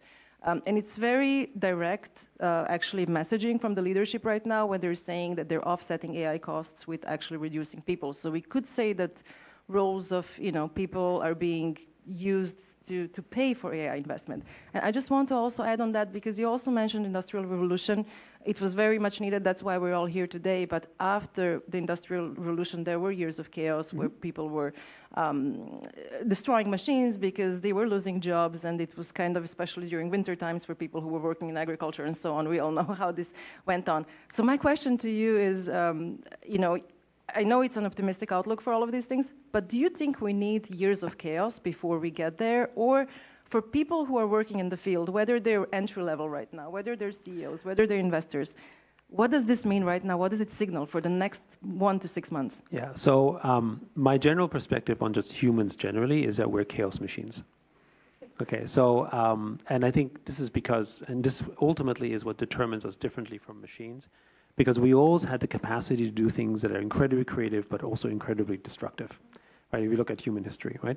It's our unpredictability of taking what may seem illogical choices that really drive sort of, society forward in one hand, but at the same time also destroy things on the way. This kind of creative destruction, if you will, which I think America has managed a model where it can do creative destruction without creating destruction in society per se, whereas historically, every kind of creative destruction tended to often also destroy society with it and create a rebirth of that society. I think America is unique. There is that sort of So you kind of see it as an opportunity on a humanity and also national level. But I think the point is that before, when you think about the Industrial Revolution, basically people went through a Victorian education system, which is basically to say we all follow the system, we all have one direction, because effectively they were creating human computers. Now, if you think about the rate of entrepreneurship growth, all those people, in my mind, that are going to be let go by sort of Apple, X, whatever, Microsoft and so on, actually all of them could become entrepreneurs. When I grew up in the 80s, an entrepreneur was only a job for someone who was unemployed or not employable, right?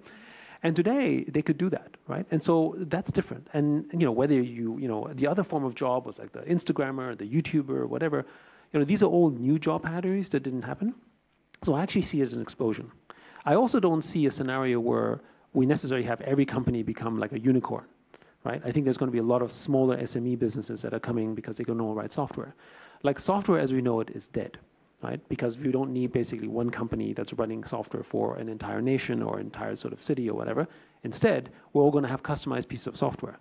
Every one of those guys who are being let go, they're going to be able to sort of help, 5 restaurants or whatever, build their custom software for their custom applications. So again, a temporary chaos that leads to something a little bit bigger. I think you have to have that kind of disruption of change, and I think we're seeing this more and more anyway. It's a paradigm shift anyway, right? That's right. This is what AI is bringing to us.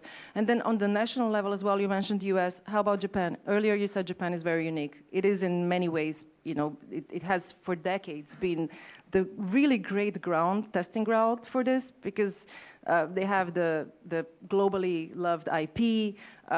People here, consumers, are actually paying real money for virtual and digital, I don't want to say assets, maybe, items that don't exist in the real world, right? And also at the same time, the regulation here is maybe more clear and more advanced than in many other countries. Yeah. Do you think Japan can take a lead actually in agentic AI regulation? So I think Japan has an opportunity, because right now the lead in agentic AI is not about LLMs. The LLMs. What is it about? Right, it's basically about orchestration layers, and it's about how you harness it together. And frankly, that race only started probably December, maybe January, right? So it's a very, very early stage. And when you think about orchestration, and I wrote an article about this actually around sort of the future of jobs, when you think about how you orchestrate this is how you as an employee or as a person or as an individual literally have the capacity of having 100 or 200 or 300 staff if you know how to orchestrate. And Japan actually has some pretty good management, right, in terms of orchestration. And in a way, it's almost like running a factory, right, when you're actually managing agents. For those who are not totally familiar, if you're doing something in Claude Cowork or Perplexity Computer, they're actually running sub-agents off the back, right? Actually, that's actually what you can hyper customize when you're running your own agents. You can literally put your sort of, like your sales team and your legal team and your whatever, but you create a structure around that, and it could be customized per organization. So I think Japan has that potential.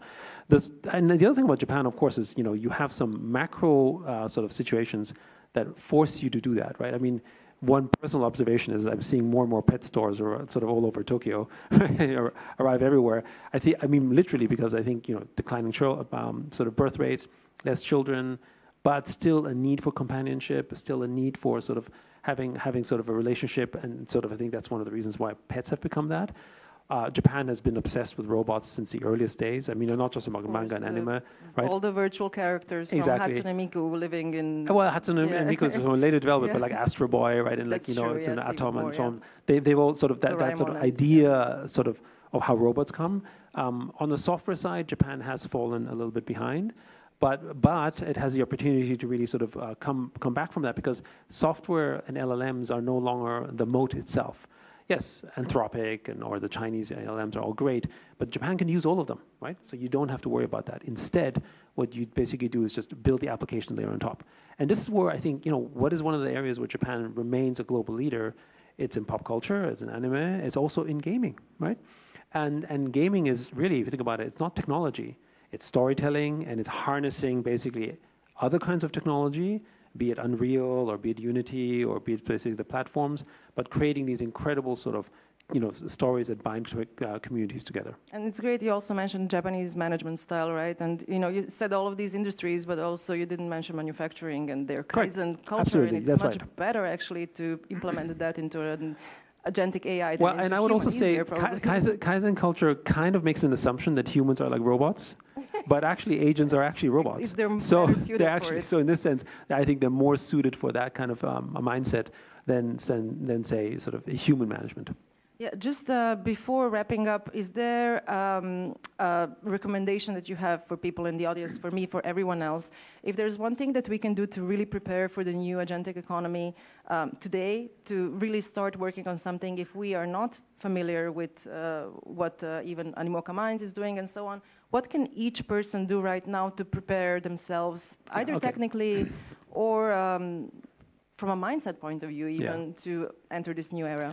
So first, the place we're in with agentic AI to us feels a little bit like the internet 30 years ago. So it's difficult for people to imagine and see, but the only way you'll know is if you actually use it. You have to actually use agents. But for most people, using agents is hard because they have to use OpenClaw, they use a VPS, they don't know what LLM they use. Now there's a lot of choices. I mean, you could use Animoca Minds, just sign up with an email and do that. But I would say in general, whether it's a Claw, whether it's some other system, start using agentic AI. The other thing is, you really only get to the feeling of using agentic AI if you give them a name. Okay. So basically, you don't call them calendar or robot or whatever. That's something a lot of people do. But you basically give them an identity, you give them a personality, and that allows you to open up that next phase of thinking where this could go, because then you have essentially like a coworker or a sort of someone sort of engage with you in that manner. And then I think you'll start to see where it goes, because otherwise you only see it as a tool. And it's like the internet in the early days. When you talk to people about the internet, they saw it as a tool for e-commerce and for transactions, and now it became just lifestyle. And that's what agents will do as well. This is right. It needs a persona, right? I just told you earlier, I'm building an Animoca Minds AI agent. I'm going to name it Yat. I'm going to make sure that it's a techno-optimist. So it might sound a little bit weird, but I'm super looking forward to that and seeing where this AI agent is going to take me. Thank you. Thank you so much, Yat. Thank you, audience. Thank you for the glimpse into the next internet. Before our speaker leaves, let's capture a quick photo on stage.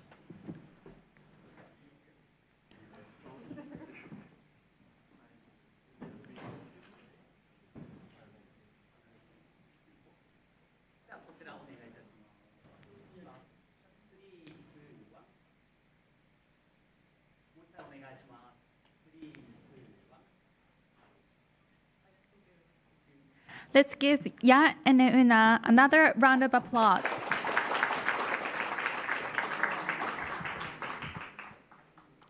It is my great honor to introduce our next speaker.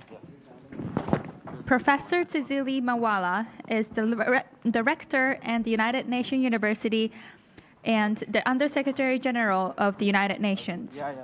One of the most senior voices shaping how the global multilateral system responds to artificial intelligence. He has been a visiting scholar and professor at universities across the United States, United Kingdom, China, and South Africa, and brings deep expertise spanning AI, engineering, and public policy to the United Nations governance work. Today, he will examine how the United Nations is navigating the global governance of artificial intelligence, from establishing multilateral frameworks and ethical standards to ensuring AI serves as a force for equity, development, and peace across nations. Please welcome Professor Tsizili Mawala.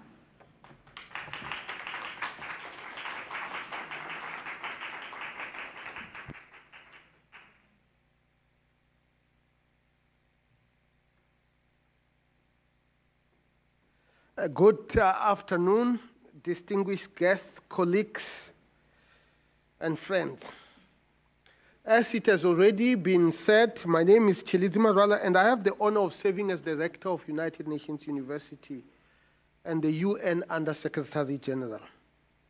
I would like to express my sincere gratitude for the invitation to address you today at the Tech for Impact Summit. My academic and professional journey has always been deeply intertwined with my passion for AI.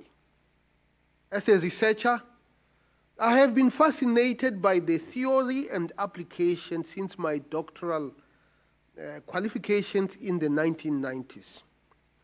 While we knew, even at that time, that AI held immense potential, we could not begin to imagine the extent of its future applications, nor the risks of its unchecked use. Now, as the UN official, I am particularly aware of the growing importance of global AI governance, which is what I would like to talk to you about today. Rapidly evolving technology holds immense potential to address the world's most pressing challenges, which are reflected in what is called the Sustainable Development Goals, SDGs. Adopted by all UN member states in 2015, these goals represent a universal call to end poverty, protect the planet, and ensure prosperity for all by the year 2030. Yet progress on achieving the SDGs has stalled, with only 18% of targets on track to be achieved by the year 2030. With its ability to catalyze progress across multiple sectors, the potential of AI to shift the trajectory of the SDGs is actually significant. In fact, research suggests that AI could support 79% of the SDGs targets, offering innovative solutions to the most complex challenges that humanity faces. Yet, as the late Stephen Hawking said, success in creating AI will be the biggest event in human history. Unfortunately, it might also be the last, unless we learn how to avoid the risks, especially the risks that are posed by this technology. So while AI can be a powerful tool for good, its irresponsible use carries the potential to undermine the progress of the SDGs. As AI capabilities grow, new safeguards and technologies will be necessary to address the concerns. Now, we can move on to the next slide. For instance, we need to govern this technology. And to govern this technology, we need to deal with some of the issues that are important. We need to govern it so that it can be used for good, but at the same time, minimizing its risks.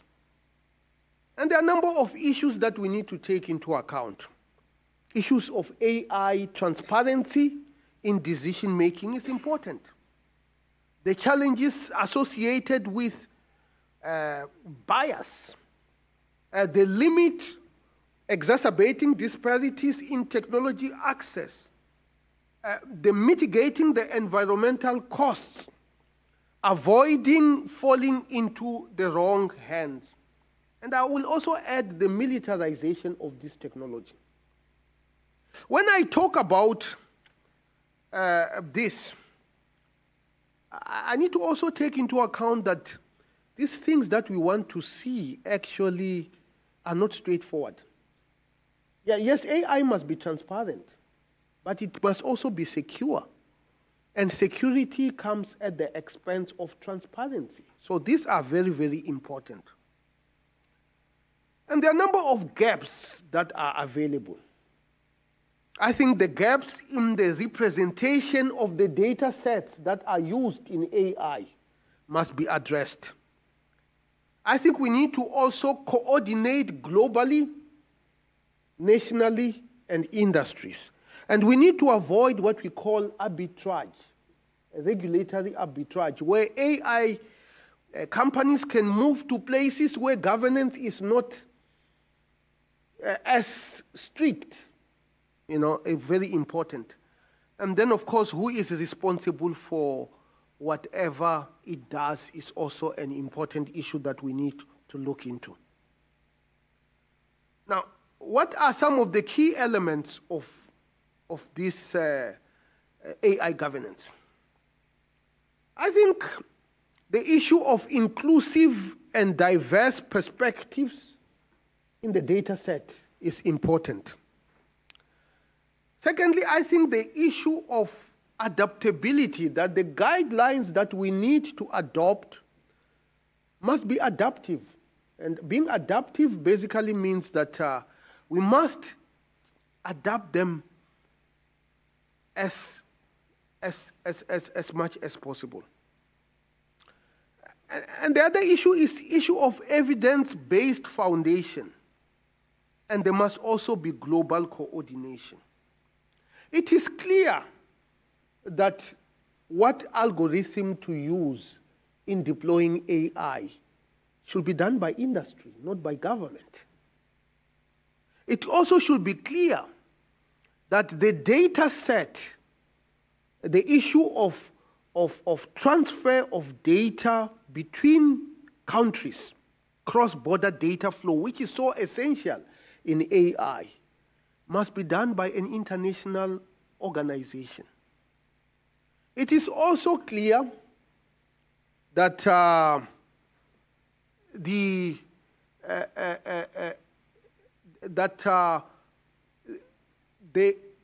rules around data centers located in a member state must be regulated by the member state. So there is a need to harmonize all this.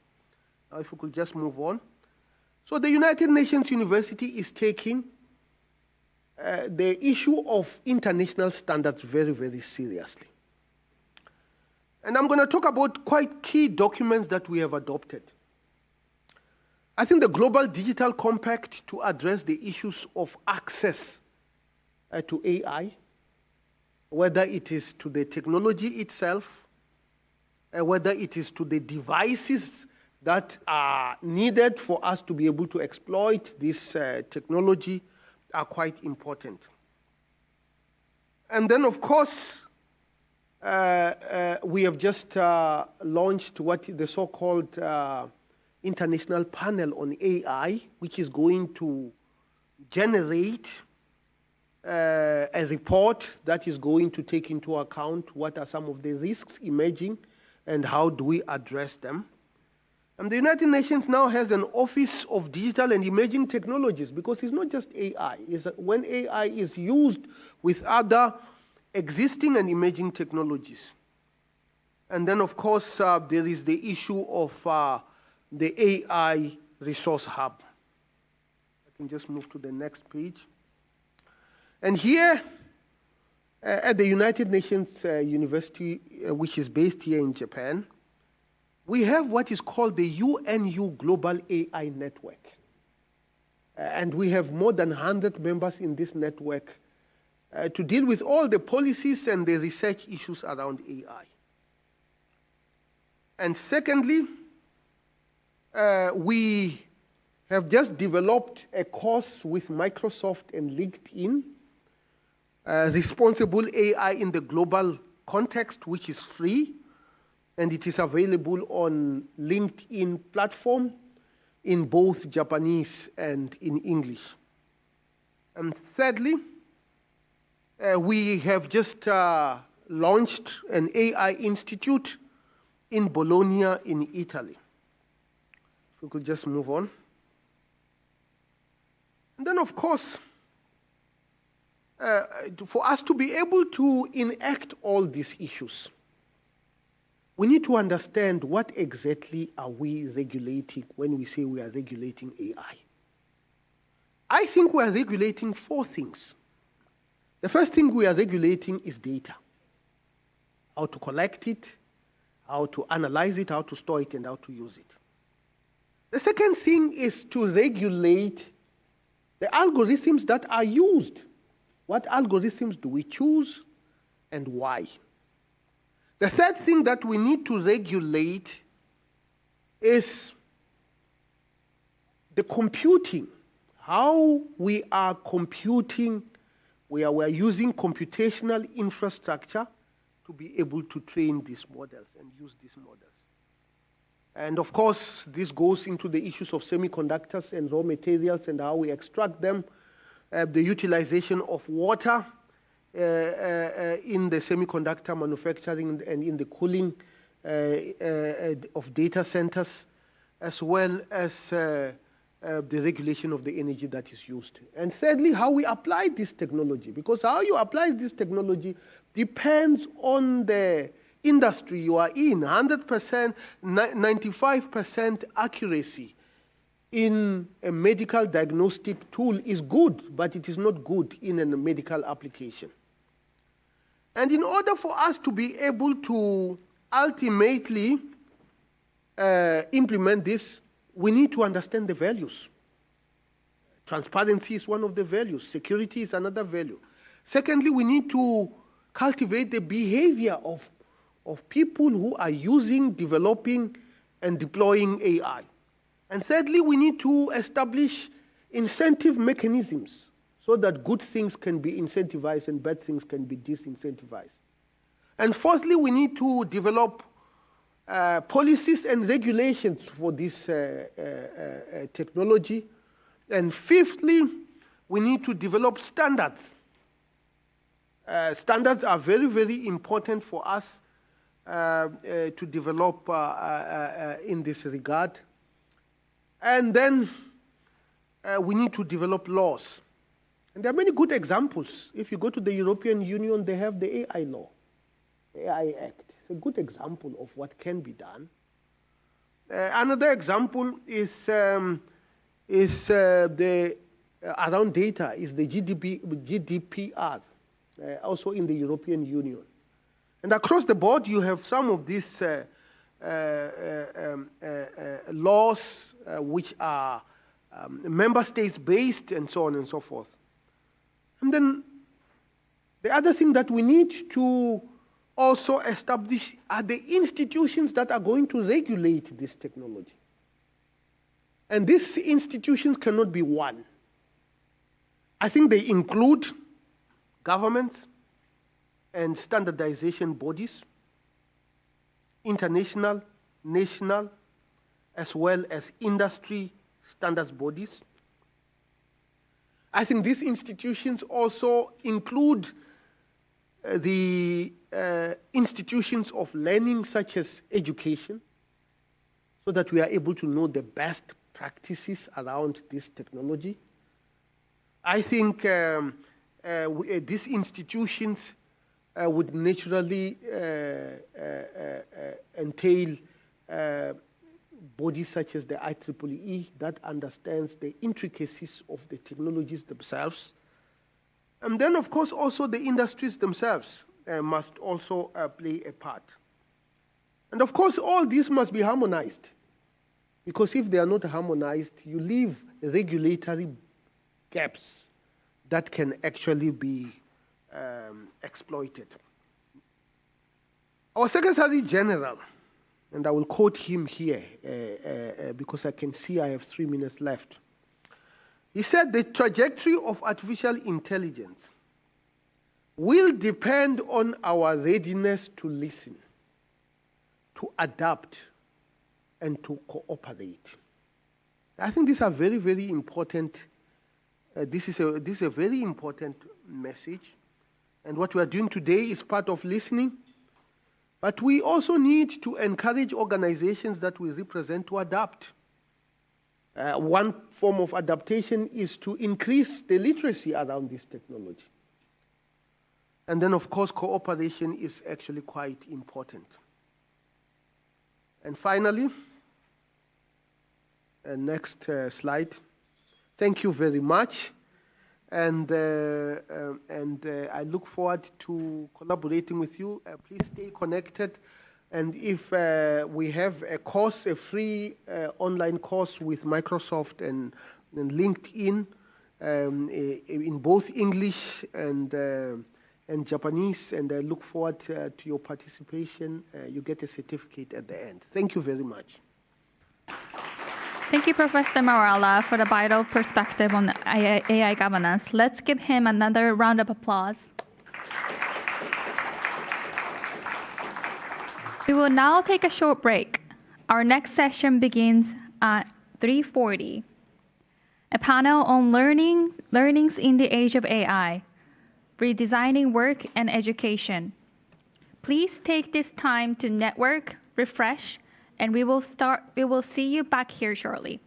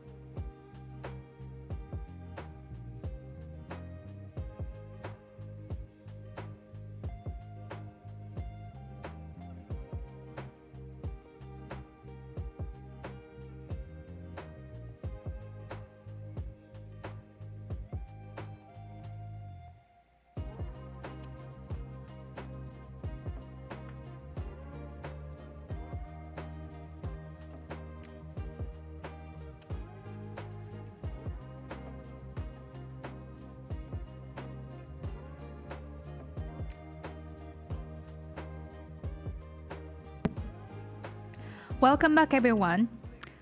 The World Economic Forum estimates that 39% of current skills will be obsolete by 2030.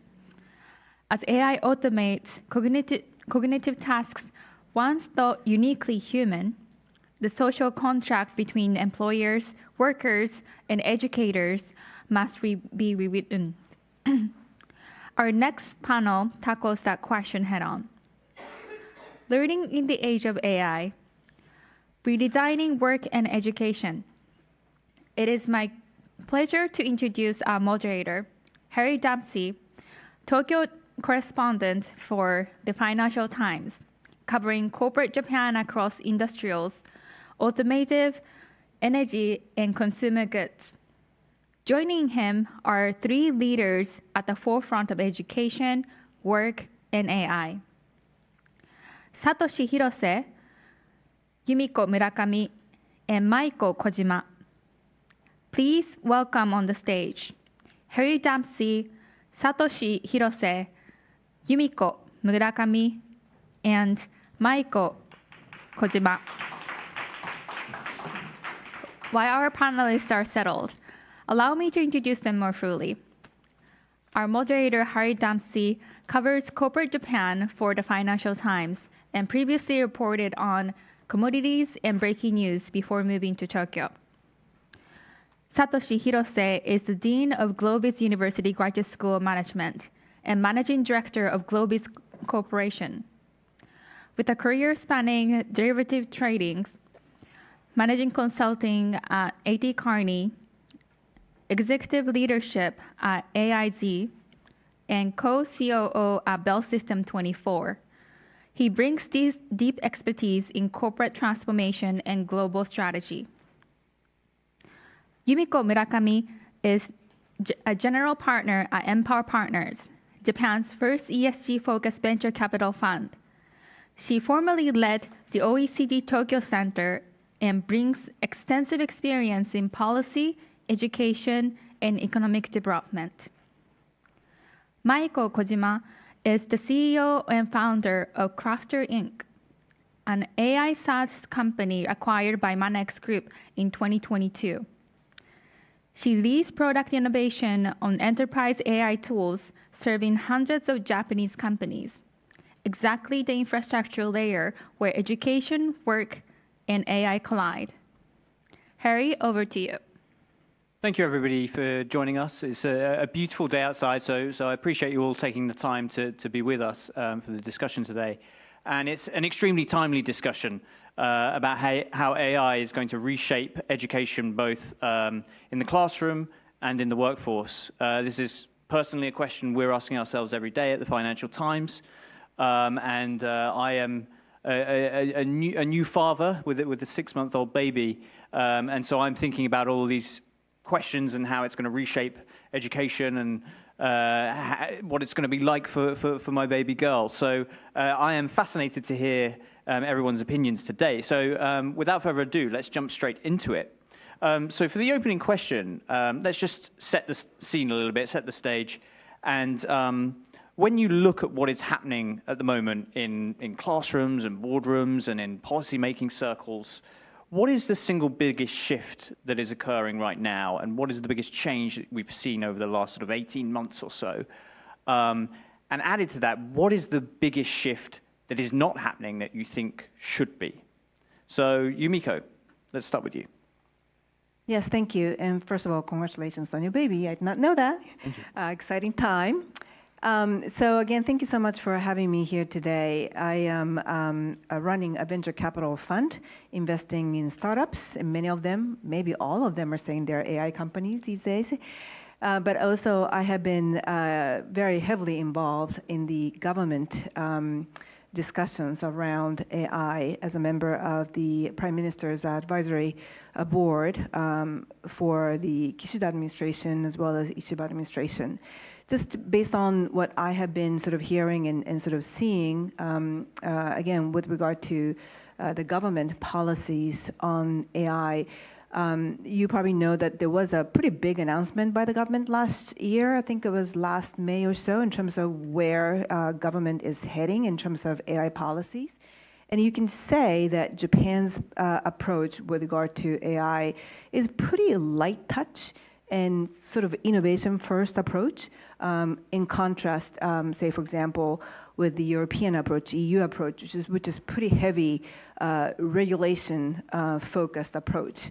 So that's one thing I would say first. And then in terms of education policy around AI, there was a basic AI policy announced by the Ministry of Education last December, or I can't remember exactly when, but late last year. And what's interesting is the fact that Japan is facing the reality and really embracing the reality that we don't have people. We don't have people. We are rapidly shrinking, and they recognize that. They actually trying to embrace AI in the classroom in a very constructive manner. I would say they're starting with elementary school, which I think is great. That's what's needed because we don't have a lot of people to use. So you have to start with the younger generation, so that every single one of them can become very constructive and also productive member of the economy when they are, grown-ups. So that's what they're doing. In terms of the sort of digital infrastructure, hardware infrastructure, we are pretty good. I think since 2020 or 21, every single public school student does have a device. So that's actually pretty good. That's a good place to start. The challenge here is a human layer. Even though there is now, as I said earlier, a very strong emphasis and embracement of the AI elements into sort of day-to-day education activities at schools, starting at elementary school. The problem here is teaching staff or teachers are not well trained, or they are not well equipped to really provide that kind of guidance and teaching. So I would say, in terms of where the government is, they realize that we are actually shrinking country in terms of population. We need to really embrace AI to also take advantage of the fact that there are really no immediate concerns in terms of people losing jobs today or tomorrow. That will give Japan a little bit of time to catch up, but they don't have huge amount of time. It could be just 5 years, it could be just 10 years, it could be 2 years, depending on how quickly these technologies develop. So given the very limited time and given the advantage that they have, they're really trying to move very quickly in terms of embracing technologies, especially AI, in the classroom. As I said, digital infrastructure is pretty much there. I'm not saying this is perfect, but it's pretty much there. The next question, next challenge is how to really make sure that translation is occurring at the human level, beyond the infrastructure level. So that's something that we need to discuss, and we can talk about that a little bit later today in this panel as well. Thank you. Satoshi, we'll come back to you on the point about how ready teachers are for using AI and dealing with the challenges that come with students using AI. But first, let's get the picture in the workplace from Maiko. Thank you. I'm delighted to be here. And so a little bit of a background. We provide a SaaS platform where companies can search their own data and from their knowledge. It's like an AI search database where people can speak and chat or either send a message, and our AI system would find the right content for the employees. And I totally agree that the enterprise is not only enterprise, but it's not, Japanese companies are not yet ready on a human side level. So we talked with over 1,000 companies in Japan, and I published a book last year about how the AI adoption is going on Japanese companies and also municipalities. And it seems that recent 2 years ago, about I would say big companies, including SMBs, were only 20% of the companies who are adopting AI in their own business. Now it's became 2 months ago, NTT Docomo released a survey that almost 50-60% of the whole company is adopting AI in their own business. So we're seeing a big difference in their workplace in terms of AI. And adopting AI is not the end. They have to further use it on their workforce, and also how they have to make revenue or either like support customers. We have another type of KPIs to work on. And we talk with many of them and see there are many concerns that are really alike to each other. So most of the things is that so they adopted AI, but not so many people, not so many employees are using their own AI. So and maybe if they use it, it's almost like very limited use cases. Let's say like they only use it for surveys, they only use for some of the brainstorming. I mean those use cases are very good, but it has to be adapted on their own workforce, like the AI agent, so that instead of them working on like small tasks that needs to be, they have to more focus on, like for instance, salespeople. They instead of spending time on writing emails or like searching for which companies to send the email, they should more focus on following up customers, or perhaps like focus more on research and make some proposal that would be fit for the opponent, for the client. So those human level interfaces are the things that people are not ready for, and we also help them. And there are so many applications that are solving the issues, but most of the companies don't know which platform to use. So that would be more of a case that we are focusing right now. Great. So that's really helpful for just understanding a little bit about the level of adoption within corporate Japan. Satoshi, could you just tell us a little bit about what you're seeing in the university and the business schools in Japan in terms of the impact of AI on education? Thank you. First of all, Globis has venture capital arm, which is the largest in Japan. I think 200 billion yen, almost approaching $1.3 billion under management. And also have the 40% market share in the Japanese MBA market. And today I would like to focus on the business education side. And one thing which is happening is that nowadays AI is a great big disruptor for the education world, as well as innovator for the education world. And what we are designing right now for the business education is that let's really focus on the area which AI cannot do for the business education. There are two things in my personal opinion. Number one, start from 0 to 1. What do you really want to do? Setting the goal. Number two, final decision making. And to do that, we are applying two things. Number one is we focus on the education of kokorozashi, which is a Japanese word, and it's in English it will be sense of mission. So how do you want to use your life? What do you want to do? This is something that I believe AI cannot still give you as a right answer at this moment. This is what you have to think about. So all the students every year are going to make final presentation at the class, 5-minute presentation about what is your kokorozashi, sense of mission to use your life.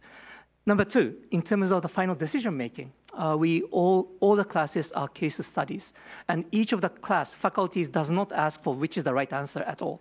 What is your right answer? And that is very important because, again, AI can give you great options, but it is ultimately you to make the final judgment. Actually, we have one more thing which we really focus on, which we have a patent of a word called Technovate. Technology and innovation, it's a combined word. And all the classes have the, like, a spice of, in this each area, even in finance or even in accounting, how the technology, especially nowadays, AI or big data, will be affecting to these areas. That is what we are also employing into the class, and we hope we will be the innovator in the next generation. Thanks for that overview. I'd like to just sort of pick up on the point that that Yumiko came up with around the teachers not being so well trained at using AI. How are you seeing this at Globis? The point is that all the faculties are not academicians, 100% practitioners. They have actually experience in running the business, and they know about the world is not simple. You need to have, theory is important, but which part of theory you will going to use, or with all those theories, the nature of business is pretty simple. If you do the same thing as others, you will be disrupted. You can't be the number one. So you have to be unique. You have to be completely make the different decision-making than others. So again, to make that happen, we also always apply that all the faculties are not simple academicians. They need to have the experience of tough decision-making, and that is why we stick on the practitioners. Got it. Thank you. Yumiko, I'd just like to come back to you in terms of the picture you painted was, Japan is it's in the right situation in terms of the status of the labor market for a healthy adoption of AI, and it has the right hardware in terms of access, but the human level is still not there yet, which sort of brings us to the discussion of reskilling and what the government is doing on reskilling and whether they're doing the right things and whether it's enough or whether that needs orienting in a different way. So I'd love to hear your thoughts on that. Yeah, so this is nothing new. It's been a case for the last, I want to say, maybe 20, 30 years. But in terms of Japanese educational system, and if you look at some of the data points that, for example, I was with OECD, so I can tell you what the OECD data points can tell you about the Japanese education system, whereby Japanese students or Japanese people are one of the best educated peoples in the world when it comes to numeracy, meaning can you do math, and also literacy, can you read and write. So they come at the top in these two categories. By the way, it's incredible. However, it's not very. It's one of the challenges in terms of the Japanese educational system is the critical thinking. Can you think outside the box? If there are many questions in the real world, in the real life, there are no obvious right answers, and sometimes there's no answer. Sometimes you don't even know where to start to think about, looking for answers. And the Japanese education so far up until this point has been quite behind when it comes to developing this critical thinking ability among students. So even though, again, if you look at the OECD data, it can tell you Japanese people can score the highest points. There's a OECD data survey called PISA, which basically surveys 15-year-old students who are like basically 9th grade, something like that. They get the highest points when it comes to numeracy and literacy, but they are very behind when it comes to critical thinking. And I do believe in the era of AI adaptation, that's the ability, that's the number one priority in terms of where education needs to focus on. And I do think that Japan actually does have an advantage of having that very solid foundation. Okay, it's hard for you to start thinking about, all these crazy questions, someone tells you, okay, you have to think creatively, you have to think outside the box. If you don't know how to do simple math, if you don't know how to write and read, you can't even get there. So the Japanese education system has already established that very strong foundation, which gives Japan a huge advantage. So for people to be able to reskill themselves, so upskill themselves, they have to have that foundation. They have it. So Japan needs to take advantage of the fact that they don't have to start from day one. They are done with that. They're already number one in that department. For them to leap towards the next generation, which is driven by technologies and AI, they need to be able to think outside box. They need to be able to come up with their own question marks. They need to be able to think creatively and critically. And I do think Japan is actually in a really good place. Again, that's because they have the foundational starting line. And by the way, of course, if you look at the U.S. comparison to Japan, U.S. has amazing brain powers, right? You have, so many Nobel Prize winners, and you go to the top universities in America, you see gazillions of world-class, scholars. And Japan, compared to the U.S. or even compared to China, we don't have the same level of that level of global, I would say, brain power. But if you look at the average, if you look at the mass, Japan does so much better than the US in terms of the mass, in terms of the 95% of the population. We do so much better than any other countries. So what does it tell you? we can do as a nation, as a country, so much better than, I'm not being nationalistic, but I'm just realistic. I lived in the US half my life. I can tell you that Japan is in a really good place to go forward with embracement of AI and other technologies. Just to pick up on that, do you think that comes as a sort of an add-on to the existing Japanese educational system in terms of keeping what's there and building on it, or is there a more fundamental change needed in Japanese education system to get people thinking creatively? I do think it's an add-on, but also at the same time, it's a fundamental shift. I'm not saying that this is something that you should do instead of the fundamental educational system that we have been, building for the last, 50 years, 60 years, right? I do think that there is a fundamental shift to acknowledge that it's difficult, almost impossible to predict what tomorrow can bring to your life. And sometimes, we have this Daigaku Nyushi, this entrance exam to universities in Japan. You choose one of the 4 options because one of them is always the right answer. And we all know in real life, sometimes there's no one answer. Sometimes there are no answers. And quite frankly, the Japanese government or Japanese school system has not embraced that fact. And I do think it's something that can be added on to the fundamental education that Japan has established.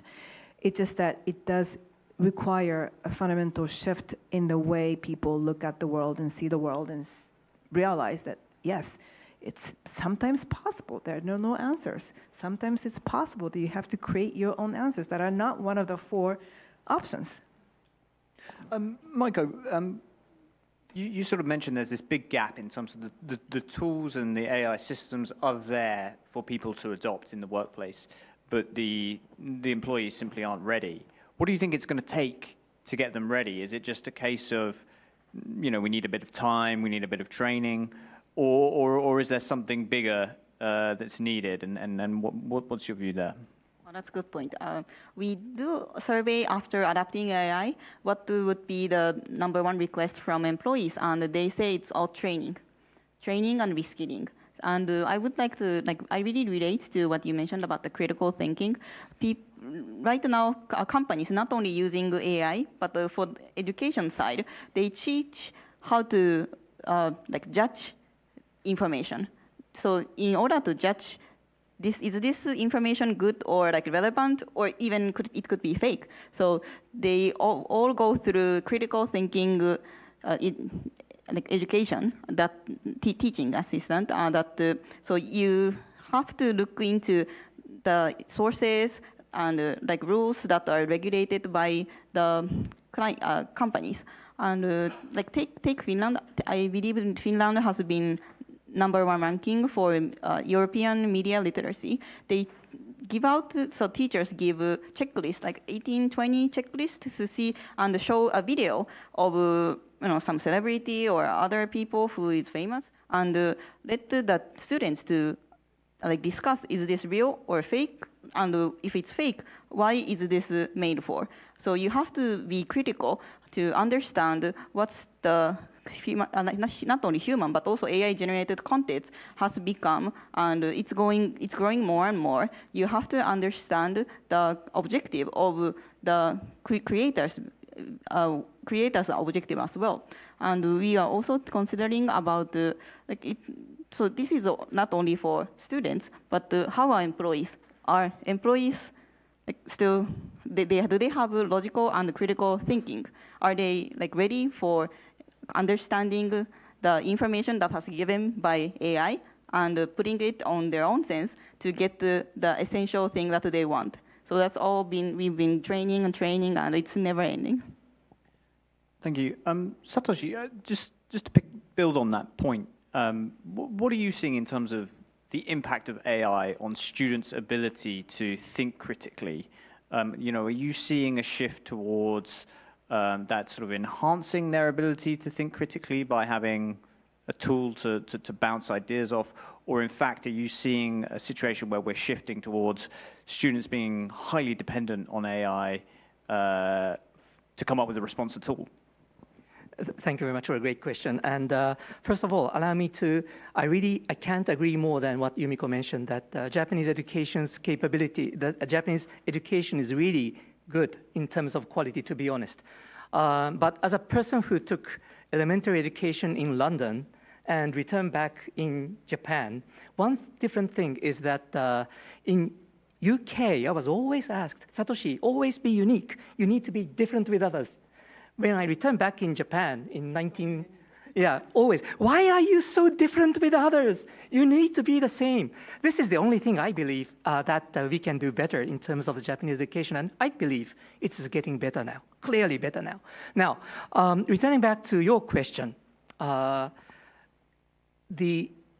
teach not only Japanese, but also global English MBA program, and what I see, not much in Japanese, but what I see in the global students, gradually they are students who are like, in a lack of a better word, like prisoned by, hostage by AI. And during the class when I teach, they type into the chat, I ask a couple of fragmented information, how do you think? Then immediately there are some people who raise their hand and answer something which is pretty good, and then I ask, how did you come to that idea? Then easily and very openly talks, that's AI's answer. And this is not actually, to be very honest, it is not a Japanese person, but this is what I really see outside in Japan. And I'm not telling you that not in Japan, to be honest, but what I'm seeing in the educational area, and especially in the young generation, meaning like the mid-20s, they tend to be really looking first at what AI responds. And when I cope with the people, the Globis MBA program, part-time online is about 35 years old is the average age, full-time is about 29. And what I see in the part-time and online, they are trained to think. So they do some thinking process, sometimes use AI as a kind of adding new idea or enhance the idea. But, I'm talking about my esteemed full-time student at all. But when I go to abroad for trial classes for young generation, what I see is that the more and more I go, the more I see the people are like accustomed or hostage in AI and do not think by their own words. They simply rely on what ChatGPT or others, Gemini says, and that is a little bit of concern for me, who are training for those to become a decision maker. If they are so much relying on facially on the AI, it will stop the thinking process. So AI is a great tool, definitely, for enhancing the ideas or thinking outside of your idea. But what I really see in reality is gradually people are being hostaged, and this is something that we need to be very, very careful. Just to build on that, Michael, I'd like to ask you about the impact you're seeing on companies related to the increasing erosion of entry-level jobs because of AI, which we're seeing in law, banking, all sorts of sectors. To give an example, from the media industry, there's questions whether articles will start to be written by AI, which are writing up press releases or earnings commentary, which then that has been the dojo for a lot of the younger reporters to develop their skills. So I'm concerned about what happens to the ability to train people if you lose that kind of thing. So tell me your view when you're looking at corporate Japan. Thanks. That's we get so many questions from many CEOs that we meet. How are the newbies be like with AI? What kind of skills should be obtained from, and also how to teach the skill that is equivalent, that they can work as a professional with the era of AI. And what I tell them is usually is that it's always lining up the work they have been doing, and So we ask them to align the work that usually how the newies come out, and then they would eventually drop into some professional jobs, and like younger generations are generally using AI a lot in any type of countries, and they come up things quickly, like rather than like other people who have been working on the same job. Like they come up, they see things. Oh, like why can't we do it in AI? Some parts, like can this part be replaced by AI? And then the important thing that the job decision maker has to do is to embrace the usage of AI. Like don't be the person who stops the new type of use case or new type of idea. So I'm more concerned about not newies because they have their own talents. I mean, for instance, like social media, they are so good at using it, and it's same as AI. They have they have been using AI, like very AI native. So if they see something that are like inconvenient, they feel like, well, let's put it in AI, and it does the work better than you. And they can now focus on other more creative or important jobs. So I tell them to don't stop the people from having new ideas. If you don't know it, please like start learning about it. It's more like not the newies problem. It's more like CEO or the people who has been in the long area, like which people call it people who has domain skills, needs to change and embrace new ideas.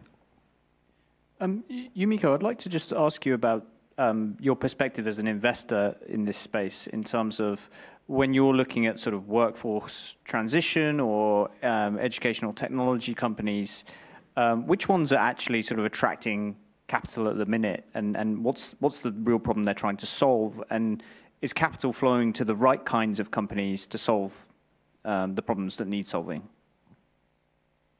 To be honest with you, every single company that we meet says they are AI company these days. So it's a little bit difficult to come up with a definition of AI-driven company or non-AI-driven company these days. But anyway, I do think it's a very positive trend that at least in the startup space that I am in, everyone is extremely excited about AI adoption, and everyone, as far as I can tell, is embracing AI. So that's a positive thing, and I do think that there have been. I know that there are concerns, there are challenges that are associated with the AI adaptation. But this is the point that I was making earlier. I think Japan is in a really unique position in a sense that this immediate job risks, they are not, at least here today, in the same way as they are, say, compared to the U.S. And I think it's a great thing because it gives companies a little bit of a breathing space. It's give people to think about what they should do to not replace people, but to retrain, reskill, and upskill, and use, I'm not sure if it's the right word, but utilize the talent pool in a much more productive way versus, okay, sorry, see you somewhere else, you're off my payroll. And I think that's one of the benefits of having this Japanese, traditional, I guess, labor market system, which is oftentimes criticized because it's very, very rigid. But I think in this era, it can work to your advantage. So again, I'm looking at a lot of companies in startup space, and quite frankly, if you look at the U.S. right now, both startups and established companies, they are laying off huge number of entry-level jobs. That's not happening in Japan. That's not happening at all in Japan. Again, it could be partially because we don't have a lot of people, but also I do think it has to do a lot with this mentality or mindset of Japanese companies where they do believe long-term partnerships with their employees. Employers have this mindset that they are in this lifelong journey together with their employees. So if there's a huge AI tsunami, which may tell you, hey, maybe you should get rid of the 20% of labor force because we can do this without these 20% because of AI. U.S. companies, I should probably not generalize it, but I'm seeing the trend in America where there are just so many companies laying off entry-level jobs because of that reason, which I'm not seeing in Japan. I think it's a great thing. Again, disadvantage, I'm not sure how long this is going to be here. I do know it's the advantage that Japan is trying to take really advantage of and really make sure that they are using that small window. And again, that applies to both startups and established companies in Japan. I'm going to come to the audience for questions just once I've asked one more question to Maiko. Just picking up on those comments there, do you think the way that Japan has the dynamics in the labor market of not having enough people and therefore allowing AI to create some disruption that is not that doesn't have a bad impact on society, at the same time as Japan having a rigid labor market where it's very difficult to fire people? Do you see those to be advantages, or do you think actually the mobility of labor is one of the key things for Japan to improve the skills of its workforce to better use and be accustomed to AI? That's very interesting. I believe the answer changes to the type of companies, where it's a enterprise company with more than 10,000 employees, and it's different to companies like SMBs who are below 50 employees. And most 98% of the companies in Japan is the latter. They're basically very small, house-oriented type of companies. And I believe for the enterprise companies, they can make most of the AI because most of the workforce is already been noted down. They have manuals, they have workflows that are perhaps in Excel or some not AI friendly database side, but they still at least have somewhat roadmap of what they want to do. So they can always leverage them using AI. On the other, so they're good with AI, but for the SMB side, what they have to do is they lack people. They cannot hire people, especially younger generations. And people who has been already in the domain for 10 or 20 years are not so aware that how AI can use it in their business, and they are reskilling at the same time, working on their domain jobs. So what they have to do is those people are the ones who needs to leverage AI in their place, because not so many people are coming in. Even the rigid market, it's difficult for them to quit the job, but they cannot hire new people. So it's for them who has to evaluate and see what type of AI applications that would have them work efficiently. And most of the company, I believe that there's a chance for Japanese startups to enter those markets, because even though there are so many good applications made from US and China, for SMB companies, it's difficult for them to find it, and they also want some support from the actual startups or vendors. So it's Japanese startups have a chance to adapt and learn what they are doing in their workforce and start providing the platform that they can use. So that's more changing. It's different from the company side, but at least the latter, the SMB side, has a lot of things that they can leverage using AI. Fantastic. We'll just go to the audience very quickly for questions. Has anybody got a question? If so, please raise your hand and state your name. We've got the gentleman here.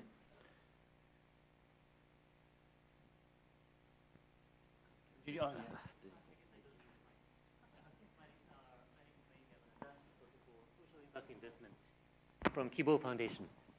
My question is about public education in Japan. Our teachers are lacking, and teachers have to work so hard, so long in Japanese education system. Do you think that AI can fix the problem? Great question. Does anyone want to have a go at that one? That's a great business opportunity, Yamanaka-san, and this is something that Kibo needs to focus on. I'm also the investment committee member of Kibo, so I really encourage you to find those kind of opportunities. Obviously, yes, if you do the analysis of the workload of the teachers and faculties, especially teachers in the elementary school or junior high school, how much time they use for the evaluation, for example. How much do they use time for like asking questions for the very basic things for the students? These things, I think, are the area that you can use AI. As you know, Globis has 2 patents in AI. One is the document evaluation system for all the reports. Globis can immediately evaluate so that dramatically reduce the evaluation time for the faculties.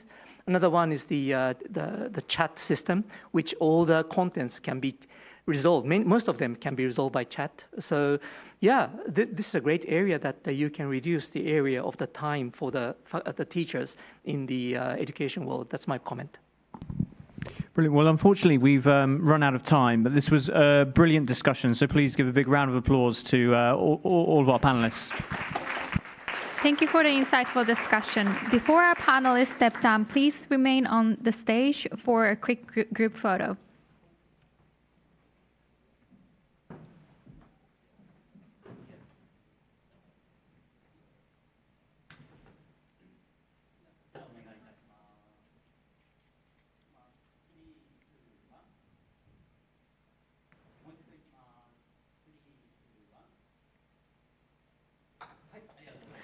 Let's give our panelists a round of applause.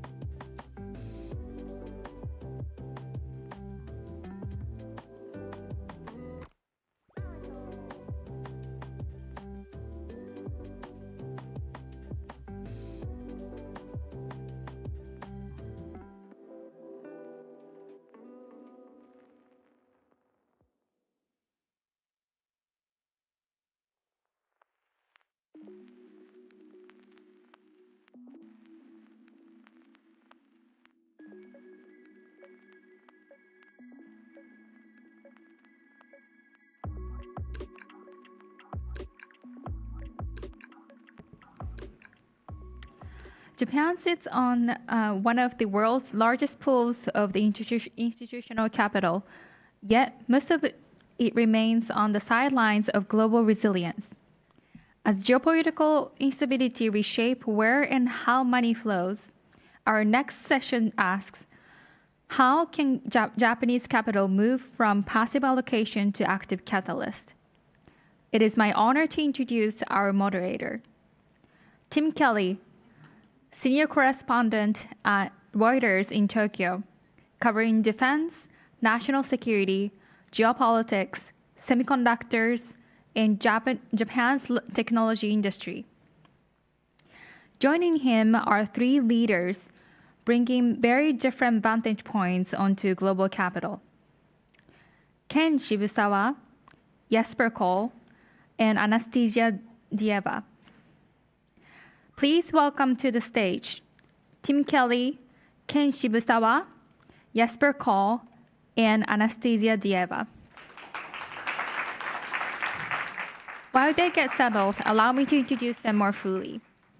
Our moderator, Tim Kelly, has been a Reuters correspondent in Tokyo covering defense, security, geopolitics, and technology, the exact intersection where catalytic capital is most needed today. Ken Shibusawa is the representative director of Shibusawa and Company, chairman of Common Asset Management and CEO of And Capital, his Africa-focused impact investment firm. He has spent decades building multi-stakeholder bridges between policymakers, investors, and business leaders, and is a direct descendant of Eiichi Shibusawa, the father of Japanese capitalism. Jesper Kohl is expert director for the Manex Group and the Japan Catalyst Fund. He has been researching and investing in Japan since becoming a resident in 1986 and has been consistently recognized as one of the top Japan strategists over the past 2 decades. Anastasia Dieva brings a forefront perspective. She is the CEO of Tokarev Foundation, leading Ukraine's tech ecosystem through wartime, where catalytic funding isn't theory, but survival. A former Deputy Minister of Interior of Ukraine, she brings over a decade of executive leadership in systemic reform. Tim, over to you. Thank you. So our 3 panelists today, they all bring their own unique perspectives to this topic. Just to throw a couple of numbers at you. So we mentioned the government pension investment fund. That's about $1.7 trillion that it has under management, and that makes it the world's largest pension fund. You know, at the same time, we're seeing these dormant household assets moving more into under management and investment with the introduction of things like the NISA program here. So with all that money there, at the same time, we're seeing a gap in investment or funding for climate projects and development projects. So with that background, let's kind of, one of the questions we want to ask the panel to kind of establish here, you know, can Japan become, you know, a nation that can align, you know, its retail, institutional, sovereign capital towards, you know, genuine catalytic investment and impact funding. So I would like to begin by asking the whole panel, everybody, could you actually define what catalytic capital actually is? I think perhaps, you know, it means different things to different people. Well, let's start with Ken. Thank you, Tim. Thank you, everybody, for joining our session. I think catalytic capital means different things perhaps for different people. But I think the important part is it's a catalyst. And so if that money comes in, hopefully it'll bring in other money. The reason why you need catalytic capital is because I believe there are 2 kinds of investors, broadly speaking. There's the financial investor and there's the strategic investor. And for a financial investor, which is the larger amounts of money, they're only used to instruments that's always been kicked around a lot, basically with a track record and whatnot, and they're just looking for financial return, basically with controlled risk. On the other hand, a strategic investor would obviously want the financial return as well, but they're looking to how do they improve their corporate strategy for new business, whatever that sector is. And for these kind of investors, I believe I think catalytic capital might be, in a sense, it kind of leads the way for them to be able to engage. For these guys, the catalytic capital needs to be large because these guys are large. And so I think when you say catalytic capital, it depends on the kind of investors that you would be referring to. Yes, Paul. So it's interesting. I think that Japan actually is, a very impactful catalytic investor already. And let me give you a concrete example. I mean, Japan is very rich. It's been, the largest creditor country on earth every year, basically, for the last 40 years. Japan has, over the last 20 years, really come back to its roots. Of actually not just investing for financial or shareholder returns. The GPIF, the world's largest pension fund, the Japanese public pension fund, spearheaded the whole, ESG, STG type investment, going back to the original Sampo Yoshi, that indeed, yes, you want financial returns, they are one element of what the management should be held accountable for. But, you've got multi-stakeholders, whether that's your vendors, whether that's your employees, whether that is the community that you operate in. And I think for all intents and purposes, if you actually look objectively, I think, you find that particularly Japanese public money, right, is actually quite diligent in terms of being mindful of not just going for shareholder returns or financial returns, but of actually spreading things out so that you do have catalytic or impactful investment that actually builds communities. You can see that, for example, right now we have we have got a big crisis, in your home country, the Ukraine. But there is this unfortunate new crisis, with the attack on Iran and the potential energy bottlenecks that are starting to come through. And again, you had Japan's government just last week, coming out with a $10 billion fund to actually make sure that the medical supplies in some of the Southeast Asian countries, are going to be covered from Japan's perspective. So I think, that is an impactful investment that you actually have, and the ability of the government, the ability of the Japanese to actually respond quite fast and in concrete form, i.e. giving money, by far, and correct me if I'm wrong, by far exceeds that of what, for example, the Europeans are doing, or certainly what the Americans are doing, which at the moment is kind of nothing. Okay, just one follow-up question on that. So you talk about the GPIF. The GPIF is a pension fund, so therefore it has to get a return for the pensioners, for the people in Japan. So does that not in any way limit its role in terms of catalytic capital? No, absolutely not, because, and again, you can argue this. It's one thing to give a grant to something on which there is no return. It's another thing to actually embrace multi-stakeholder investment, which is to say that, well, if I just invest in the steel factory, that's nice and I get a return. But for that steel factory that I'm investing in, for that to actually be sustainable, over multiple decades, which is really as a pension fund what I'm interested in, I need to build the community around the steel factory that is being built. You can see that right now, very specifically, you can see that there's all these AI data centers that are being built there. Well, they're not going to be just robots running around in dark factories.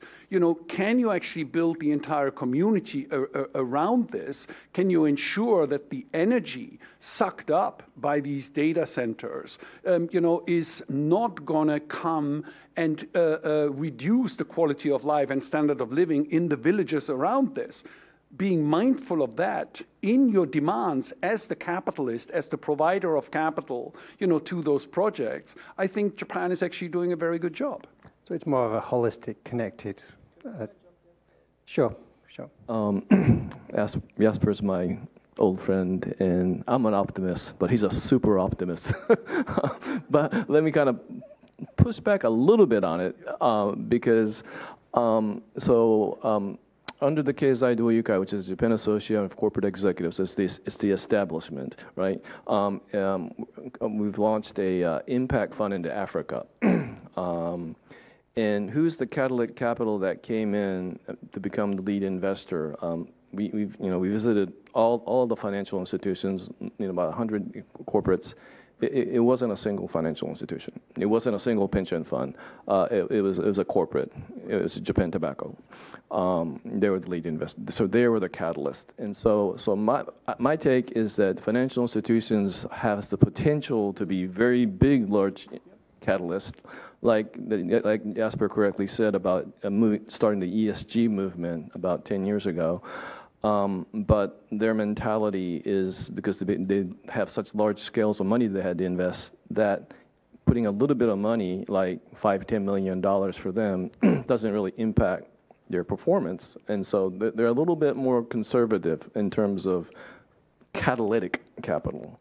But I'm sorry, we're hogging the conversation, so we should let. So Anastasia, could you also, if I can go back to this Absolutely. question of what is catalytic? It's just, I'm so humbled and honored to be here and to hear this, actually, because I represent my beautiful country, Ukraine, which is currently undergoing the unprecedented ongoing war and multiple of different crises, including social, health, political, economic, and I can continue. And to me, catalytic capital is exactly the capital that arrives when everyone flee, when everyone leave. And to Ukraine, catalytic capital actually looks like a patience in a very urgent time. We actually really want everything rapidly now, but it's really important to understand the designation, what you, Shibusawa-san, talked about, to whom we are applying and who we are speaking to. Because when we speak about catalytic capital in Ukraine, we should understand that it's not about ROI in 18 months. It's not about immediate results and profit, because otherwise we won't be speaking about impact at all. We will be speaking about investments or like profit return. But when we speak about catalytic capital, I always refer to the analogy that it's like a filler, like which you fill in the gap, which created between different dimensions of our society: development agencies, investment companies, corporates, government, and of course, social areas and communities. So to me, catalytic capital is building something really important in my country. It's building the capacity that actually can be trustworthy and create that infrastructure that then can embrace and deploy the investments from those agencies that you mentioned about too.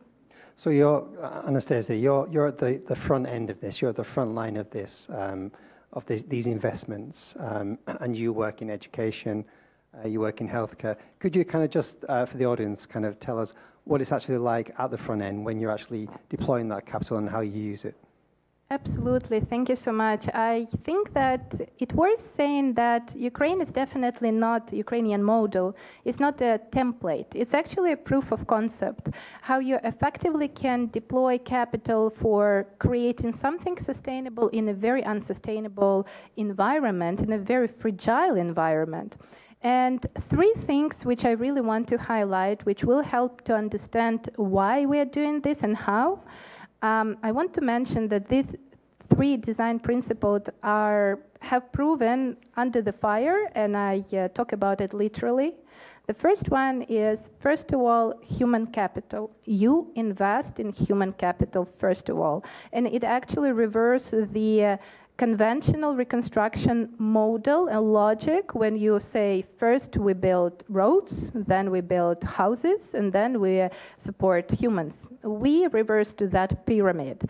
First, we invested in people, and then we started to understand how to create ecosystem around it. I will give you an example. If you invest into the capacity of a woman in a remote area close to the front line where there's no hospital at all, and you helped her to become a health tech entrepreneur who may reduce trauma or something else, she will introduce telemedicine, which will approach more people without hospital. The second one is actually support ecosystem, not projects. Projects always have end date and start date. Ecosystem is something that can be manageable when wartime disrupt one element, the other can compensate. And the third one is, I talked about it many times, that we are so obsessed with measurement of impact, like we have so many frameworks, but those frameworks crashes and they don't work in the societies where you cannot apply this metrics of impact. You have to be honest in documenting what's working, what's not working, and present it to the world, and build the local bridges and intermediaries who will be a transparent guarantee, the guarantee of security, and the guarantee who will be honest with you what is risky, what is not, and if you scale something with your funding, how it will return to your benefit.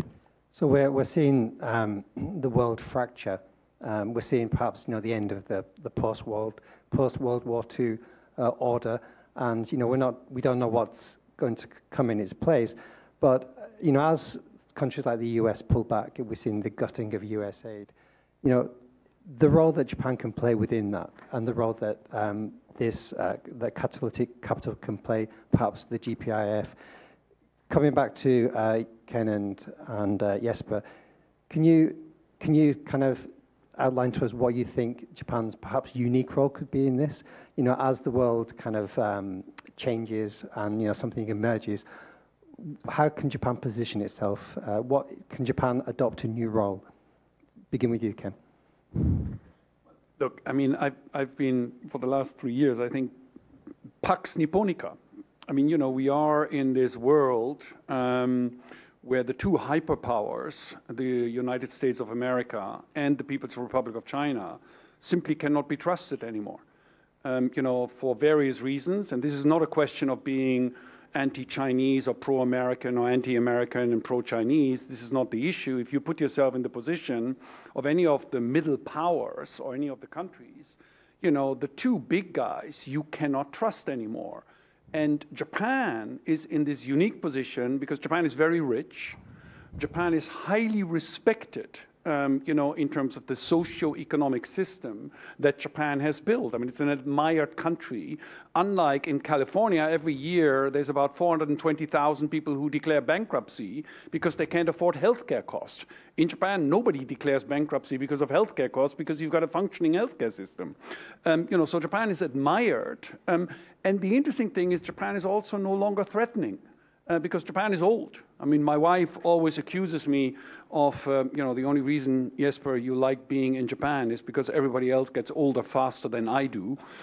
But, the reality is, I mean, you're not really worried about, for example, Toyota being the next big game changer in the transportation industry. That's unlikely to happen. Toyota will be a perfectly fine corporation.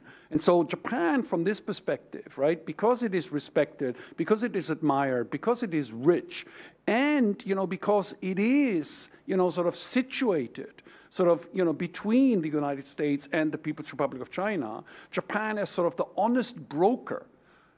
I think, and the honest broker that actually has a social system, that has a social infrastructure from the software and the hardware perspective, that any country in the world, it's the envy of the world. And so from that perspective, I think the role that Japan can provide, number one, as a mediator between the two big powers, but also as a role model for some of the other countries, that are striving to modernize themselves, to get up to speed, et cetera, that I think is where, the Japanese government and Japanese corporate leaders, I think, could be much, much more forceful in actually setting examples there.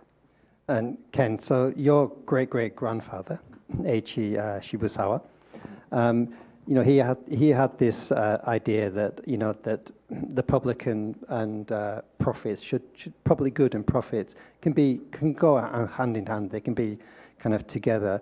Perhaps that was also something that was common in, say, the US up until the 1970s, but now perhaps has disappeared. So carrying on his legacy. What do you see as Japan's role? Okay, well, and your own role as well. Okay, thank you for that full-loaded question. For those you might not heard about my great-great-grandfather, his name is Eiichi Shibusawa, and he's known as the father of Japanese capitalism. His face is currently on the 10,000 yen bill, not because he started 500 companies, but because, as Tim mentioned, his philosophy was more about integrating the society and also the economic business part. It's not a balance, but an integration. I think it's kind of it's a nuance, but I think it's very important. But if you look at the sort of the historical background of him coming in, it was when Japan was an emerging country. It was 150 years ago, and there were lots of issues that Japan needed to answer. And 150 years ago, it was a nasty world out there. There's lots of conflicts. I think the UK was at the top of its prominence, starting to decline a little bit. A little bit later, the U.S. started to come in. But countries took over other countries because they felt like it. So it was kind of a nasty world back then.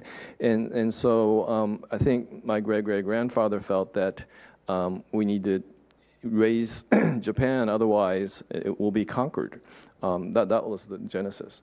And so, but I think my interpretation, it's a little bit different maybe back then, is because I think for me, especially in the present day way of looking at it, Japan will never be a superpower like the U.S. or China, because they have vast territories and all that kind of stuff. But I think what Japan could show is the key word that we have today is resilience. Jasper and I had spent 30 years in Japan, the lost decades, and we're still around, and many of the Japanese companies still around. What does that mean? Well, there was resilience. And what is resilience? Well, I mean, it means different things to different people, but it's probably not just increasing your ROE, efficiency of capital, which is very important, but that goes on the assumption that your business environment, you can basically forecast what that looks like. But what if that business environment changes and you're really efficiently running your business? Well, you might be really fragile because you're so efficient. And so I think there's lessons there about sort of the business side, the economic side that we learn in business schools about capital efficiency, ROE, all this kind of stuff, which is very important. But for the resilience of a company, of a country, is based on other kinds of what's the right word for it? Characteristics, which are not measurable sometimes. And so my present day interpretation of what my great-great-grandfather was saying 150 years ago, it's about resiliency and sustainability is what it is all about. And Anastasia, if I can go back to you. So from your perspective, so on the front end of this, on the front line of this, what you're doing in Ukraine, is that something that could be adapted to other countries? Is it a model that you could perhaps take elsewhere? It's definitely not a template per se.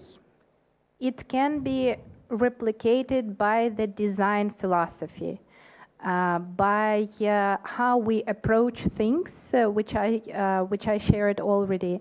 But the context of conflicts are so different that you cannot fit one size all, you know? And that is why I think it's really important to broaden our minds a little bit in terms of framework for measurements that we speak about, because it's not something that we can easily replicate. We definitely need to document these new approaches. And you know, there are so many new terms which we are starting to hear, like frugal innovations. And when we speak about Ukraine, we create innovations out of necessity, not because we are that creative. We are creative, actually, by the way, but because this is out of necessity, and we really want the world to understand this, that sometimes it's not in the measurement of the framework. And that is why I cannot say, you know, Tim, there is a formula, here it is, please open your notebook and write down. It's not like that, but we really are ready to share some of the main principles. I would also give an example for many of people in this audience don't know, but actually Ukraine is one of the world's example of digitalization of our state. Of course, I can name Estonia, but comparing to the size of Estonia and the settlement of Estonia, we are very different. We are the country that is undergoing war, and we do have DIA. DIA is our national application, which is downloaded to more than 30 million mobile phones. Smartphones, iPhones, no, not smartphones, I don't know how they're called, analog, but you can apply to any digital service immediately. Can you imagine how much that reduces corruption? Can you imagine how much that enhance effectiveness of the service provision, even amidst of the war? So what I'm saying is that we are ready to share the design of the philosophy by modularity, by how we support human design, how we approach digital innovations. And the most important is that these innovations are out of necessity, not because it's some default and something for granted.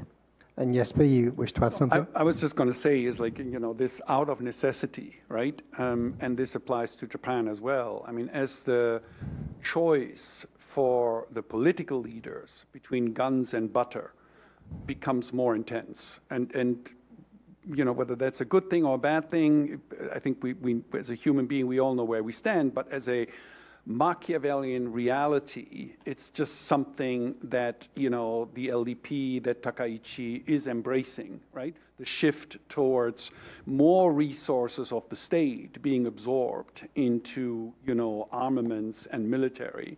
As a result of that, it's going to become more and more imperative for us as civilians, for us as private sector leaders, to actually fork out, you know, more investments for social infrastructure, for catalytic change, you know, in the society, because the resources are going to get more stretched.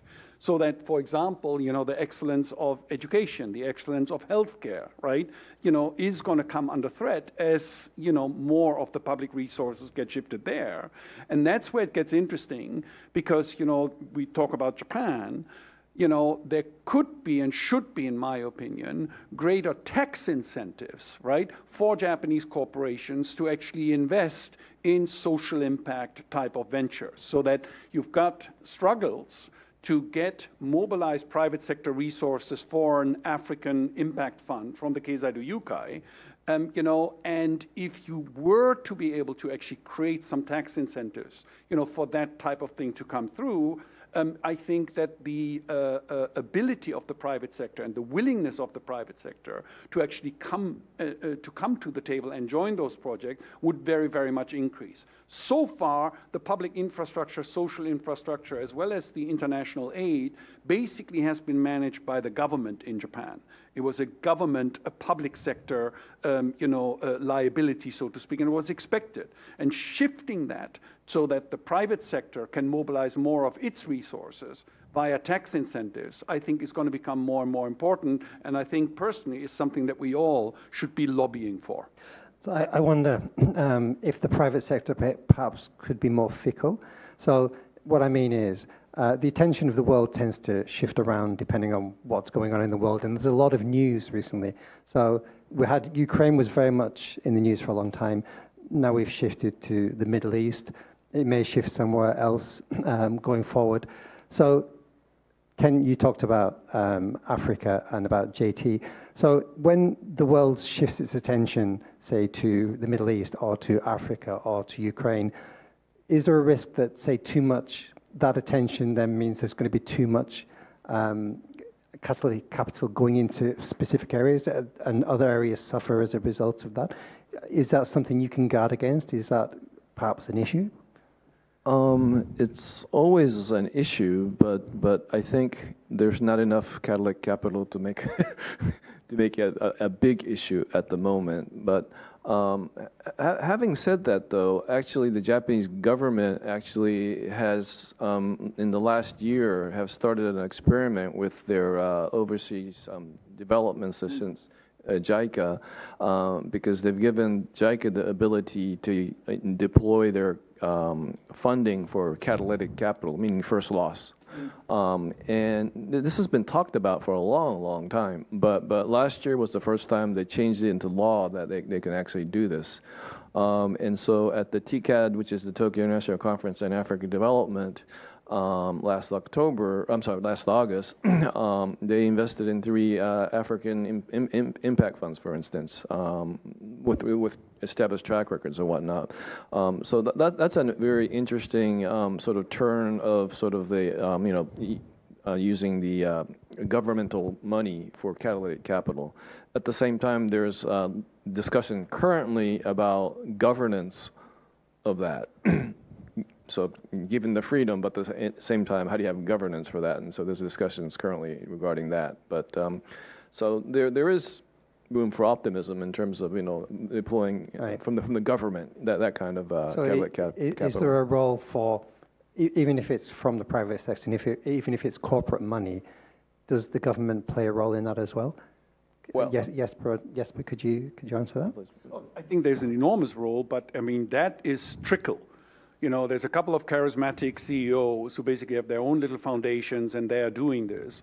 But if you go to Hitachi or Mitsubishi, I'm sorry if there's anybody here in the room from those esteemed corporations, I mean, you're going to spend 2 years, trying to get, a little bit of money. And then with a little bit of bad luck, by the time you're almost there, the guy who is the Tanto is going to be removed, to go to Hokkaido. So there are issues in the sense of that, the large corporations, a charismatic CEO will always have a pet project that they're in favor of, right? But for a large institutionalized, process-driven organization, I think that's where if you actually created concrete tax incentives, right? And it's interesting, your point about, okay, yesterday it was Ukraine, today it's Iran, tomorrow it's going to be I do not know where.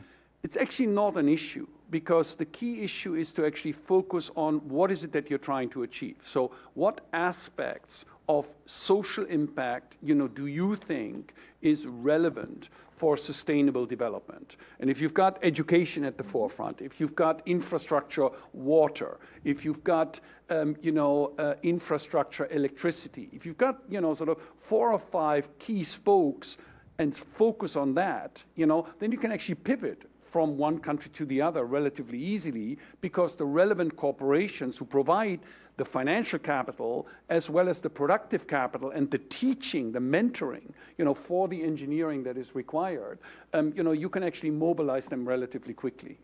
And Anastasia, so on this topic, if the attention shifts away from Ukraine, do you at all worry that the funding also may shift away as well, or is that? Would you agree with Jesper that it's not really an issue?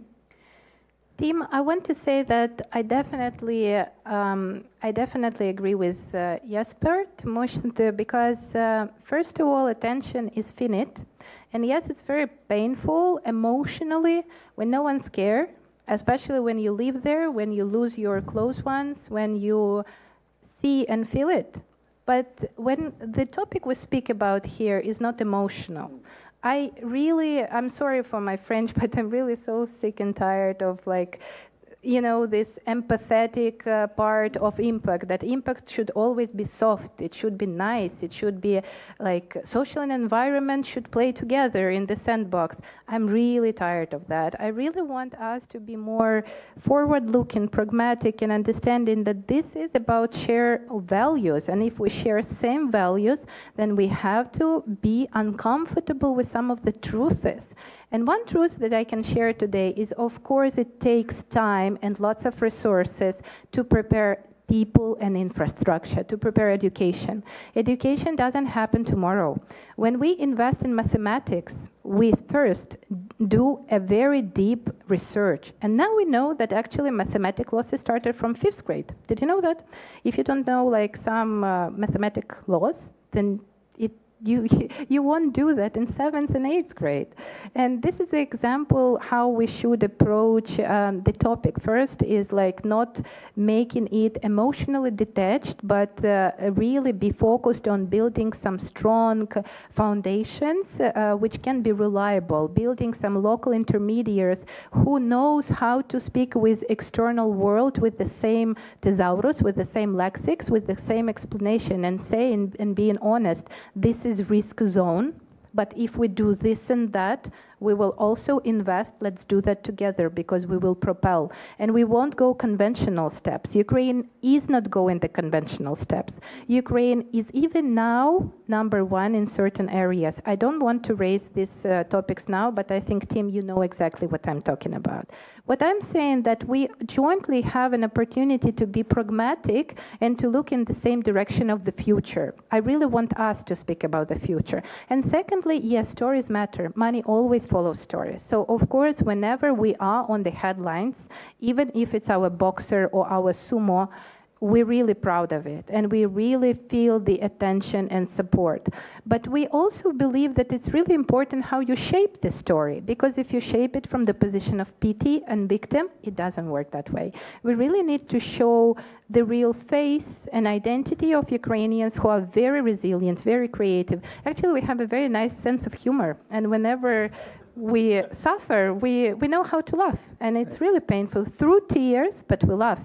And I think that if we build the stories through resiliency of storytelling and, you know, showing the world the potential, this is exactly where money flows, to the potential of the joint future, which is really important now. And once, eventually when the war in Ukraine ends, hopefully sooner rather than later, the reconstruction will begin, and the bill for that is, in estimates, around $1 trillion. It's a lot of money.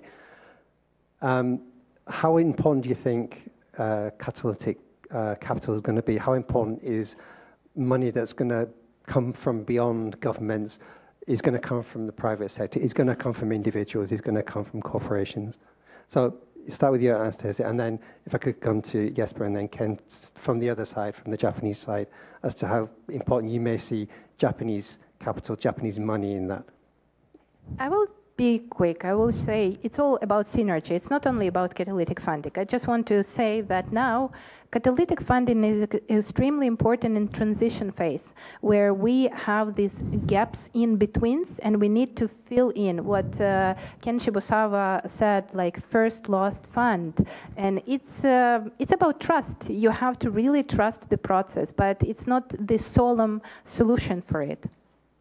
So I'm going to give you a concrete example. Yes. So Japan is bad at cybersecurity. The Ukraine is the best at cybersecurity, because if for 4 years you're under attack, you get very good very quickly. So I'm involved with a company called Nippon Cyber Defense, and you know, we've actually opened an office in Kiev, in the Ukraine, you know, because the ideology is the same, also for selfish reasons, because these guys are leading experts, right, in practical applications of cybersecurity, you know, and I think this catalytic funding after, now this is a dramatic event, right, after a dramatic event is like a little late. And I think that particularly in this day and age, right, where you do have war, right, is not an abstract concept, but it's actually there. You know, for a CEO or for a fund manager to actually commit to actually get involved while the going is tough. You know, once there's peace, it's going to be easy, right? Everybody and their brother will want to go in there. But I think, you know, being there at a time of needs And the courage for a CEO, whether you're a startup founder, whether you are a big corporation, to actually commit capital, to commit resources, right, into a crisis situation, I think that courage is going to become more and more valued. And Ken, from your perspective, what can Japanese capital do? Our discussions about catalytic capital, but through my experience with launching this Africa, not just at Impact Fund, but just throughout my career in Japan, vis-a-vis the larger corporations and institutions, is that the CEO says, "Oh, that sounds like a good idea. Why don't you talk to my people?" And so CEO is fine. He says, "Talk to the people. It makes sense." And then you talk to the people, and they kind of go like, "Never done that before," and there's other projects they have, and so what I'm trying to say is, I think if within an organization, if you're talking about catalytic capital, you need catalytic human capital, somebody that says, some Jedi Knight says this is important, we want to push this forward, and unless you have that key person, whether it's this could be the CEO. But a lot of times it's people, mid-management positions, and if they push it, it'll move. But if the CEO says, this is great, you should do it, and we go, CEO saying this, but if these guys don't move, you can have all the catalytic capital in the world in the treasure box, but it's not going to be deployed.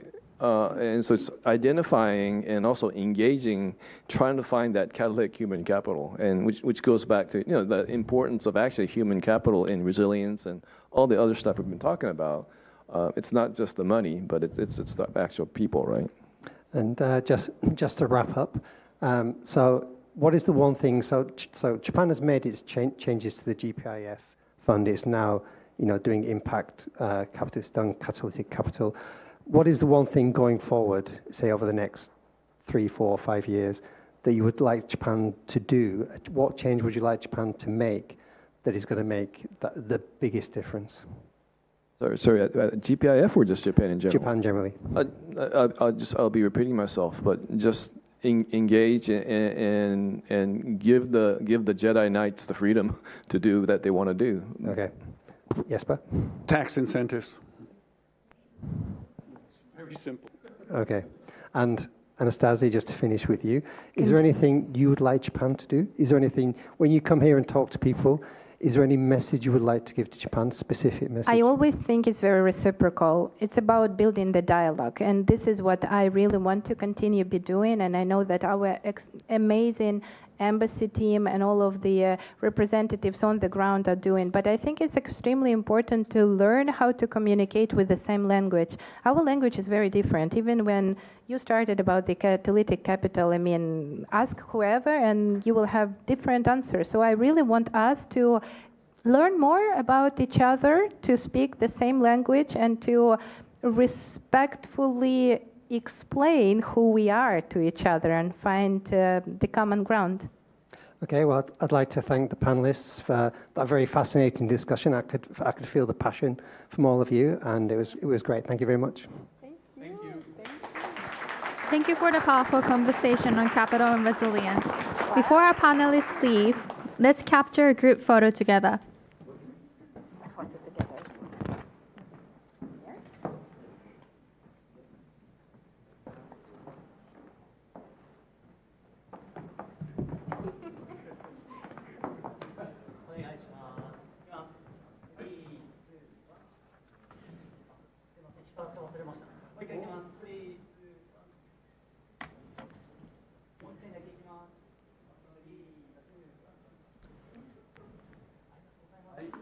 Let's give our panelists a round of applause.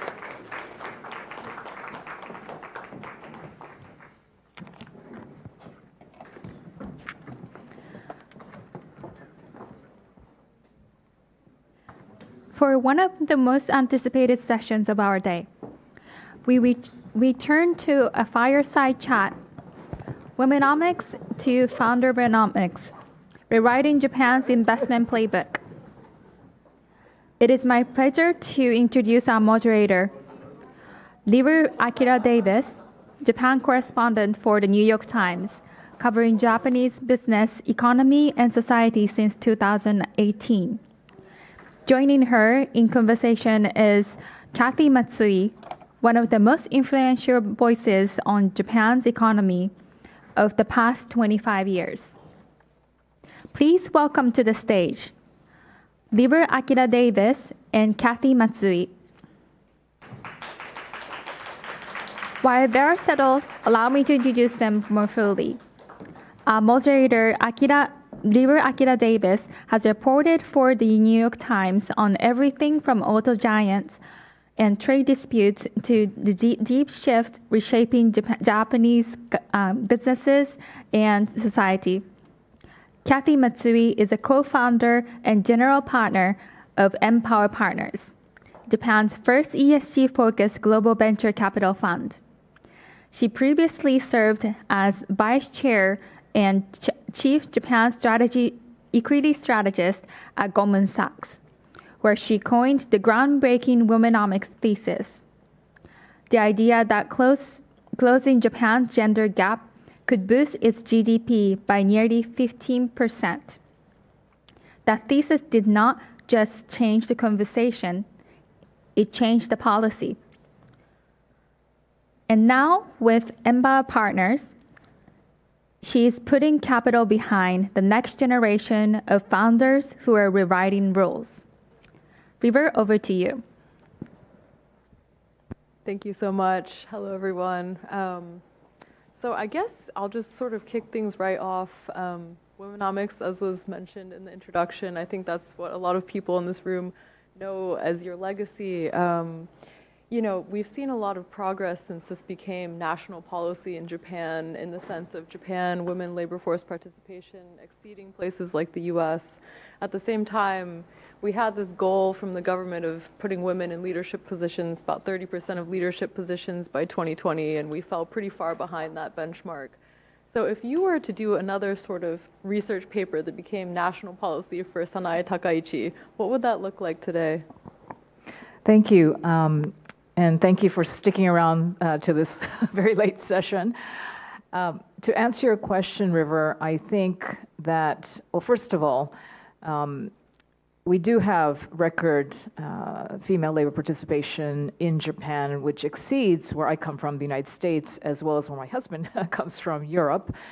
And I think that shouldn't be taken lightly, because when I first started researching this topic way back in 1999, Japan's female participation rate was extremely low, one of the lowest in the OECD, in fact. So good news is that we now have more Japanese women working outside the home than ever before. The not so good news is exactly your point, which is about women in decision-making or leadership positions in this country, both in the private as well as in the public sectors. And I think if I were asked to give some suggestions on what should be done, I think that there is, of course, a role for the government to play when it comes to perhaps creating these targets or these goals. But if it's just a target that's put out in the atmosphere and there's no accountability, it doesn't really mean much, right? So we need systemic change. And so what can the government, what can policymakers do to help move that needle, in the right direction? One area that I've actually on the record for advocating is, for example, in the public sector. I personally believe that if only 10% of the lower house of the Diet, of the Shugin, is female, when the population is closer to 50%, that most important decision-making body of this nation is not properly reflecting the views and the attitudes of its population. Therefore, I have advocated quotas. Could be temporary, it could take various forms. I know in South Korea, they've had quotas instituted at the party level. So when you want to field candidates for a national election, you have to meet a certain number. Otherwise, you don't get the kind of I think national subsidy for each party when you have these elections. It can be a very, there are different forms of quotas, but I strongly, strongly believe that if we don't do this, we were going to be waiting 100, 150 years for any kind of even close to gender parity in this country. And I know following us, our session will be my good friend Arifaya-san, who really, I think, exemplifies what we need, I think, in this country in terms of more diverse leadership. But I think that's one area that I would focus on. The second, though, is there still, I think, is room for improvement when it comes to tracking the gender pay gap, when it comes to looking at where the infrastructure could be improved. I mean, the government has done a lot in daycare provision and capacity improvement, but it's not just daycare, is it? I know many of my friends in my generation, it's not about daycare now, it's about elder daycare, right? It's about how is the population that looks like this inverted pyramid really going to support this rapidly aging, segment of the population. So more to be done, but also I wrote this book before I retired from Goldman in 2020 that was really directed at organizations themselves. And it's one thing for the government to put out goals and say, you should do this, you should do that, but ultimately the government cannot intervene at that corporate level, right, at that organizational level. It's really up to the leadership and the management of those companies and organizations to identify their high potential, quality, diverse female talent and really nurture their careers in a very proactive way. I worked at Goldman Sachs for 26 years. I was very involved in various initiatives, sponsorship, you name it. And we made mistakes. We learned from those mistakes. But I think at the end of the day, each organization has to come up with whatever fits their culture and their aspirations in terms of how to diversify their leadership base. Thank you. That makes a lot of sense. I'm curious, as you mentioned, low participation of women in politics still. But of course, we did see Japan's first prime minister, female prime minister, and I remember after the election, we were, out in the streets as the New York Times talking to people, and there was a lot of kind of excitement about the idea that having a woman in this top position might have a bleed down effect. Do you feel like anything has sort of changed in the general reception from, politicians as well as the business community in terms of sort of promoting women and getting them in leadership roles since she took over? Yeah, I think, in fact, the last time we had this conference was right after Takaichi-san was either elected or almost elected. So it's interesting that we're talking about this right now. But to me, and I think I said the same thing a year ago, which is at the end of the day, for young women and young girls looking up and imagining what they could be, it's hard to imagine when you don't see anybody who looks like you, right?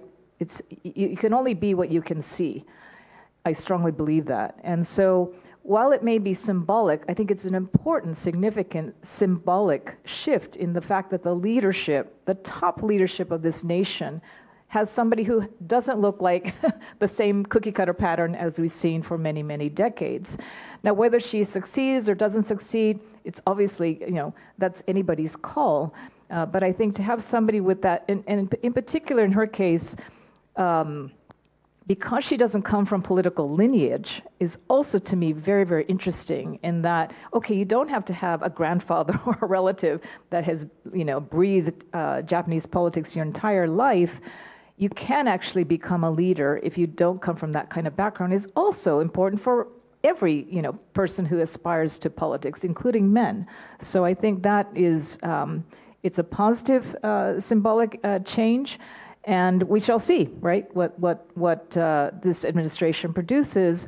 But so far, touch wood, I think she has looks like she's done a decent job, and of course, amid a myriad of challenges that grow by the day. So the story unfolds. Absolutely. And you spoke about sort of a number of initiatives that you're working on to sort of promote women within Japanese society. I think one thing that might be particularly resonant with the group here is this figure, which is quite stark, that only about 2 to 3% of venture funding ends up going to female founders. Of course, through your work with Empower, and then more recently with the establishment of W Power. Can you speak about sort of what the experience of women that you've encountered through that work has been like? Are there specific stories, and do these stories kind of say anything about what structurally needs to change in Japan? Sure, and I think one of my co-founders, Miwa Seki, was perhaps talking about this earlier today. She has been responsible for leading this W Power Fund. So we have two funds. We have our Empower, which is our flagship fund, you can call it, that focuses on later stage growth startups. And then we launched W Power last March, which is specifically focused on the other end of the spectrum, very, very early stage startups. I would say mainly female-founded startups, but also male-founded startups that empower women, okay? And one of the reasons we did this is, obviously we're one of the few all-women-led GPs or VC funds in Japan, but that's not the reason. The reason is, as we were running Empower since 2021, we began to notice these patterns, these curious patterns where we'd meet women founders, and of course mainly, frankly, many more male founders. But for example, a male founder and a women founder doing a business that's very similar traction, very similar revenues, okay? However, when we looked at the valuation of these companies, it was like night and day. And we just published research with Boston Consulting Group in January. If you're curious about it, please look at our website. And we did a survey and we looked at this phenomenon. And it turns out that at the seed stage of funding, so very early stage startups, women versus male-founded companies, the women-founded seed stage startups are valued at less than half that of their male peers, okay? Now, part of this we also believe has to do with, and we touch upon this in the survey, is that we found that women founders, just in general, tend to have, when they pitch to us, frankly, relatively conservative business projections, jigyo keikaku, right? Whereas male founders tend to be much more bold and ambitious, like blue sky scenario, right? And I think it's safe to say this is not just unique to Japan, it's pretty universal, right? So what does that do? If you're a venture capitalist, you're the investor like us, and you hear, oh, we're gonna grow our business like 20 to 30% annually. Okay, it's sort of okay. But then you hear, I'm gonna grow 200, 300% annually, and you're taking capital, we're taking capital from our LPs, our investors, very big risks we have to take, right? So to offset that risk, we need a big return. So which of these two choices are we going to opt for? We're going to go for the ambitious, projections, right? And I think that results in not only women having, women-founded companies having lower valuations for their businesses, but also much less funding overall. The amount of funding that they can raise is also very, very limited. So you can see that all in our survey. However, having said all that, what's fascinating is that then we looked at when women, when Japanese startups exit, and many of you know the main form of exit is still IPO, going public, right? So we looked at IPOs between 2020 and 2024, and get this, when we separated the women versus the male-founded firms, we actually saw that the female-founded startups IPO'd at 1.5 times higher valuation at IPO than their male-founded peers, higher. So think about it. It's not about, human rights, equal rights, justice. As a pure objective investor, we can invest in promising startups at a discount and exit at a premium. I mean, how juicy is that, right? Yet there were no really focused, female-focused funds of size until we launched our fund in 2025, right? So for us, we're, of course, just one tiny fund, but we're hoping that this will be a catalyst. We talked about catalytic capital in the previous session, a catalyst for others to follow. And we have to say big thank you to Tokyo, Mitsubishi Ginko, Shionogi Pharmaceutical, Tokyo Kaijo. These are the backers of this fund because they agree and they're aligned with our mission that this is a waste, and particularly for this country where half the population is female, and if women just get a tiny slice of the startup funding, the government is never, or it's going to be very hard for the government to achieve its very audacious startup goals vis-a-vis number of unicorns and all of that. That's fascinating research. I mean, we see this a lot in the media world as well when you're kind of looking for a top line quote. You know, a lot of times, unfortunately, this is the case, but quite generally, if you speak to a male analyst, they'll give a big splashy quote that fits great at the top of a story, whereas, a lot of women experts are much more sort of precise and cautious about what they're saying. So in rectifying this kind of, gap in funding that's going to women founders, is it more an issue of sort of training them to be more audacious in what they say, or is it just getting this research out more into the market about, look at the IPO valuation of women founders versus others? I think it's both, River. I think on the one hand, and we said this, or we wrote this in the survey report, which is that women founders need to be mindful that that's the reality. That's what you're competing against, right? And it doesn't mean you have to be lying about, your goals or your targets, but if you're in a similar space as many other male founded companies, you've got to recognize that there's a limited pool of capital, and everybody's going after that limited, piece of the pie.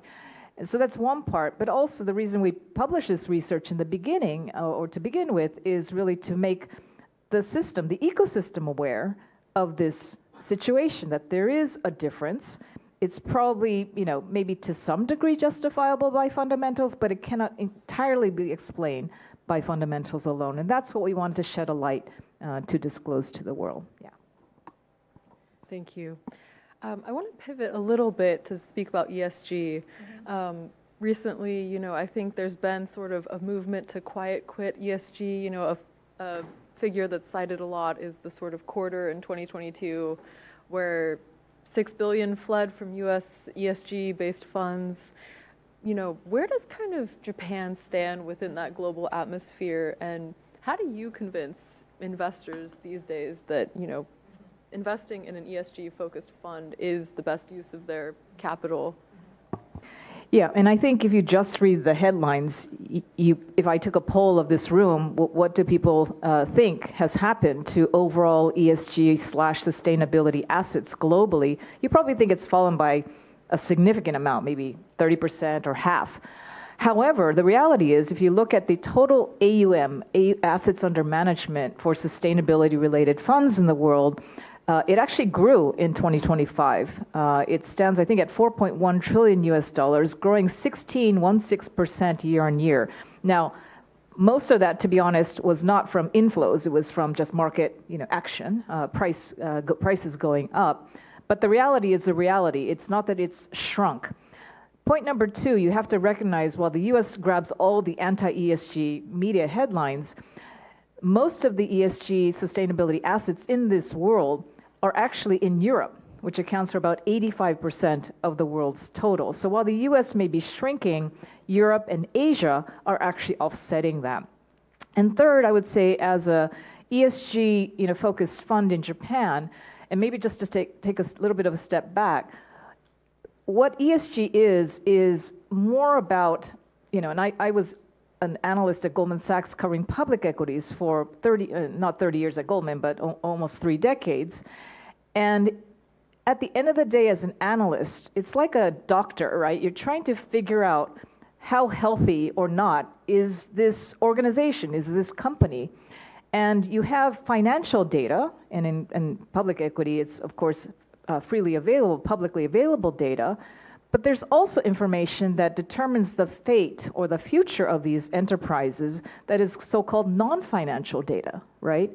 That ESG has a greater ability to capture, in our view, than just looking at the numbers. And so it's sort of like if you went to the doctor and said, "Doctor, how healthy am I?" And the doctor's only scanning, your exterior. They can kind of say, "Okay, you look healthy, so therefore you must be healthy." But what's going on inside, in your brain, in your heart, that's harder to capture just by numbers or just by the external perspective, right? I'm just trying to draw an analog to help you understand what we're trying to do. It's not perfect. There's too many frameworks, frankly, and that's causing a lot of confusion. But at the end of the day, in particular for us, when you're looking at startups, right? Very little public information. Frankly, the information can be, is as good as it is. And we really need to try to get under the skin of the organization and of the founders. What's the culture like? And we've done several reports on ESG and startups in Japan. And interestingly, the startups who care about ESG, and there are quite a few, they care of the E, the S, and G. The number one thing they care about is the S, is the social aspect. Why? Because if you're going to succeed as a startup, it's all about your people, right? It's about your talent. Your ability to recruit and retain high quality talent is number one survival key for most startups. So I interviewed, and this is on our website, Yamada-san from Mercari, and Mercari is very big on ESG, and the number one thing he said was, we care about the S first and foremost. So those are things that I think maybe a normal or an average venture capitalist may not be focused on, but we think is super, super important, especially when the companies are maturing, right? When they're getting ready, for example, to go IPO, when they're getting ready to be acquired by another company. If you don't understand the holistic view of the startup, including what's inside, then it could be very, very risky. That's a really interesting point about the social aspect of ESG being especially prevalent in Japan. I do think Japan has an interesting take on ESG and capitalism in general. I was recently touring a company headquarters, which I won't name. They were under a lot of activist pressure, and they kind of walked us through the ranks of who mattered within the company. And it was, top was suppliers, community, and 18 ranks down towards at the very bottom was shareholders. And they said, shareholders are very sad when they see this sign when they come into our headquarters. But this is our take on how we view companies, should be run. I'm curious, you mentioned the social aspect for startups in Japan, and I wanted to ask you sort of what excites you about the startup culture in Japan in general. We've seen venture funding increasing a lot in Japan, but still quite small compared to other markets like the US, and not a lot of kind of Japanese leaders when it comes to global scale AI companies, for example. So what excites you about startup culture in Japan, and what do you think are sort of the barriers that to these companies sort of leading in AI or global scale? Well, I think my co-founders, Yumiko Murakami, Miwaseki, and myself, we saw changes happening in the ecosystem, which prompted us to want to start Empower Partners in 2021. First of all, and probably number one, is the talent pool shifting away from the kind of, let's call it, the safe, big enterprise employers to startups. And part of this comes from, the success case studies that we've seen in Japan's startup land, whether it's, Rakuten or Mercari or SoftBank, whatever you want to call it, the next generations of people coming out of those organizations and forming their own companies. We also know of a survey that University of Tokyo, Todai, did of their undergraduate population not too long ago, where essentially they asked the students, what do you want to do upon graduation? And a whopping 40% said, I either want to start a startup or I want to work for one. That was unheard of, right? Even 5-10 years ago. So to us, when we see pitch decks and we see the team page and see where these people are coming from, they're really coming from big companies, government agencies, and it's really exciting to us to see that this is no longer this peripheral, like, I couldn't get a job at a blue chip company and therefore I'm working at a startup. They're actually saying no to the big blue chip company and moving and taking risk. And that to me is the whole animal spirits, missing ingredient that Japan has been suffering for a very, very long time. That's number one. Number two is, of course, the government never even uttered the word startups until Kishida Seiken, right? It was not on the top of any policy agenda, and then suddenly it was. And so suddenly there's now focus on it, policy initiatives, incentives, and the tax scheme. There's still, of course, a lot more work to be done, to be fair. I'm not going to lie. But at least there's a focus on it in a way that there never was before. And so you're now seeing a lot more, for example, government subsidies to help particularly deep tech startups or biotech startups. The amounts of subsidies, frankly speaking, compared to America is massive, right? Particularly if you're in those deep tech and biotech areas. So to me, it's a really exciting time where the government is focused on it top down. We're now seeing the talent pool shift. And, face it, Japan has incredibly global cutting edge technologies, but they're kind of hidden, right? They're either inside academic Ivy League research institutions, or they're inside the very big conglomerate, companies in Japan, never really seeing the light of day. But now it feels like there's this energy in the market where people who have the ability and the talent and desire to want to build a startup is finally here. So. Right, so when you see that sort of emergence of startup culture, one thing I think that's fascinating about your background, and we were speaking about this a little bit earlier off stage, is Kathy grew up on a flower farm in California. I myself grew up on a llama farm in Oregon, and I know one of your early jobs was actually grading flowers, is that right? Yes. So, you had this kind of eye trained to be selective, perhaps from a young age. This might be a bit of a stretch, but, you went from the world of public equities to now kind of in the weeds, looking, as you said, through the messy early stages of startups. For the founder and investor audience here, is there anything you haven't mentioned thus far that you kind of look for specifically when evaluating these startups that are emerging more and more in Japan? Sure. It's a bit curious that Japan's startup ecosystem, even though it's grown like tenfold in 10 years, in absolute terms, it's still a fraction of what you find in the United States, China, elsewhere in Europe. And I think part of that reason is, number one, Japan, for better or for worse, it's a decent-sized market, home market. And so if you're a founder and you can become number one in, B2B enterprise software in category X, you can IPO your company, right? And become a prestigious company and live a good life, right? Whereas I think if you're Israeli or you're from South Korea and you see your domestic market is not that big, it's go global from day one. So to us, we're really excited about founders we meet who have this ambition. It may not be from day one, but they have this desire. They know their technology can be transferable across borders.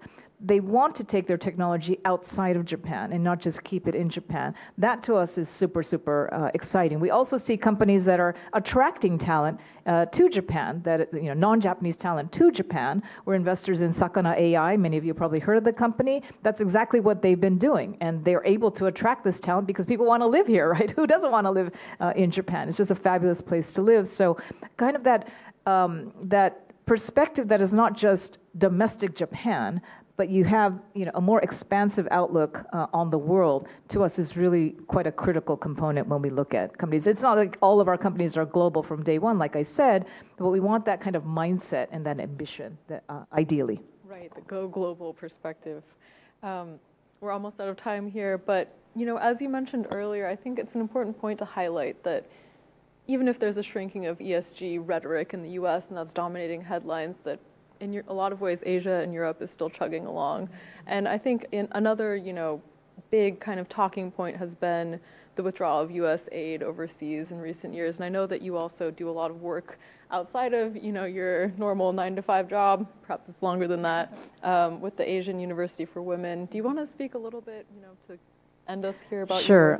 I never waste an opportunity to plug a very, very meaningful nonprofit that I've been involved with for about 2 decades. It's called the Asian University for Women, Asia Joshi Daigaku, AUW. You can look it up on the website. And it's an extraordinarily unique institution. It is a university aimed at women across Asia and parts of the Middle East who otherwise would have zero access to higher education. And in recent years, we now have about 2,000 students from 20 different countries, including, for example, women from Afghanistan. As you probably know, under the Taliban, women are prohibited basically after primary school from getting an education.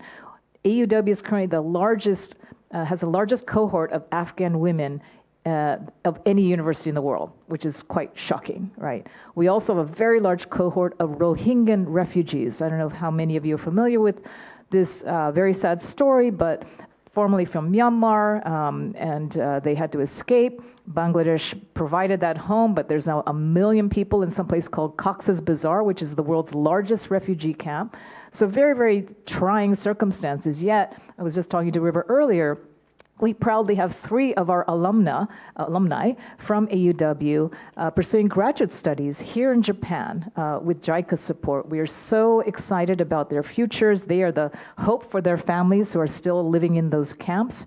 And I'm a first-generation university entrant myself, and so I strongly believe in the transformative power of higher education. And I think Japan, as its position, like you were saying earlier, with the U.S. sort of withdrawing its leadership from aiding many of these countries that, frankly, are going to be critical for stability, particularly here in Asia, Japan needs to step up, I think, and help fill this role. And so we're very fortunate to have the support of Fast Retailing Foundation, Takeda Pharmaceutical, Hitachi, several other groups in this country, and we just hope that many others will help follow us and join this mission.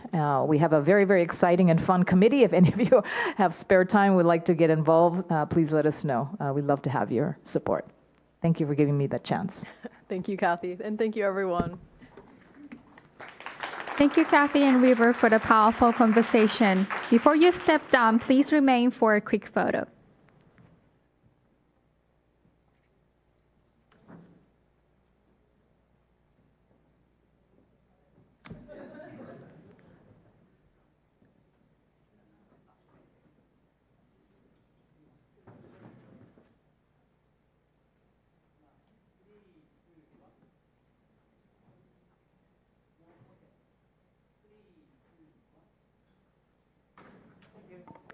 Let's give them one more round of applause.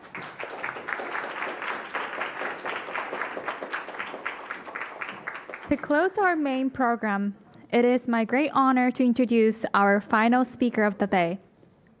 Alifia Eri is the Vice Minister for Foreign Affairs and a member of House of Representatives. A graduate of Georgetown University, she has previously served as an official at the Bank of Japan and the United Nations in New York, working on UN reform, diplomacy, human rights, and security. She was named to Time's 100 Next list of global emerging leaders in 2023 and was reappointed as Parliamentary Vice Minister for Foreign Affairs in the current Takaichi cabinet.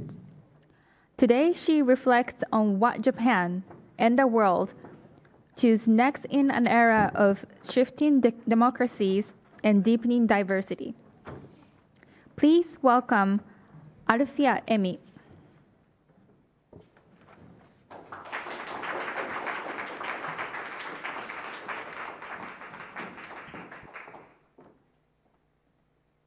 Good evening, everyone. Thank you. How are you all doing after a long day of speakers and sessions? Have you all had a good time? Good, good. When I was first asked to speak here, I looked at the list of speakers, and it was such a big list of inspirational speakers, impact makers, policy changers, that I wasn't quite sure what I had to contribute here. But I looked at what your day looked like today, and it was, different topics of intersections of technology, capital, and social impact. And since this is the last session of the day, I thought I could perhaps touch on bringing all of those topics together and what I've seen from where I stand. You've talked about entrepreneurship today. You've talked about Web3 today. You've talked about AI and governance today. You've talked about rise of Korean culture. You've talked about women in capital. You've talked about funding and investment. Within all of that, I think it would be useful to touch a little bit upon trends right now globally and domestically here in Japan on diversity, democracy, and diplomacy, and how that might impact the discussions you've had on technology and AI. I also want to keep my remarks short so that you can ask questions and we can make the session a little more interactive as we're approaching the end of the day. I first ran for office here in Japan in 2022. So it's really only been 4 years. And within 4 years, within 3.5 years really, I've ran 4 campaigns, 4 national level campaigns. And one of my first motivations to run was looking at Japanese politics in 2022 back in New York, where I was working for the UN, and seeing just this disgusting homogeneity of men of a specific age group from a specific family and economic background continuing to run and continuing to win, and not having many women or not having anyone who looked like me, who I felt represented by, or who my friends would feel represented by in any of the cohorts of people running at every level, national, regional, governorial, mayoral races. Almost all candidates were male. And if they were not male, they were hereditary. And it just seemed so outdated in a democratic structure here in Japan, where we see ourselves as leaders of democracy here in Asia. And I want to pose a question to all of you as well. How many of you, I know you come from different countries, how many of you actually feel like your politicians represent you? That they look like you? 0. Yeah, that's exactly how I felt. I couldn't look at a single Japanese politician and feel that I was represented by them, or that my friends or people I cared about, the Japanese people I know, were represented by them. So I made a phone call to Taro Kono, who also spoke here today, and I knew him from Georgetown Alumni Network, and he was the only politician I knew, so I gave him a call. And I told him that this made me upset, and I found it to be very strange. So he told me that the next time I was back in Japan, I should come visit the LDP. So I did a year later, and that led me to multiple meetings within 48 hours within the LDP. The LDP found my argument to be convincing, to my surprise, and they decided that I should run within 2 months. And so I quit my job at the UN, came back to Japan, ran my first national campaign in 6 weeks. And in 6 weeks, I had to have everyone get to know me, know my name. I was a national candidate, so pick me out of 120 others who are running nationally. And I was told that if I had 3,000 or 4,000 votes, it would be good, that I should call that a good achievement. I wasn't seeking to win. I thought that I received a platform, so I thought I'd argue this, that Japan deserved more, that our democracies deserved more, that we deserved a true representation that really made us feel like we were part of a democracy. Within 6 weeks, that was all I argued. And we basically led a social media-based campaign because there's no way that I could travel across Japan within 6 weeks. And the ballots opened, and I had 50,000 votes within 6 weeks to my name.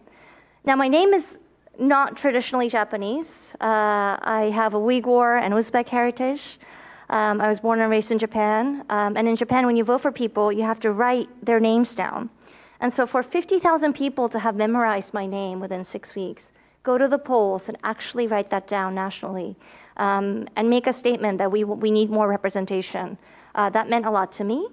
And it also made an impact within the party. They decided to run me again 6 months later in my current constituency, Chiba 5, which is composed of Ichikawa City and Urayasu City, where Tokyo Disneyland is.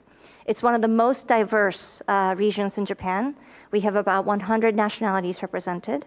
We have many people of mixed heritage, and many Japanese people in their 30s and 40s who commute to Tokyo. So within this district, I only had 9 weeks to run because my predecessor lost his job due to a money embezzlement issue. And I had 9 weeks to apologize on behalf of my party, somehow make an argument to my constituency that they could trust us again, and that I could perhaps represent them without having lived there. We had a very tough race, as you can imagine. In those 9 weeks, I was able to win by a slight margin. I had about 54,000 votes, won by a slight margin. I had my second campaign a year after that, Also a tough campaign for the LDP because money embezzlement became a national issue. Very tough. I did not get the constituency then, but I won enough votes to win through a national proportionate representation. And this year, on my third term, I won through a landslide. They called the election at 8 p.m. As soon as the ballots opened, we had about more than 80,000 votes to my name. And why do I mention this? Because I think that my constituency, my constituents have really done something so historical and groundbreaking in electing someone that they didn't even know, trusting someone that they just got to know, but really believing that our democracy could be better, that our world could be better, that we could be represented by a woman in her 30s who just got here, who has the same kind of mixed heritage as they do, and who thinks about the same things that they do, has the common sense that they do as well. When I was first elected in 2023, only 10% of Japan's lower house, where I belong, was female. And my class, people who were elected at the same time as me, amongst my class, amongst people who were elected for the first time, the LDP, there were 40 of us in our cohort. I was the only woman elected from a constituency at that time. A year later, we had a national election, and we had a big uptick. More than 15% of the lower house was female. And with the most current election now, 14.6%. So we had a little decrease, but 14.6% of the lower house is female. With the upper house elections last year, now women consist about 30% of the upper house. That used to be about 25% when I first ran. And these numbers hadn't changed until quite recently. So these numbers, I think, showcase an increased interest in representation in Japan. It started with a few campaigns like mine and those of like-minded candidates, and with a few districts like my constituency, but now it's spreading. And as you all are aware, we now have a female prime minister too. So Japan has seen this very progressive increase in diversity and representation within the past 5 years. And within that trend, as Vice Minister for Foreign Affairs today, I also see a progressive shrinking space for democracy, human rights, and civil rights, and rule of law worldwide as well. And so it's almost a juxtapositional trend where you see increased interest in diversity and representation, and having more people, having more diversity, more diverse voices domestically, but going out there in the world and finally representing a Japan that is interested in that, but being faced by a world that is less and less interested in creating a world that is more inclusive and more just and more equal. Within that, Japan continues to uphold its principles of democracy and diversity through our paradigm of free and open Indo-Pacific. I only have 1 minute left, even though I wanted to leave time for questions. So I'll wrap up with this. As you think about AI governance and technology, I want you to think about the importance of representation, diversity, and the need for better governance and aspects of human rights to be incorporated in that too. And I know that you are all leaders, or you are all interested in different fields. As you go about your journey in your careers and in your fields, I want you to think about these principles as well. Is what I'm doing more inclusive of people who need to be included in this conversation? Are all voices covered in this conversation that needs to be covered right now? Are they being represented? And I think as we talk about AI and technology, this will become more and more important. So with that, I'll close my speech, and perhaps we can open to maybe 1 or 2 questions if we have more time. So thank you. Thank you for your time. Thank you. We will open up for a question if you have any question in the audience.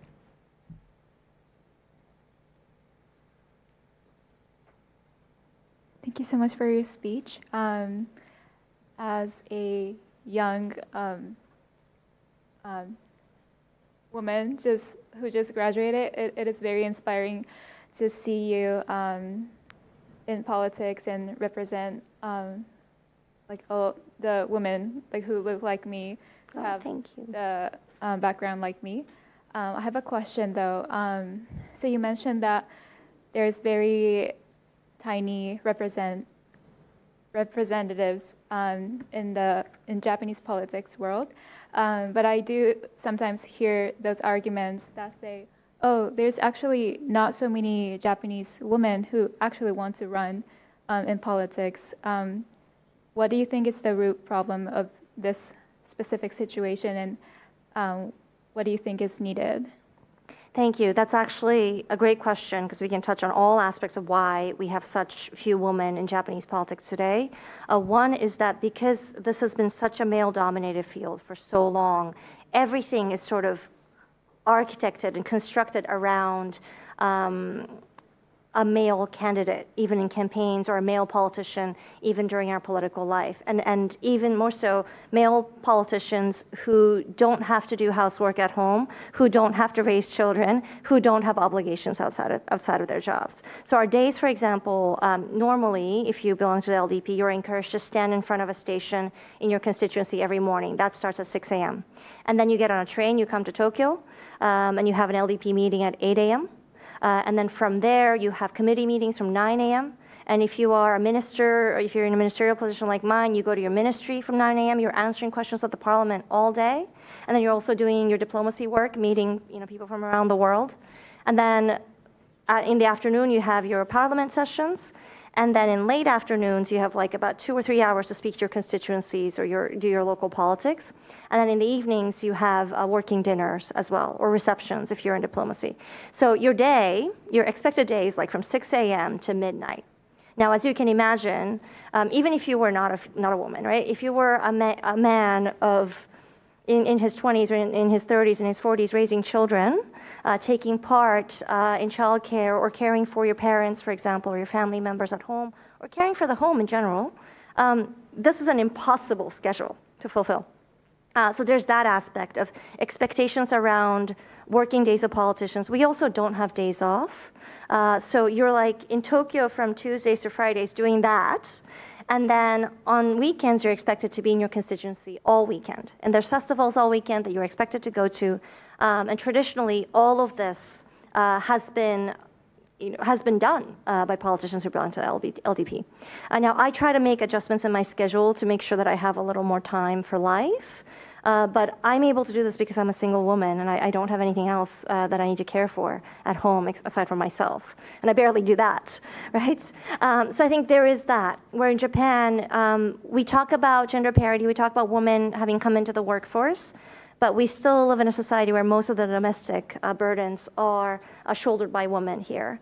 So a lot of women just don't feel like they can come into a campaign or come into this line of work and compete with an opponent who is working those hours when they're not able to do so.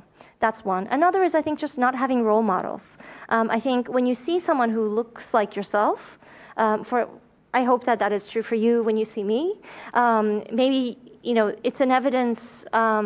It's evidence, right? An affirmation that is possible for people who look like us. It has been done. It is possible. People will vote for people who look like you, and you can try to adjust your life around it if you want to, and you can still win elections despite not having a 6 a.m. to midnight days, right?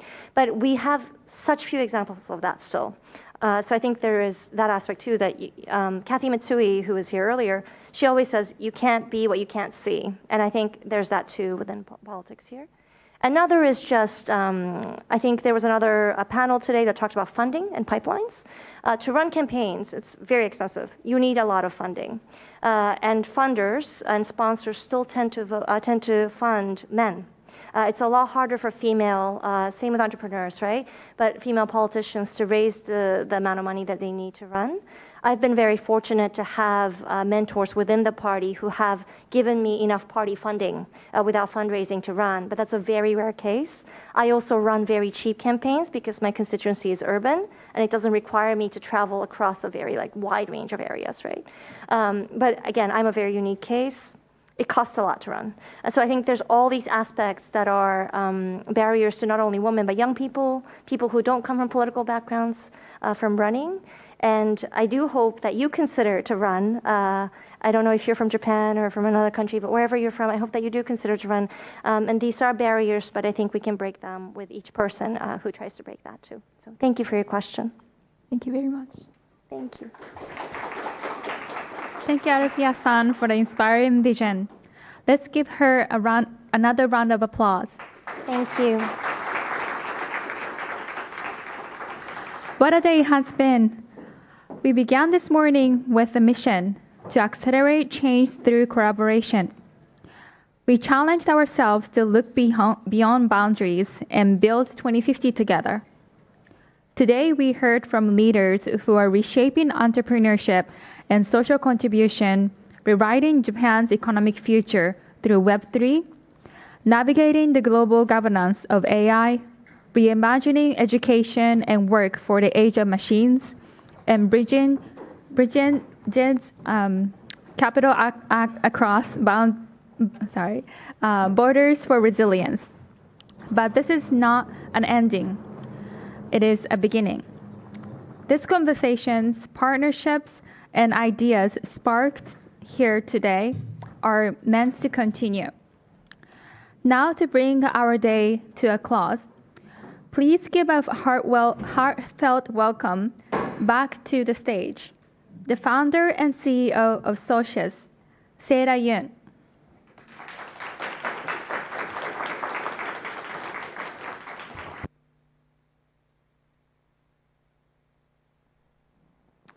We are hardwired to believe that those who share our fire are part of our tribe. You have shared this flame all day with people who see the world nothing like you do.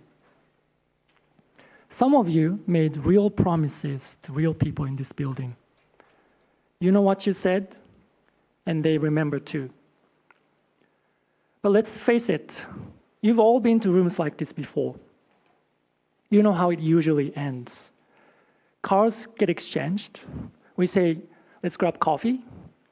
And then by Wednesday, the urgent buries the important. Coalitions don't die in opposition.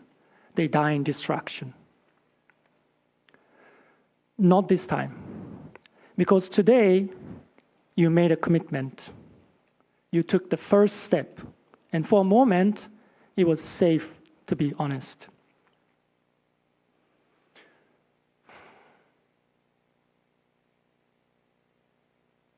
Because today,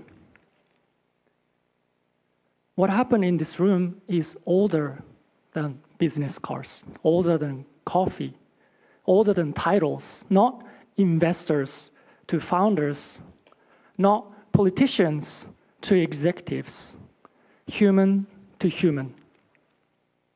Just as our ancestors gathered around the fire and built a civilization. A fire carried alone eventually dies. A fire shared becomes a civilization. Thank you.